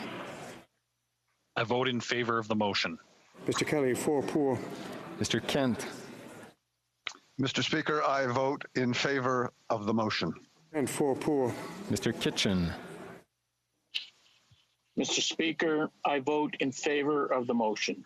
Mr. Kitchen, 4 pour. Mr. Kimmich. Mr. Speaker, I vote in favor. Mr. Kimmich, 4 pour. Mr. Kurek. Thank you, Mr. Speaker. I vote in favor of the motion. Kurek, 4 pour. Mrs. Kuzi. Je vote pour la motion. I vote for the motion. Mrs. Kuzi, pour 4. Mr. Lake. I vote for the motion. Mr. Lake, 4 pour. Mr. Lawrence. Monsieur Président, je vote pour la motion. Mr. Lawrence, pour 4. Monsieur Lehoux. Je vote pour la motion. Monsieur Lehoux, pour 4. Mr. Lewis Essex. Monsieur le Président, je vote pour la motion. Lewis Essex, pour 4. Mr. Lloyd.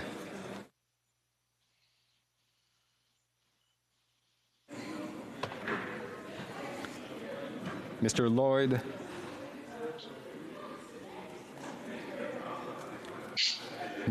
Mr. Lobb. I vote for the motion. Mr. Lobb, 4 pour.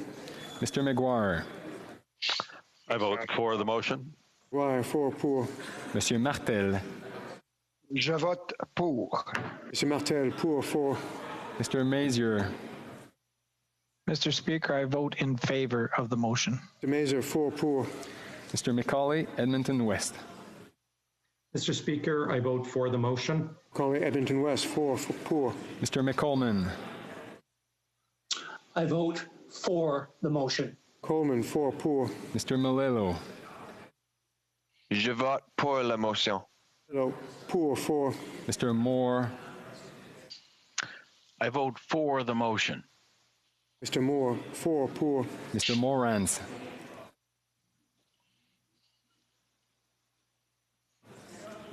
Mr. Speaker, I vote for the motion.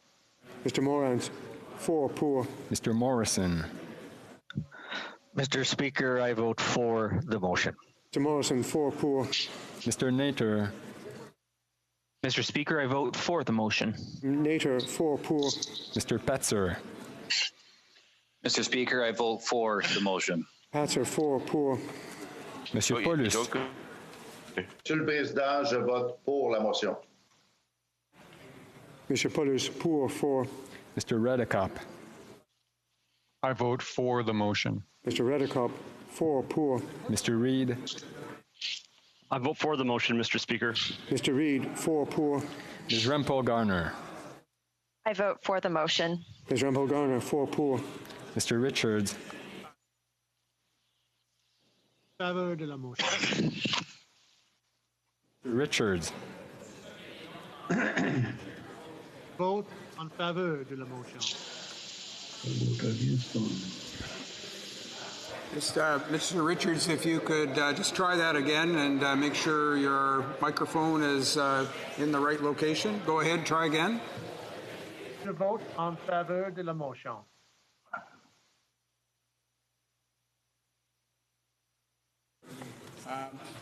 Is make sure your microphone is, we can't see you here. Is your microphone in the right spot there?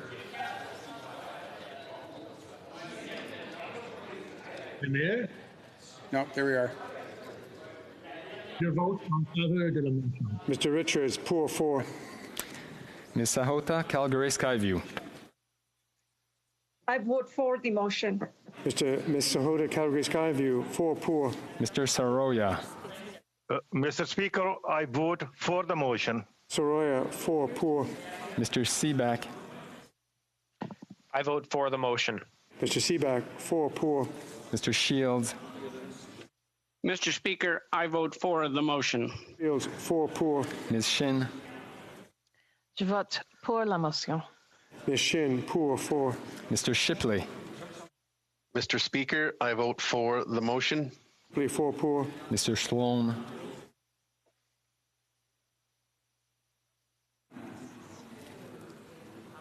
Mr. Sloan.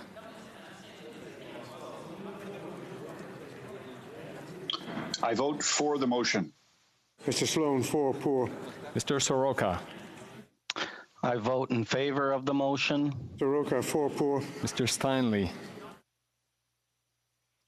I vote for the motion.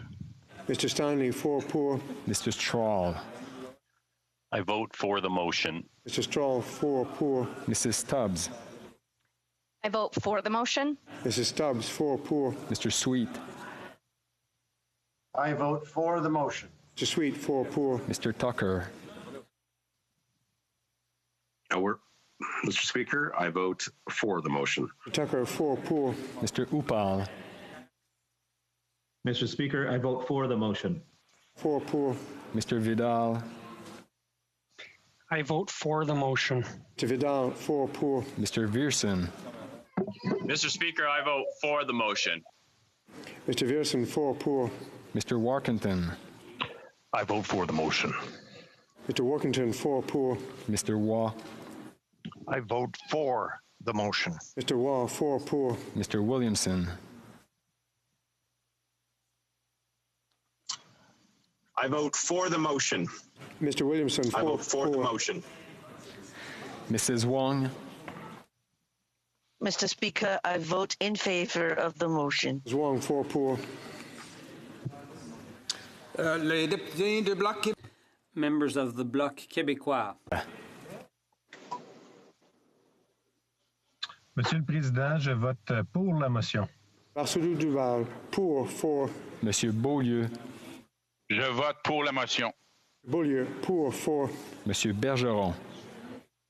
Je vote pour la motion. Bergeron, pour 4. Madame Bérubé. Je vote pour la motion. Bérubé, pour 4. Monsieur Blanchette-Jonca. Je vote pour la motion. Monsieur Blanchette-Jonca, pour 4. Monsieur Boudria. Je vote pour la motion. Monsieur Boudria, pour 4. Monsieur Brunel-Duceppe. Je vote pour la motion. Brunel Duceppe, pour 4. Madame Chabot. Je vote pour la motion. Madame Chabot, pour 4. Monsieur Champoux. Je vote pour la motion. Champoux, pour, 4. Madame Charbonneau. Je vote pour la motion. Charbonneau, pour, 4. Madame de Bellefeuille. Je vote pour la motion. Madame de Bellefeuille, pour, 4. Madame Desbiens.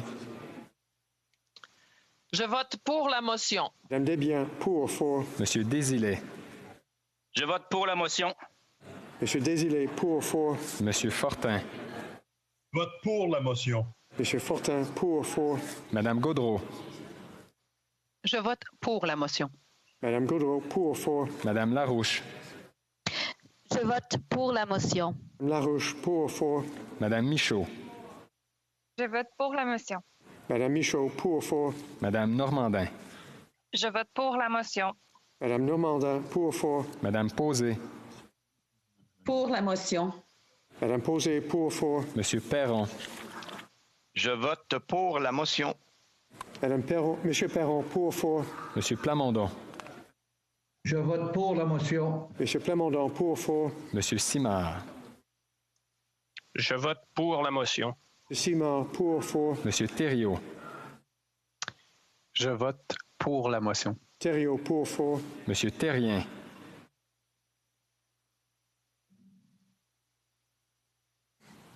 Monsieur Terrien.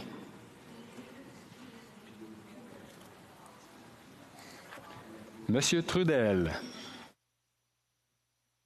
Je vote pour la motion. Monsieur Trudel, pour, 4.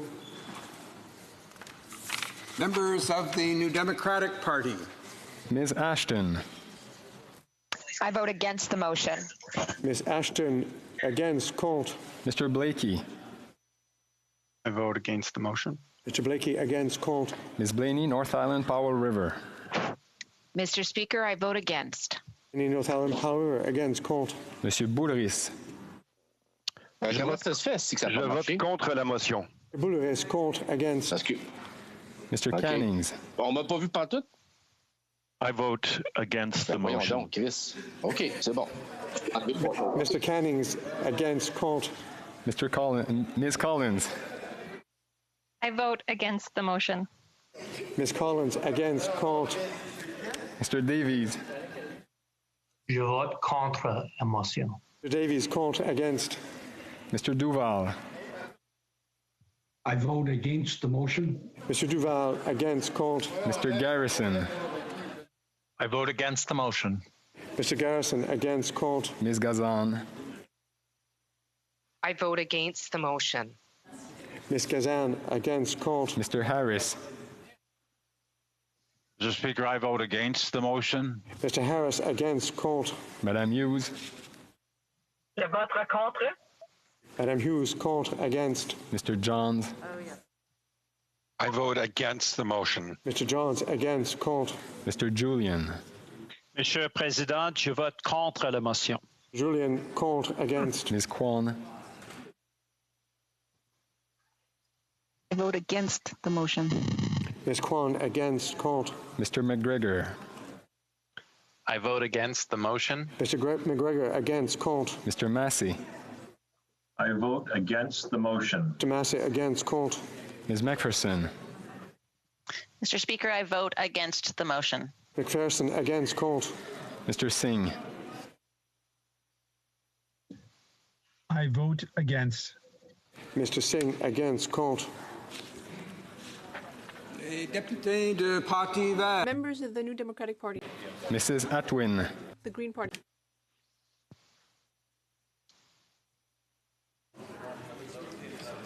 Mrs. Atwin.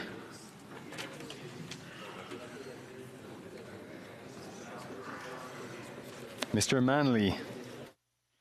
Mr. Speaker, I vote against the motion. Mr. Manley, against, contre. Ms. Maysanish, Gulf Islands.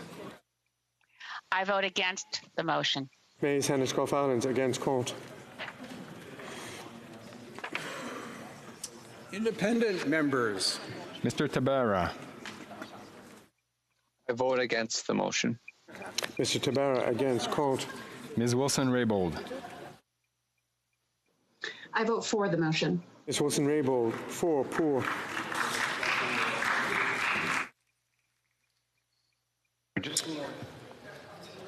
Alors, si vous avez entendu la question et n'avez pas... Assuming that you did hear the question, if you wish to register your vote and weren't able to do so due to technical difficulties that are now resolved, use the raise hand function, and the chair will recognize you. We'll begin with Mr. Scheer. Mr. Speaker, I vote in favor of the motion. Scheer, pour. Mr. Doherty. Mr. Speaker, can you hear me now? I vote for the motion. Mr. Doherty, pour. Mr. Lloyd. Mr. Speaker, I vote for the motion. Lloyd, pour. Monsieur Terrien. Bonjour, je tiens à m'excuser pour tantôt. Je vote pour la motion. Monsieur Terrien, pour. Ms. Murray.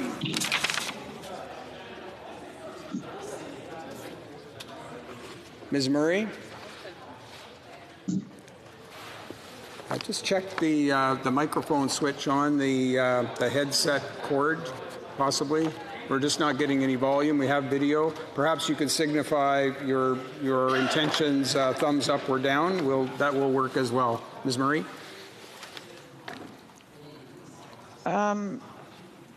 Mr. Speaker, I was on the phone with your technical staff for about 10 minutes before the question, and I was not able to hear the question or get on until just after it. Hey, thank you for that. Good that you're connected now, at least. So, in that you weren't able to hear the question, we'll not let that vote stand. I think that's it. No more? No. Point of order. The honourable government whip on a point of order. Yeah, thank you, Mr. Speaker. I did hear the question, and I'm not sure what happened there. I did have a technical issue where I was bumped out, but I would like to record my vote in opposition of the motion. Mr. Holland, against, contre.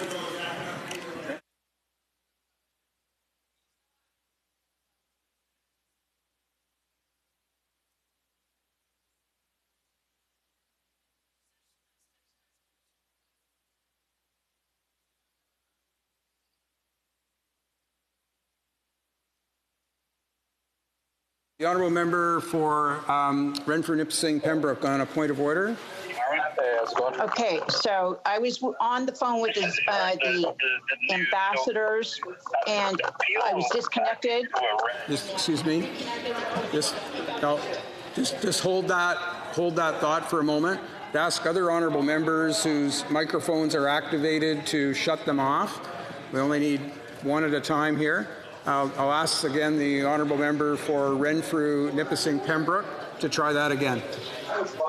Yes, I was kicked out of the parliamentary video, and then an ambassador got me back in, and he said he would get me in the vote, but I did not hear my name. Can I ask if the honourable member heard the question? Yes. She certainly may go ahead and record her vote now. I vote in favor of the motion. And pour. And I see a raised hand, Ms. Atwin. Ms. Atwin, go ahead. Thank you, Mr. Speaker. My computer crashed just before I was able to record my vote. I did hear the question, and I wish to vote against the motion. Ms. Atwin, against, contre.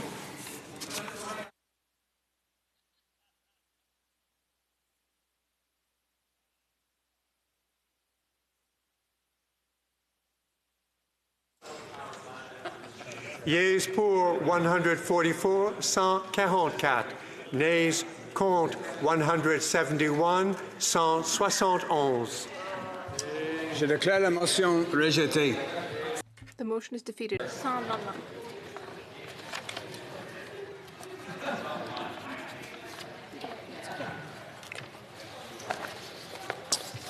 Alors, conformément à la... Pursuant to order made on Wednesday, November 4th, 2020, Bill C-9, an act to amend the Income Tax Act, Canada Emergency Rent Subsidy, and Canada Emergency Wage Subsidy, is deemed read a third time, is deemed concurrent at report date rather, without amendment on division.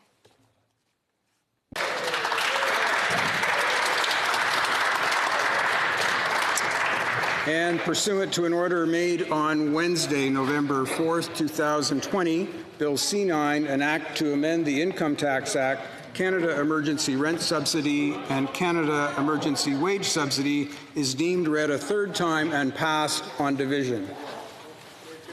Third reading of this bill, troisième lecture de ce projet de loi.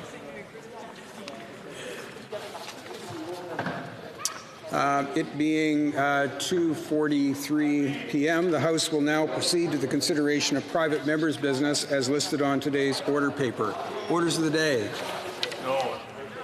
Private members' business, consideration at second reading of Bill C-220, an act to amend the Canada Labour Code, compassionate care leave, standing in the name of Mr. General.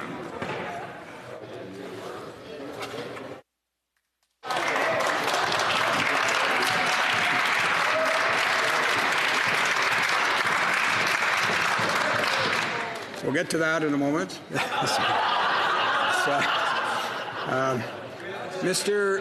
Generou, seconded by Mr. Viss, moves that Bill C-220, an act to amend the Canada Labour Code, compassionate care leave, be now read a second time and referred to the Standing Committee on Human Resources, Skills and Social Development and the Status of Persons with Disabilities. Debate, the Honourable Member for Edmonton Riverbend. Now. Thank you, Mr. Speaker. Practice makes perfect. I'm honored to rise here today to discuss my private member's bill, Bill C-220, an act to amend the Canadian Labour Code, compassionate care leave, builds on my work in the Alberta legislature, and I'm thrilled to be able to share this bill with my colleagues here. This bill proposes to extend compassionate care leave by up to 3 weeks after the death of a loved one. Given everything that has happened over the last several months, I think we can all agree that compassionate care leave is as important as ever for Canadian families. I'd like to pause for a minute, Mr. Speaker, and thank the Minister of Labour, her staff, as well as a member from Mount Royal, who, for their advice and guidance during this process. This bill continues off of their work established during the expansion of bereavement leave.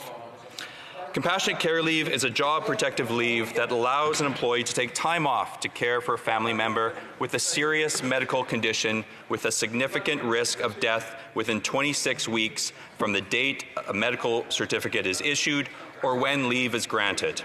The leave is available to full-time employees of federally regulated workplaces.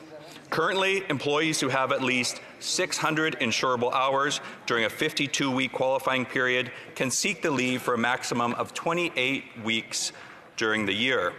Benefits are provided for a maximum of 28 weeks, with 1 to 2 weeks of unpaid leave serving as a qualifying period. The employee receives EI benefits of up to $573 a week, or 55% of their weekly earnings. This time is vital for many families, Mr. Speaker. When a loved one receives a potentially terminal diagnosis, it is stressful to figure out the logistics of who will provide the care. Often, many people don't think that they can take time off to care for their spouses or parents because they simply can't afford it. Having compassionate care leave allows families to focus on caregiving while still receiving a portion of their salary. Getting to be with a family members in their final days is incredibly important and meaningful. Compassionate care leave has been a saving grace for thousands of families around the country. Now, what happens after a caregiver's loved one passes away? Right now, the leave ends immediately, and the employee is expected to be back at work within days of their loved one's death. This leaves little time to plan a funeral, get affairs in order, and most importantly, grieve. Returning to work with days of a loved one's death is the least compassionate part of a compassionate care leave program. I think all of us in the chamber can agree that it takes more time to process the death and get back into the headspace of work as opposed to just one day. Bill C-220 proposes to extend job-protected compassionate care leave beyond the death of a loved one. The extension can be up to 3 weeks, depending on how much compassionate care leave the employee has taken. Employees who have taken close to the maximum leave of time would get an additional 1 week, Mr. Speaker, beyond the death of their loved one. Employees who have taken between 4 and 20 weeks of leave would get an additional 2 weeks of leave past the death of their loved one, and employees who have taken fewer than 4 weeks of leave would receive an additional 3 weeks of leave beyond the death of their loved one. I decided to structure the bill this way, Mr. Speaker, as someone who's already taken most of their time allowed under the Compassionate Care Leave program will likely already have had end-of-life arrangements made compared with someone who's only been on leave for less than a month. While I worked on this bill, I wanted to be as fair as possible to employees while also being fair to employers. If this bill is passed, more than 18,000 federally regulated employers will be impacted by the changes. These employers fall under a variety of sectors, including air transportation, banks, crown corporations like Canada Post, radio and television broadcasting, railways, telecommunications, and businesses that are vital or essential to the operation of a federally regulated workplace. We understand that employees are vital to the success of these corporations and businesses, and I think we can all agree that having employees return to work in a clearer state of mind after taking additional compassionate care leave is better than returning to work before the employee is ready.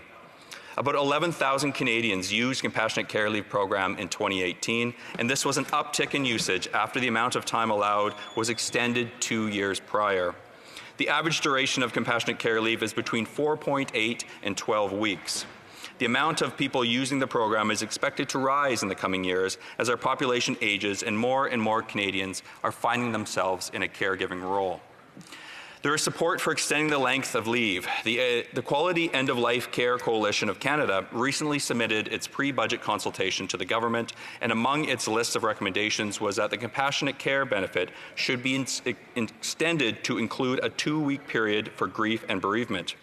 This coalition is made up of 34 national stakeholder organizations dedicated to improving end-of-life care for Canadians. In their submission, they wrote, and I quote, "Family members, potential recipients of the compassionate care benefit may need support as they grieve the loss of a loved one and try to manage numerous strains and stresses. By adjusting the compassionate care benefit, more Canadians will have access to the time necessary to heal economic hardships and take care of some of the more practical business following the death of a loved one."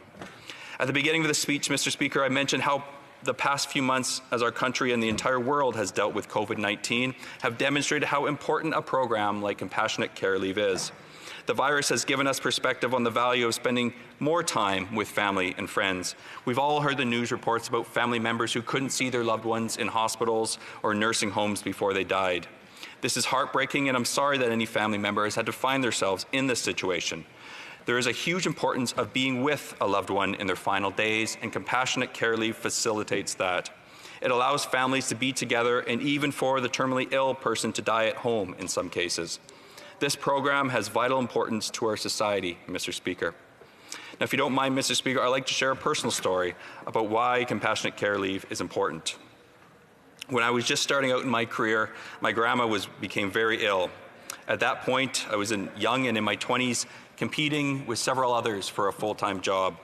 I wanted to spend as much time as I could with my grandma, but I also worried that what would happen to my job if I did. Would I be fired? Would I be passed over for an opportunity? So I decided to stay at work, Mr. Speaker. That's a decision I regret to this day. My grandmother, Jean Babcock, passed away a few weeks later. At that time, there wasn't a Compassionate Care Leave program in Alberta. Employees in the same situation like me had no choice but to keep working or take unpaid time off, which could also impact their jobs. After I was elected to Alberta's Legislative Assembly in 2012, I began to work on introducing a Compassionate Care Leave program in the province. All other Canadian provinces had such a program at that point in time. For 2 years, I worked on my private member's bill. I talked with researchers and families who all spoke about the importance of having such a leave, that a person is the greatest time of need in their last few weeks of life. Being able to be with a loved one in that time, to help them in any way they need, to say the proper goodbyes, is a treasured gift for many families. I'm pleased to say that my bill passed and Alberta became the final province to introduce job-protected compassionate care leave in early 2014. 6 years later, I stood in this chamber to introduce Bill C-220 and build on this vitally important program. I did this because I saw a gap in the leave program. Many stakeholders and families told me how they were grateful to spend the final days with their loved one, but the days following the death of their loved one felt rushed and stressful. Many had to return back to work before their affairs were in order, before they had time to fully process the death and start the grieving process. From these stories, I saw an opportunity to make the Compassionate Care Leave program even better and to help more families who are going through such difficult situations. Allowing additional time off following a loved one's death is something I felt could strengthen the program and greatly help caregivers who are grieving. Mr. Speaker, I hope my colleagues can agree with me that such an extension is important. This program has the support of all parties. In fact, the Conservative government pledged to extend the Compassionate Care Leave program from 6 weeks to 26 weeks. This government followed through on that commitment to extend the Compassionate Care Leave program in early 2016. At the time, the government said it was also working on plans to extend the program so that more Canadians could take advantage of it. I hope my colleagues can see that Bill C-220 presents just that opportunity. Now, some of my colleagues may ask why such an extension is necessary. After all, we have bereavement leave and 10 days of unpaid personal time off work. An employee currently taking compassionate care leave could use those options if they want extra time off. However, these options may not be realistic for some families. An employee who is only allowed 3 days of paid bereavement leave after a family member dies. The remaining 2 days are unpaid. The 10-day personal time off is also unpaid. Not only is it unpaid, but it leaves no flexibility for employees in a different personal emergency comes up later in the year. As I mentioned before, the average length of compassionate care leave is between 4.8 and 12 weeks. So the majority of people who take the leave would be able to receive the extension my bill proposes without exceeding the 26-week threshold. This would allow them to continue receiving EI benefits of compassionate care beyond the death of their loved ones, using unpaid bereavement days or unpaid sick leave after a loved one's death. It just isn't feasible for most people who can't afford such a loss in income. Most people cannot go 2 weeks without a paycheck, and that's why extending the compassionate care leave benefit is superior to using the personal time and bereavement time. With my bill, more Canadians will be able to have that extended time off. I'm willing to continue to work with the Minister and my colleagues to get this right for Canadians. Mr. Speaker, no doubt all of us in the House have experienced the loss of a family member. It is devastating and it takes time to recover from such a loss. We're fortunate to have a great program like Compassionate Care Leave in Canada to help employees spend time with their loved ones in the final days. It is a great gift for many families who wouldn't otherwise have the financial means to take time off work to become a full-time caregiver. My bill aims to fix a gap that has become apparent, and that is in the need of some additional time off following a loved one's death. This allows employees who are taking compassionate care leave to make funeral arrangements, get all affairs in order, and start the grieving process before returning back to work. Returning to work with a clearer state of mind is no doubt more beneficial to employers in the long run, rather than rushing back someone to work before they're ready. As our population ages, we will have more family members stepping into caregiving roles and taking job-protected compassionate care leave. We need to ensure that the leave provides such sufficient time for these caregiving employees and their families. We all know the importance of family, and the last few months of chaos and uncertainty have cemented this importance. Upholding compassionate care leave and ensuring that the program has enough supports for employees who use the program is vital. One way to provide more supports is by extending compassionate care leave by up to an additional 3 weeks to allow caregiving employees more time to grieve and settle affairs. I hope that I have the support of my colleagues in this House, Mr. Speaker. I look forward to working together so that we can make smart changes to this program to better help more families. Thank you for allowing me the opportunity to speak about Bill C-220, an act to amend the Canadian Labour Code, compassionate care leave. It is truly such an honour to introduce this bill.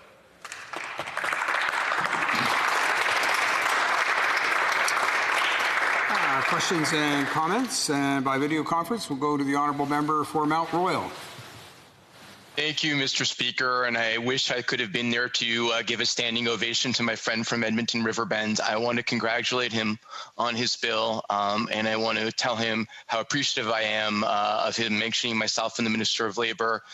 We share the aspirations of making caregiving more accessible to everyone.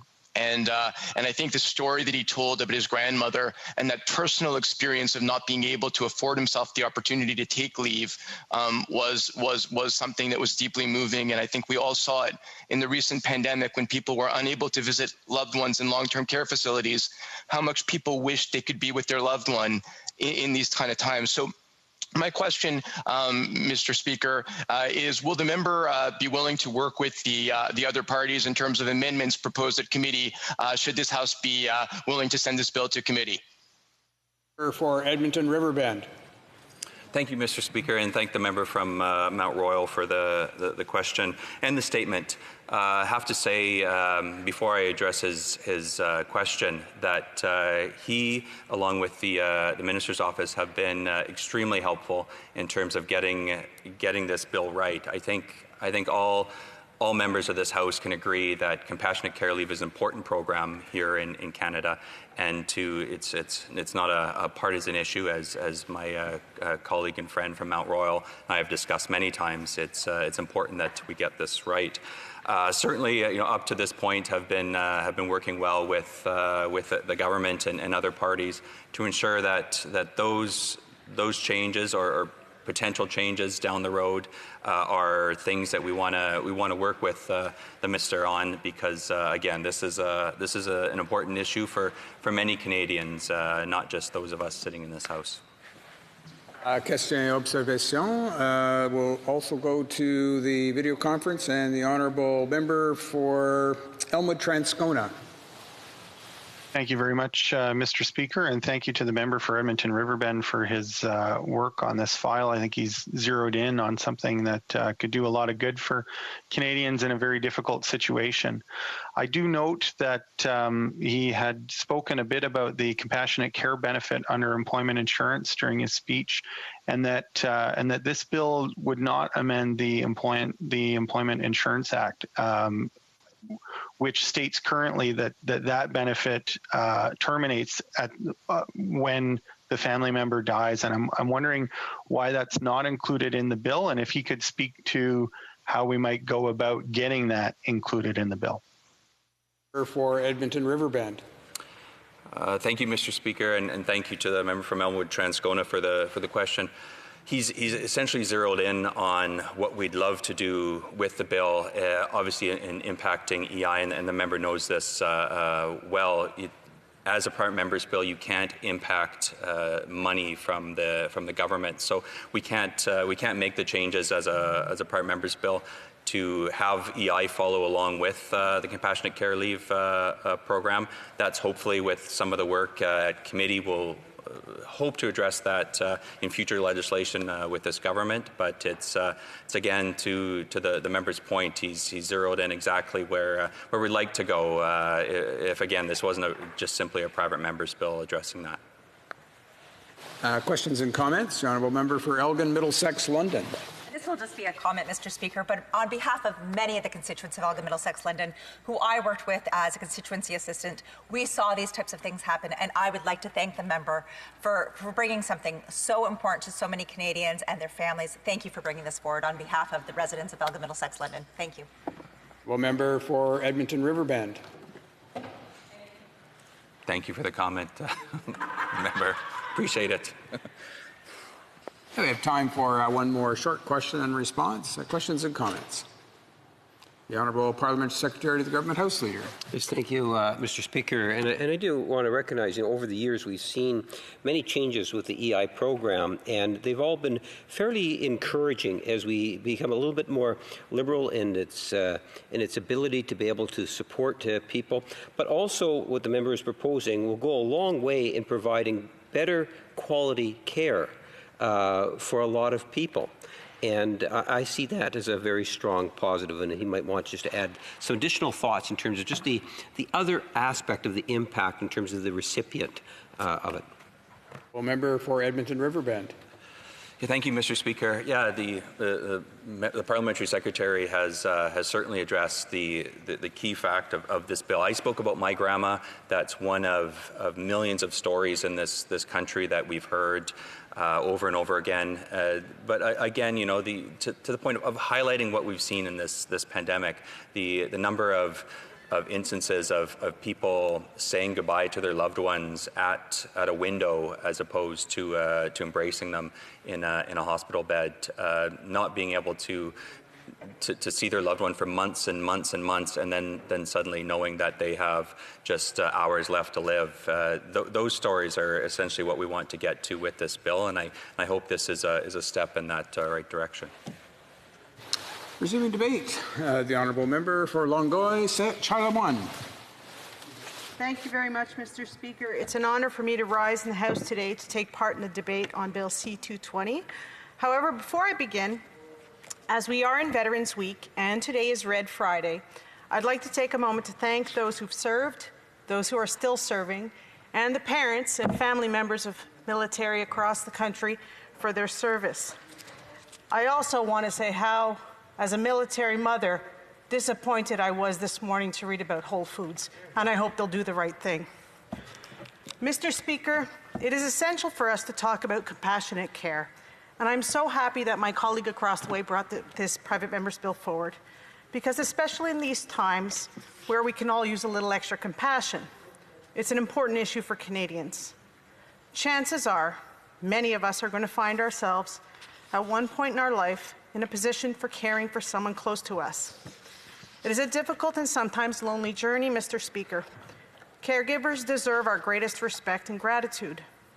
In 2018, approximately 1 in 4 Canadians aged 15 and older provided care to a family member or close friend with a long-term health condition, a physical or mental disability, or problems related to aging. Unpaid caregiving provided by family and friends has become increasingly recognized as an important role in society. Mr. Speaker, reports by Statistics Canada have demonstrated that caregiving reduces the social costs associated with health services and institutionalization. In addition, those who cared for have a much greater quality of life when they are able to remain at home. And Mr. Speaker, in my home province of Quebec, which has been devastated by COVID-19, it brings us to a question on whether or not we should be caring more for our family members instead of in institutions. And so this is a very timely piece of legislation. We understand the essential role of caregivers. We also understand the need to ensure that they have the support that they need. That said, let me begin by providing a brief overview of Bill C-220, first introduced by my honourable colleague on February 25th, 2020. The goal of Bill C-220 is to amend Part 3 of the Canada Labour Code to allow an employee using compassionate care leave to have more time off following the death of the loved one for whom they are caring. The bill breaks down the extra time as follows: an additional 3 weeks of leave past the death if the employee has taken fewer than 5 weeks of leave, an additional 2 weeks of leave past the death if the employee has taken between 5 weeks and 19 weeks of paid leave, and an additional week of leave past the death if the employee has taken between 20 and 26 weeks of leave. An employee who has been away from work for a period of 27 weeks or more would not be provided with any additional weeks of leave. One question I have for the member from Edmonton Riverbend is why he didn't include additional leave to employees who experience a sudden death of a family member. And I'm hopeful that when this piece of legislation gets to committee, that can be discussed as well. Mr. Speaker, I know I'm talking a lot about numbers, and when you're taking care of a loved one, you're in it. You're in the day-to-day, and when you lose that loved one, you don't have the time to grieve because you're in the business of death. You're filling out the papers, you're doing what you have to do, you're going through the motions. So having that extra time to be able to grieve and not worrying about going back to work when you're not ready, I think is crucial. It's our responsibility to address difficult but real societal issues like end-of-care life. Those things make us think of our loved ones and our own futures. While our government has taken many steps to set up a system that is just, compassionate, and fair, I do believe we can do more.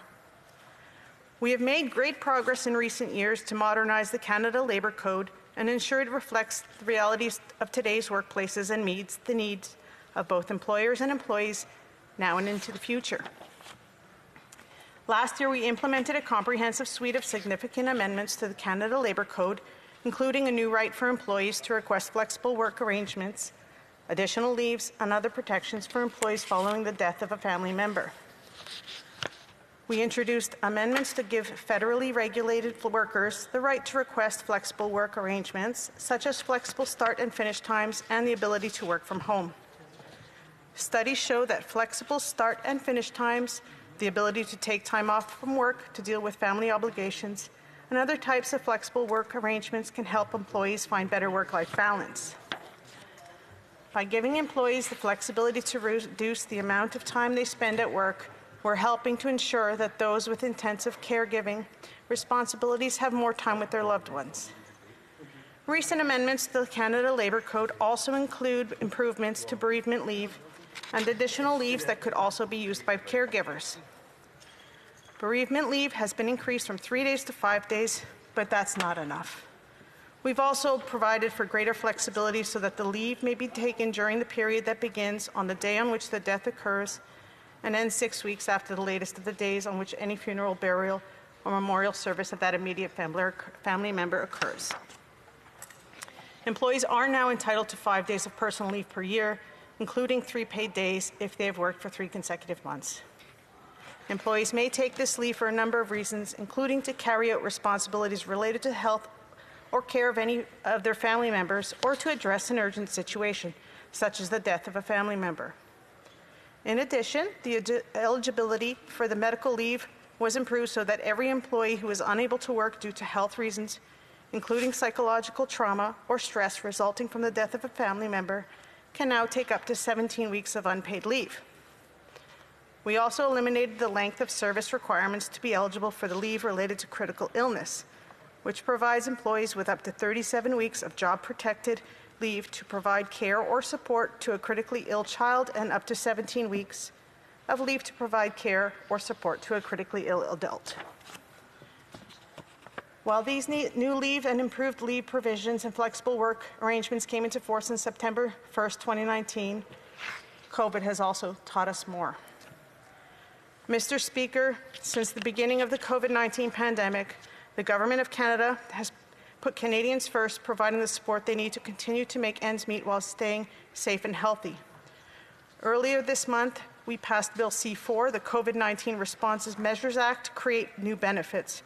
Together with temporary measures to help Canadians access employment insurance benefits more easily, these recovery benefits will help workers affected by COVID-19 requiring income support. Mr. Speaker, to ensure federally regulated employees have access to job-protected leave, the Government of Canada amended the Canada Labour Code so that these employees can access the Canada Recovery Sickness Benefit and the Recovery Caregiver Benefit.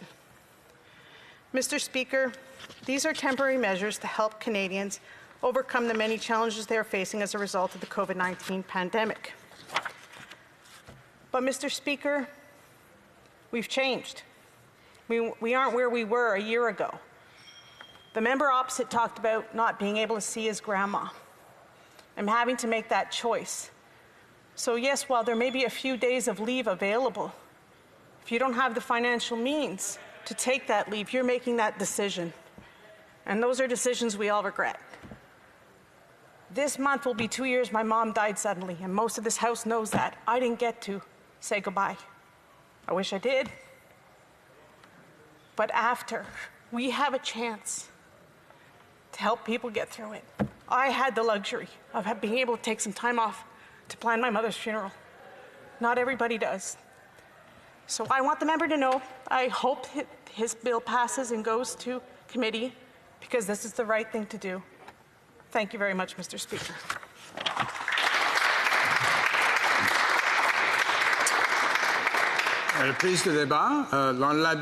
Resuming debate, the honourable member for Thérèse de Blainville. Thank you, Mr. Speaker, and I hope that my sound quality is good. We will be supporting this bill in principle, the bill that we're debating today, which is quite modest but makes a huge difference. Modest but will make a difference for workers.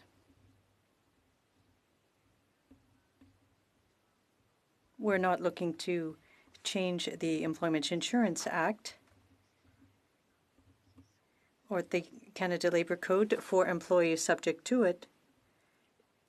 It is a change for workers who need to take leave to provide care. Currently, under the Labour Code, they are forced to return to work. What this bill will do is provide time based on certain conditions between the death of the loved one and the return to work. That is important because for people in that situation, it helps them to maintain a link to their job. And that is important for certain considerations, as colleagues have mentioned. We shouldn't have to choose between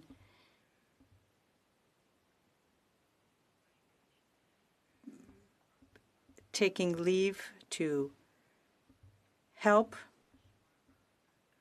if that choice involves potentially losing your job or continuing to look after a loved one. The period of time in question can be longer in some cases for grief or bereavement. So it's important to have time to be able to take care of these matters.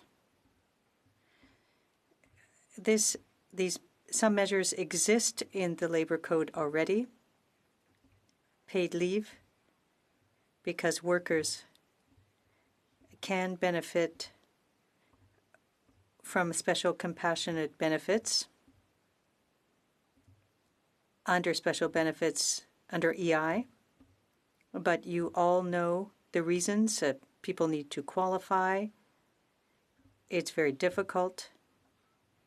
And there are people who must take leave, unpaid leave.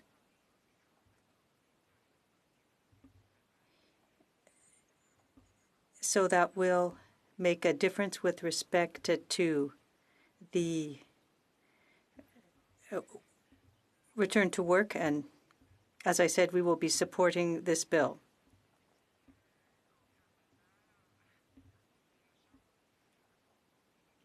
We have an opportunity to discuss this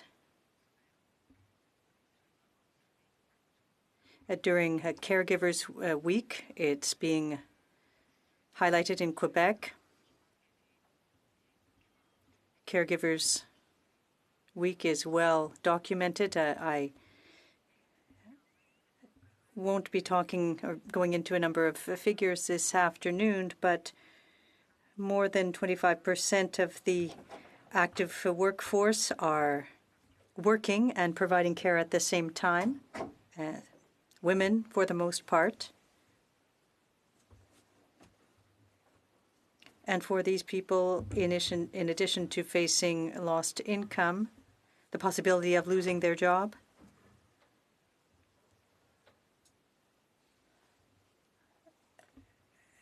they also face additional costs. And it's documented, fairly well documented in places. In documents, it can be of losses up to $400 a week, which is quite significant. I think we need to look at what's been done, taking into account the Canada Labour Code.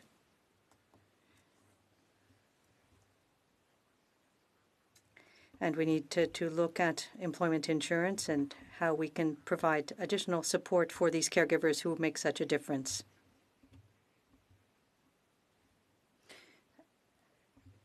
In society, we need to be able to count on caregivers when we're going through difficult times.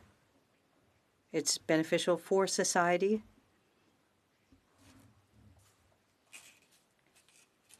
And so we must support workers, caregivers. We must also provide financial support through leave provisions through other pieces of legislation. So I will conclude by saying that we will be supporting this bill. I'm a member of the Human Resources Committee, and I will be more than happy to see the bill before committee so that we can improve it if need be. Thank you very much. Resuming debate, the honourable member for Elmwood Transcona. Thank you very much, Mr. Speaker. I'm pleased to rise today to speak in favor of Bill C-220, which I think has the potential to do a lot of good for Canadians who have just lost a loved one and who had been making use of the compassionate care leave that already is available to them under the Canada Labour Code. But unfortunately, that leave provision has a pretty rough edge, which is that people are expected to return to work immediately following the death of a loved one, Mr. Speaker, or the next week. So, I mean, in the case where a loved one passes away on a Thursday or Friday, that means reporting back to work immediately on the Monday. And as, of course, we know it's important. Sorry, Mr. Speaker, I'm just going to hold on my speech because I see that. Just ask honourable members, we may be able to just cancel that microphone here at the console to allow the member for Elmwood Transcona to continue. Just verify that that's done. Okay. The honourable member. Thank you, Mr. Speaker. Might I be able to ask permission that I start from the top? Yes, I think the honourable member was like maybe 40 seconds into his remarks, so we're sitting in good shape time-wise. So I ask the honourable member to take it up from wherever he thinks is appropriate. Thank you very much, Mr. Speaker. I'm very pleased to rise today to speak in favor of Bill C-220. It's a bill that would extend the compassionate care leave provisions beyond the death of a loved one to provide a little bit of time for a family member who had taken a leave in order to be able to care for that loved one, time to grieve, time to begin funeral preparations, time to begin wrapping up an estate, all of these things that we know are important and that it takes time to do, and that it's particularly difficult to do in the context where you've just lost somebody very important to you. So I thank the member for Edmonton Riverbend for his work on this issue. I was heartened in our exchange earlier in the House to hear that even though this bill doesn't directly propose amendments to the Employment Insurance Act, to also extend the compassionate care benefit under employment insurance, that he is aware that that is an issue and that he is open to working with others in the House and may even have begun some of that work with the government in order to ensure that that this isn't leave that's just available to those who can afford to take it unpaid, but that the employment insurance system for those who qualify might also be modified to ensure that people who really do need to have some income support in order to be able to take that extra time would be able to receive it. I think that's really important because we know that it doesn't matter how much money you make, whether you make a lot of money or a little bit of money. Family is important to us all, and it's really important to be able to care for our loved ones. It's important to be able to grieve for our loved ones, and if we're going to be extending the time that people can take away from work for that purpose and have their job protected, it's also important that we extend the means that would support their income. We know that often a very high amount of the caregiving work done in families is still done disproportionately a lot more by women in the family. We know that women typically make less income than men, and so they're more likely to avail themselves of the leave. They're less likely to be able to afford it, and that's why it's very important to make these changes to employment insurance along with the changes to the leave provisions. I would be, now, I just want to speak briefly, Mr. Speaker, to the reason for that. And the reason why there's a procedural obstacle to changing the employment insurance benefits in this bill is because it's a private member's bill. And members of the House will know, although Canadians at home may not realize, that you need what's called a royal recommendation in order to be able to make legal changes that would cause more spending on the part of the government. And so that may well be the reason. I understand from the member from Edmonton Riverbend that is the reason that those changes weren't presented in this bill. But I think it speaks to the importance of the government being willing to show leadership on employment insurance reform. I would be remiss if I didn't take the opportunity to mention, Mr. Speaker, that beyond compassionate care leave and the compassionate care benefit, there are other important changes to employment insurance that have been proposed by this House. We just, on February 19th, Mr. Speaker, there was a motion that passed in the House of Commons calling for changes to the sick leave provisions, which currently only offer 15 weeks of benefit for people who have to leave work due to illness.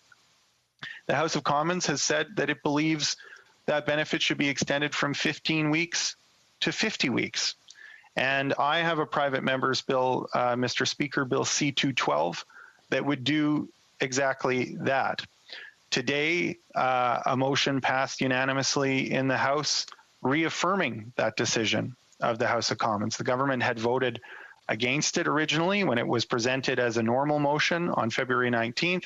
Today, it passed unanimously a motion reaffirming the decision of the House to call on the government to move that sick benefit from 15 weeks to 50 weeks. Why do I say this, Mr. Speaker? Because it just goes to show that there are serious deficiencies in how our employment insurance system treats people who are having to take time off work, whether it's because they themselves are ill or whether it's because they're caring for a loved one who has become ill.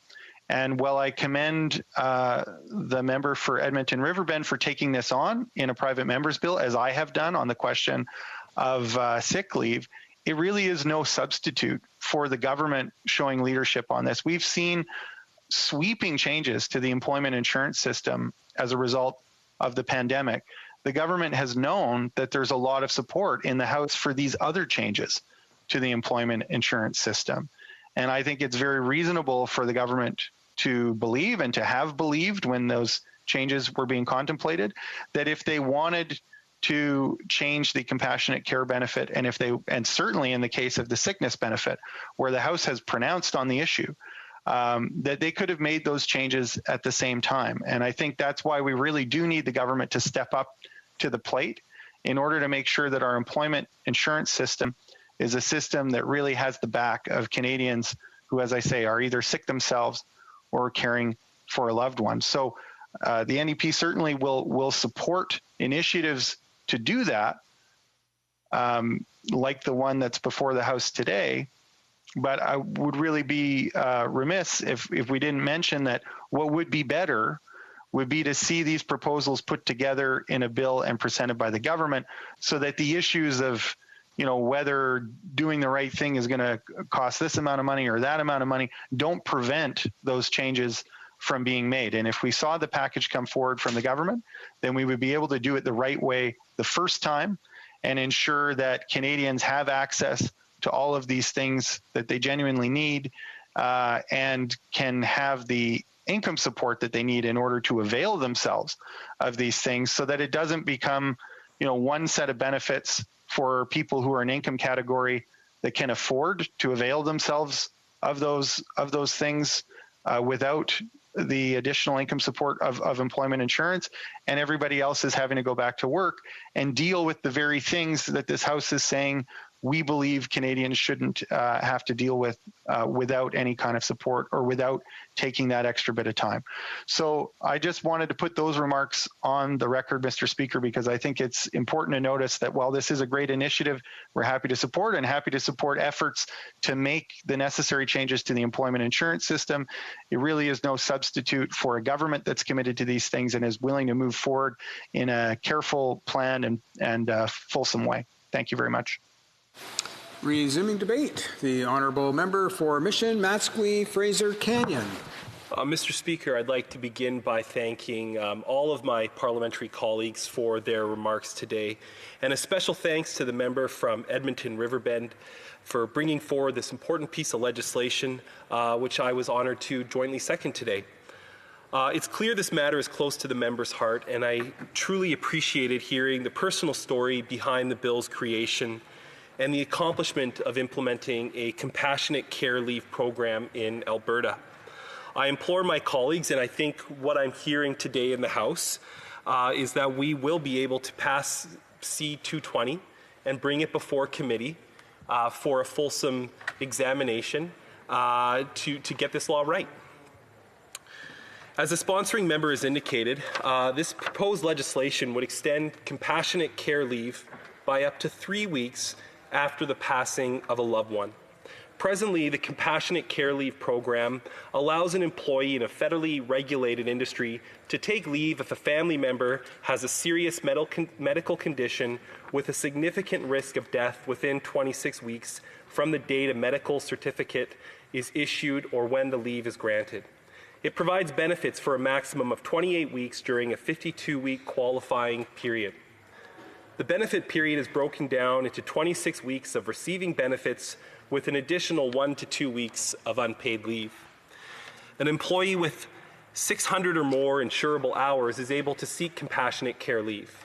The basic rate used to calculate these EI benefits is 55% of one's average insurable weekly earnings, up to a maximum amount of $573 per week. This is a good program, Mr. Speaker, one which the Conservatives promised to expand in 2015 from the original 6 weeks, an extension the present government implemented with an additional 20 weeks for a total of 26 weeks. The issue this bill seeks to address is that the benefit ends once the family member passes away. But the sad reality is that the now grieving former caregiver still has many responsibilities to manage, funeral arrangements to make, and emotions to process.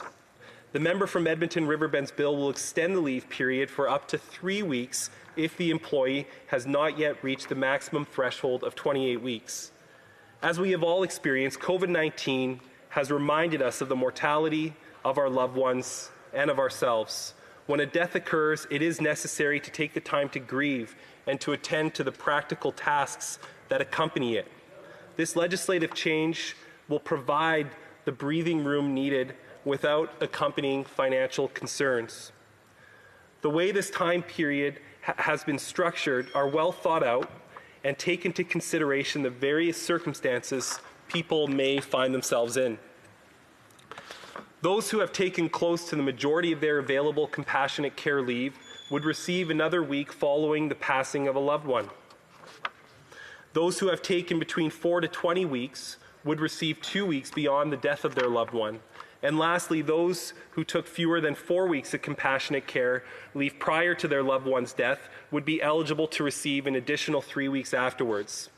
This bill accomplishes what is often difficult for government programs, in that it works to balance the realities of the needs of employers with the very real, very personal needs of actual people suffering through what may be one of the most difficult periods in their life. The average duration an individual presently uses the Compassionate Care Leave program is between 5 and 12 weeks, so most will be able to take up to the additional 3 weeks from work without exceeding the benefits threshold. Since this proposal operates within the existing 28-week period of the Compassionate Care Leave program, it is not likely to pose an additional financial burden to the system. That said, in 2018, 11,000 Canadians already used this program. Sadly, that number is expected to continue rising in the coming years, further highlighting its necessity. This bill has the support of many national organizations, including the Canadian Hospice Palliative Care Association, the ALS Society of Canada, and the Heart Stroke Foundation and Parkinson Canada. The Canadian Cancer Society shared, and I quote, "Caregivers supporting a loved one with cancer often must grapple with the physical, emotional, and financial strain of their caregiving responsibilities. With so many emotional and practical issues to manage in the wake of a loved one's passing, returning to work should not have to be one of them. We support the members' proposed extension of the compassionate care leave so that caregivers can be afforded the time off work to navigate such an incredibly difficult time in their life, and hope to see support for this legislative change from all political parties." And Dr. Pamela Valentine, the CEO of Multiple Sclerosis Society of Canada, states, "The MS Society of Canada applauds the members' introduction of a private member's bill that focuses on expanding compassionate care leave for all Canadians. The MS Society has long advocated for greater flexibility within EI sickness benefit policy, as many programs in Canada are designed like a binary switch. Either you can work or you cannot work, which does not sufficiently address the realities caregivers during the bereavement period. Expanding the compassionate care program will certainly benefit MS caregivers, and we encourage parliamentarians to work together across party lines to ensure long-term support for caregivers and their families becomes a reality." End of quote. A personal story and what got me interested in this bill the first time was in 2008. I was a graduate student at Carleton University. I was working full-time, and my sister, living in Washington State, her husband suddenly passed away of swine flu during an earlier pandemic. I had to leave my work right away. My sister in Vancouver had to leave right away. My parents both had to leave their jobs for an extended period of time to provide support to my sister and her 4 children. At the time, it never even crossed my mind that there would be employment insurance or any funds available through the Labor Code that would assist me. So when the member from Edmonton Riverbend put forward this legislation, I thought it was a great addition to the types of programs we want to see governments provide that give Canadians flexibility when they really need support and they might not have that support otherwise. In addition, Mr. Speaker, in Canada right now, our labour market is changing at a very fast rate. Self-employed Canadians, for example, are able to take employment insurance now. I can imagine that legislation like this would be a real benefit to that self-employed business owner having to leave their operations for a number of weeks to take care of a sick loved one and to deal with the bereavement process. So I encourage all members of Parliament to take a really close look at this legislation, to look at the flexibility it will provide Canadians in a time of need and support it. I'd also like to point out that the member from Longueuil, Charles Lamois, I hope I got that right, talked about the need for this legislation to address sudden death.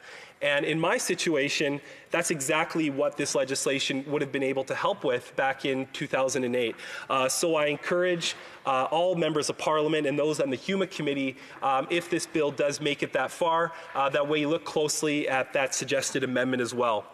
At the end of the day, though, it's about providing better quality and better flexibility for Canadians when they're in need. And I commend my colleague for bringing forward this legislation to give Canadians options that will make their life better. Thank you, Mr. Speaker. And before we go to resuming debate and the honourable member for Winnipeg North, I'll let him know there's only about 6 minutes remaining in the time for private members' business this afternoon, but of course they'll have the remaining time when the House gets back to the question at some point in the future. The honourable member for Winnipeg North. Yes, thank you, Mr. Speaker, and it's a pleasure to rise and speak on the private members' bill. It's always encouraging when you have members from across the country that solicit and receive some ideas and thoughts in terms of issues that are important to them, where they afforded the opportunity through Private Members Hour to be able to bring those thoughts and ideas to the House.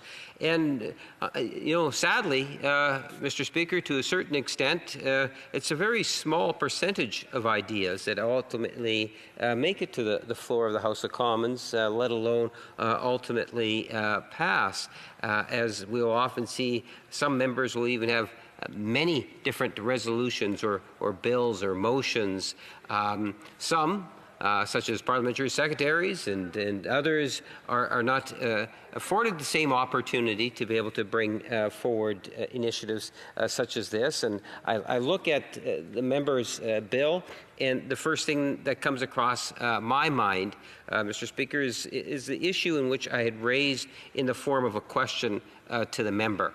And that was with respect to the idea that over many years, we have seen employment insurance, unemployment insurance, name changes, but more importantly, we have seen an evolution, I would suggest to you, of a society that recognizes that we need as a government to be able to provide the supports that are necessary to our workers, to the people that make our economy and our society continue to move forward in terms of employment and adding value to our GDP.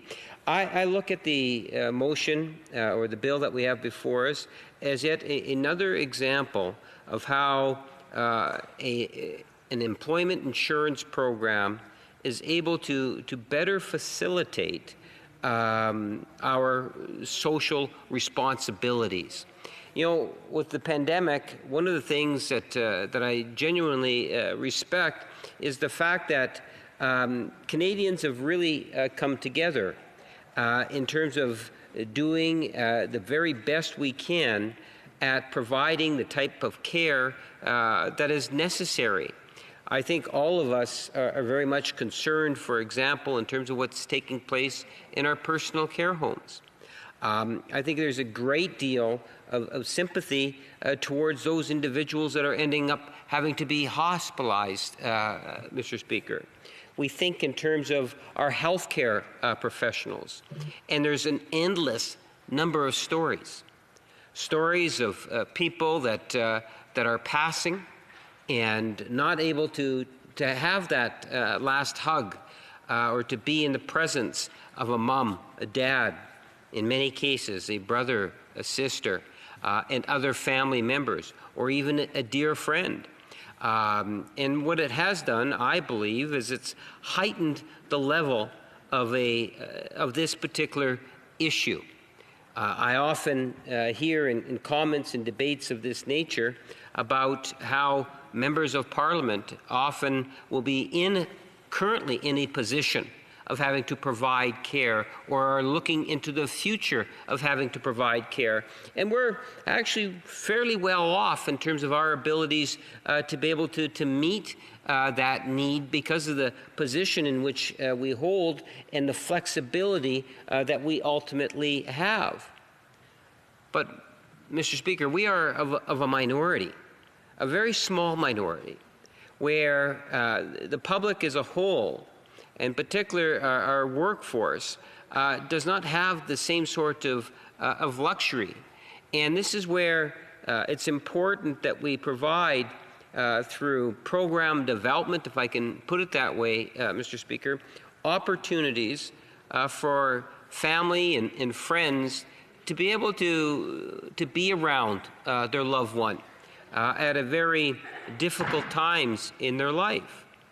I would add to many of those comments by saying that for many of us, 58, relatively good health, but you never know, Mr. Speaker. And I would like to think that if there was ever a time for me to need the type of support that I would like to see, as much as I love our healthcare professionals and acknowledge the fantastic work that they do, I would like to think that my family and friends, in particular my family, would be there for me. And I think that suffice to say that all members of the House would want the same thing.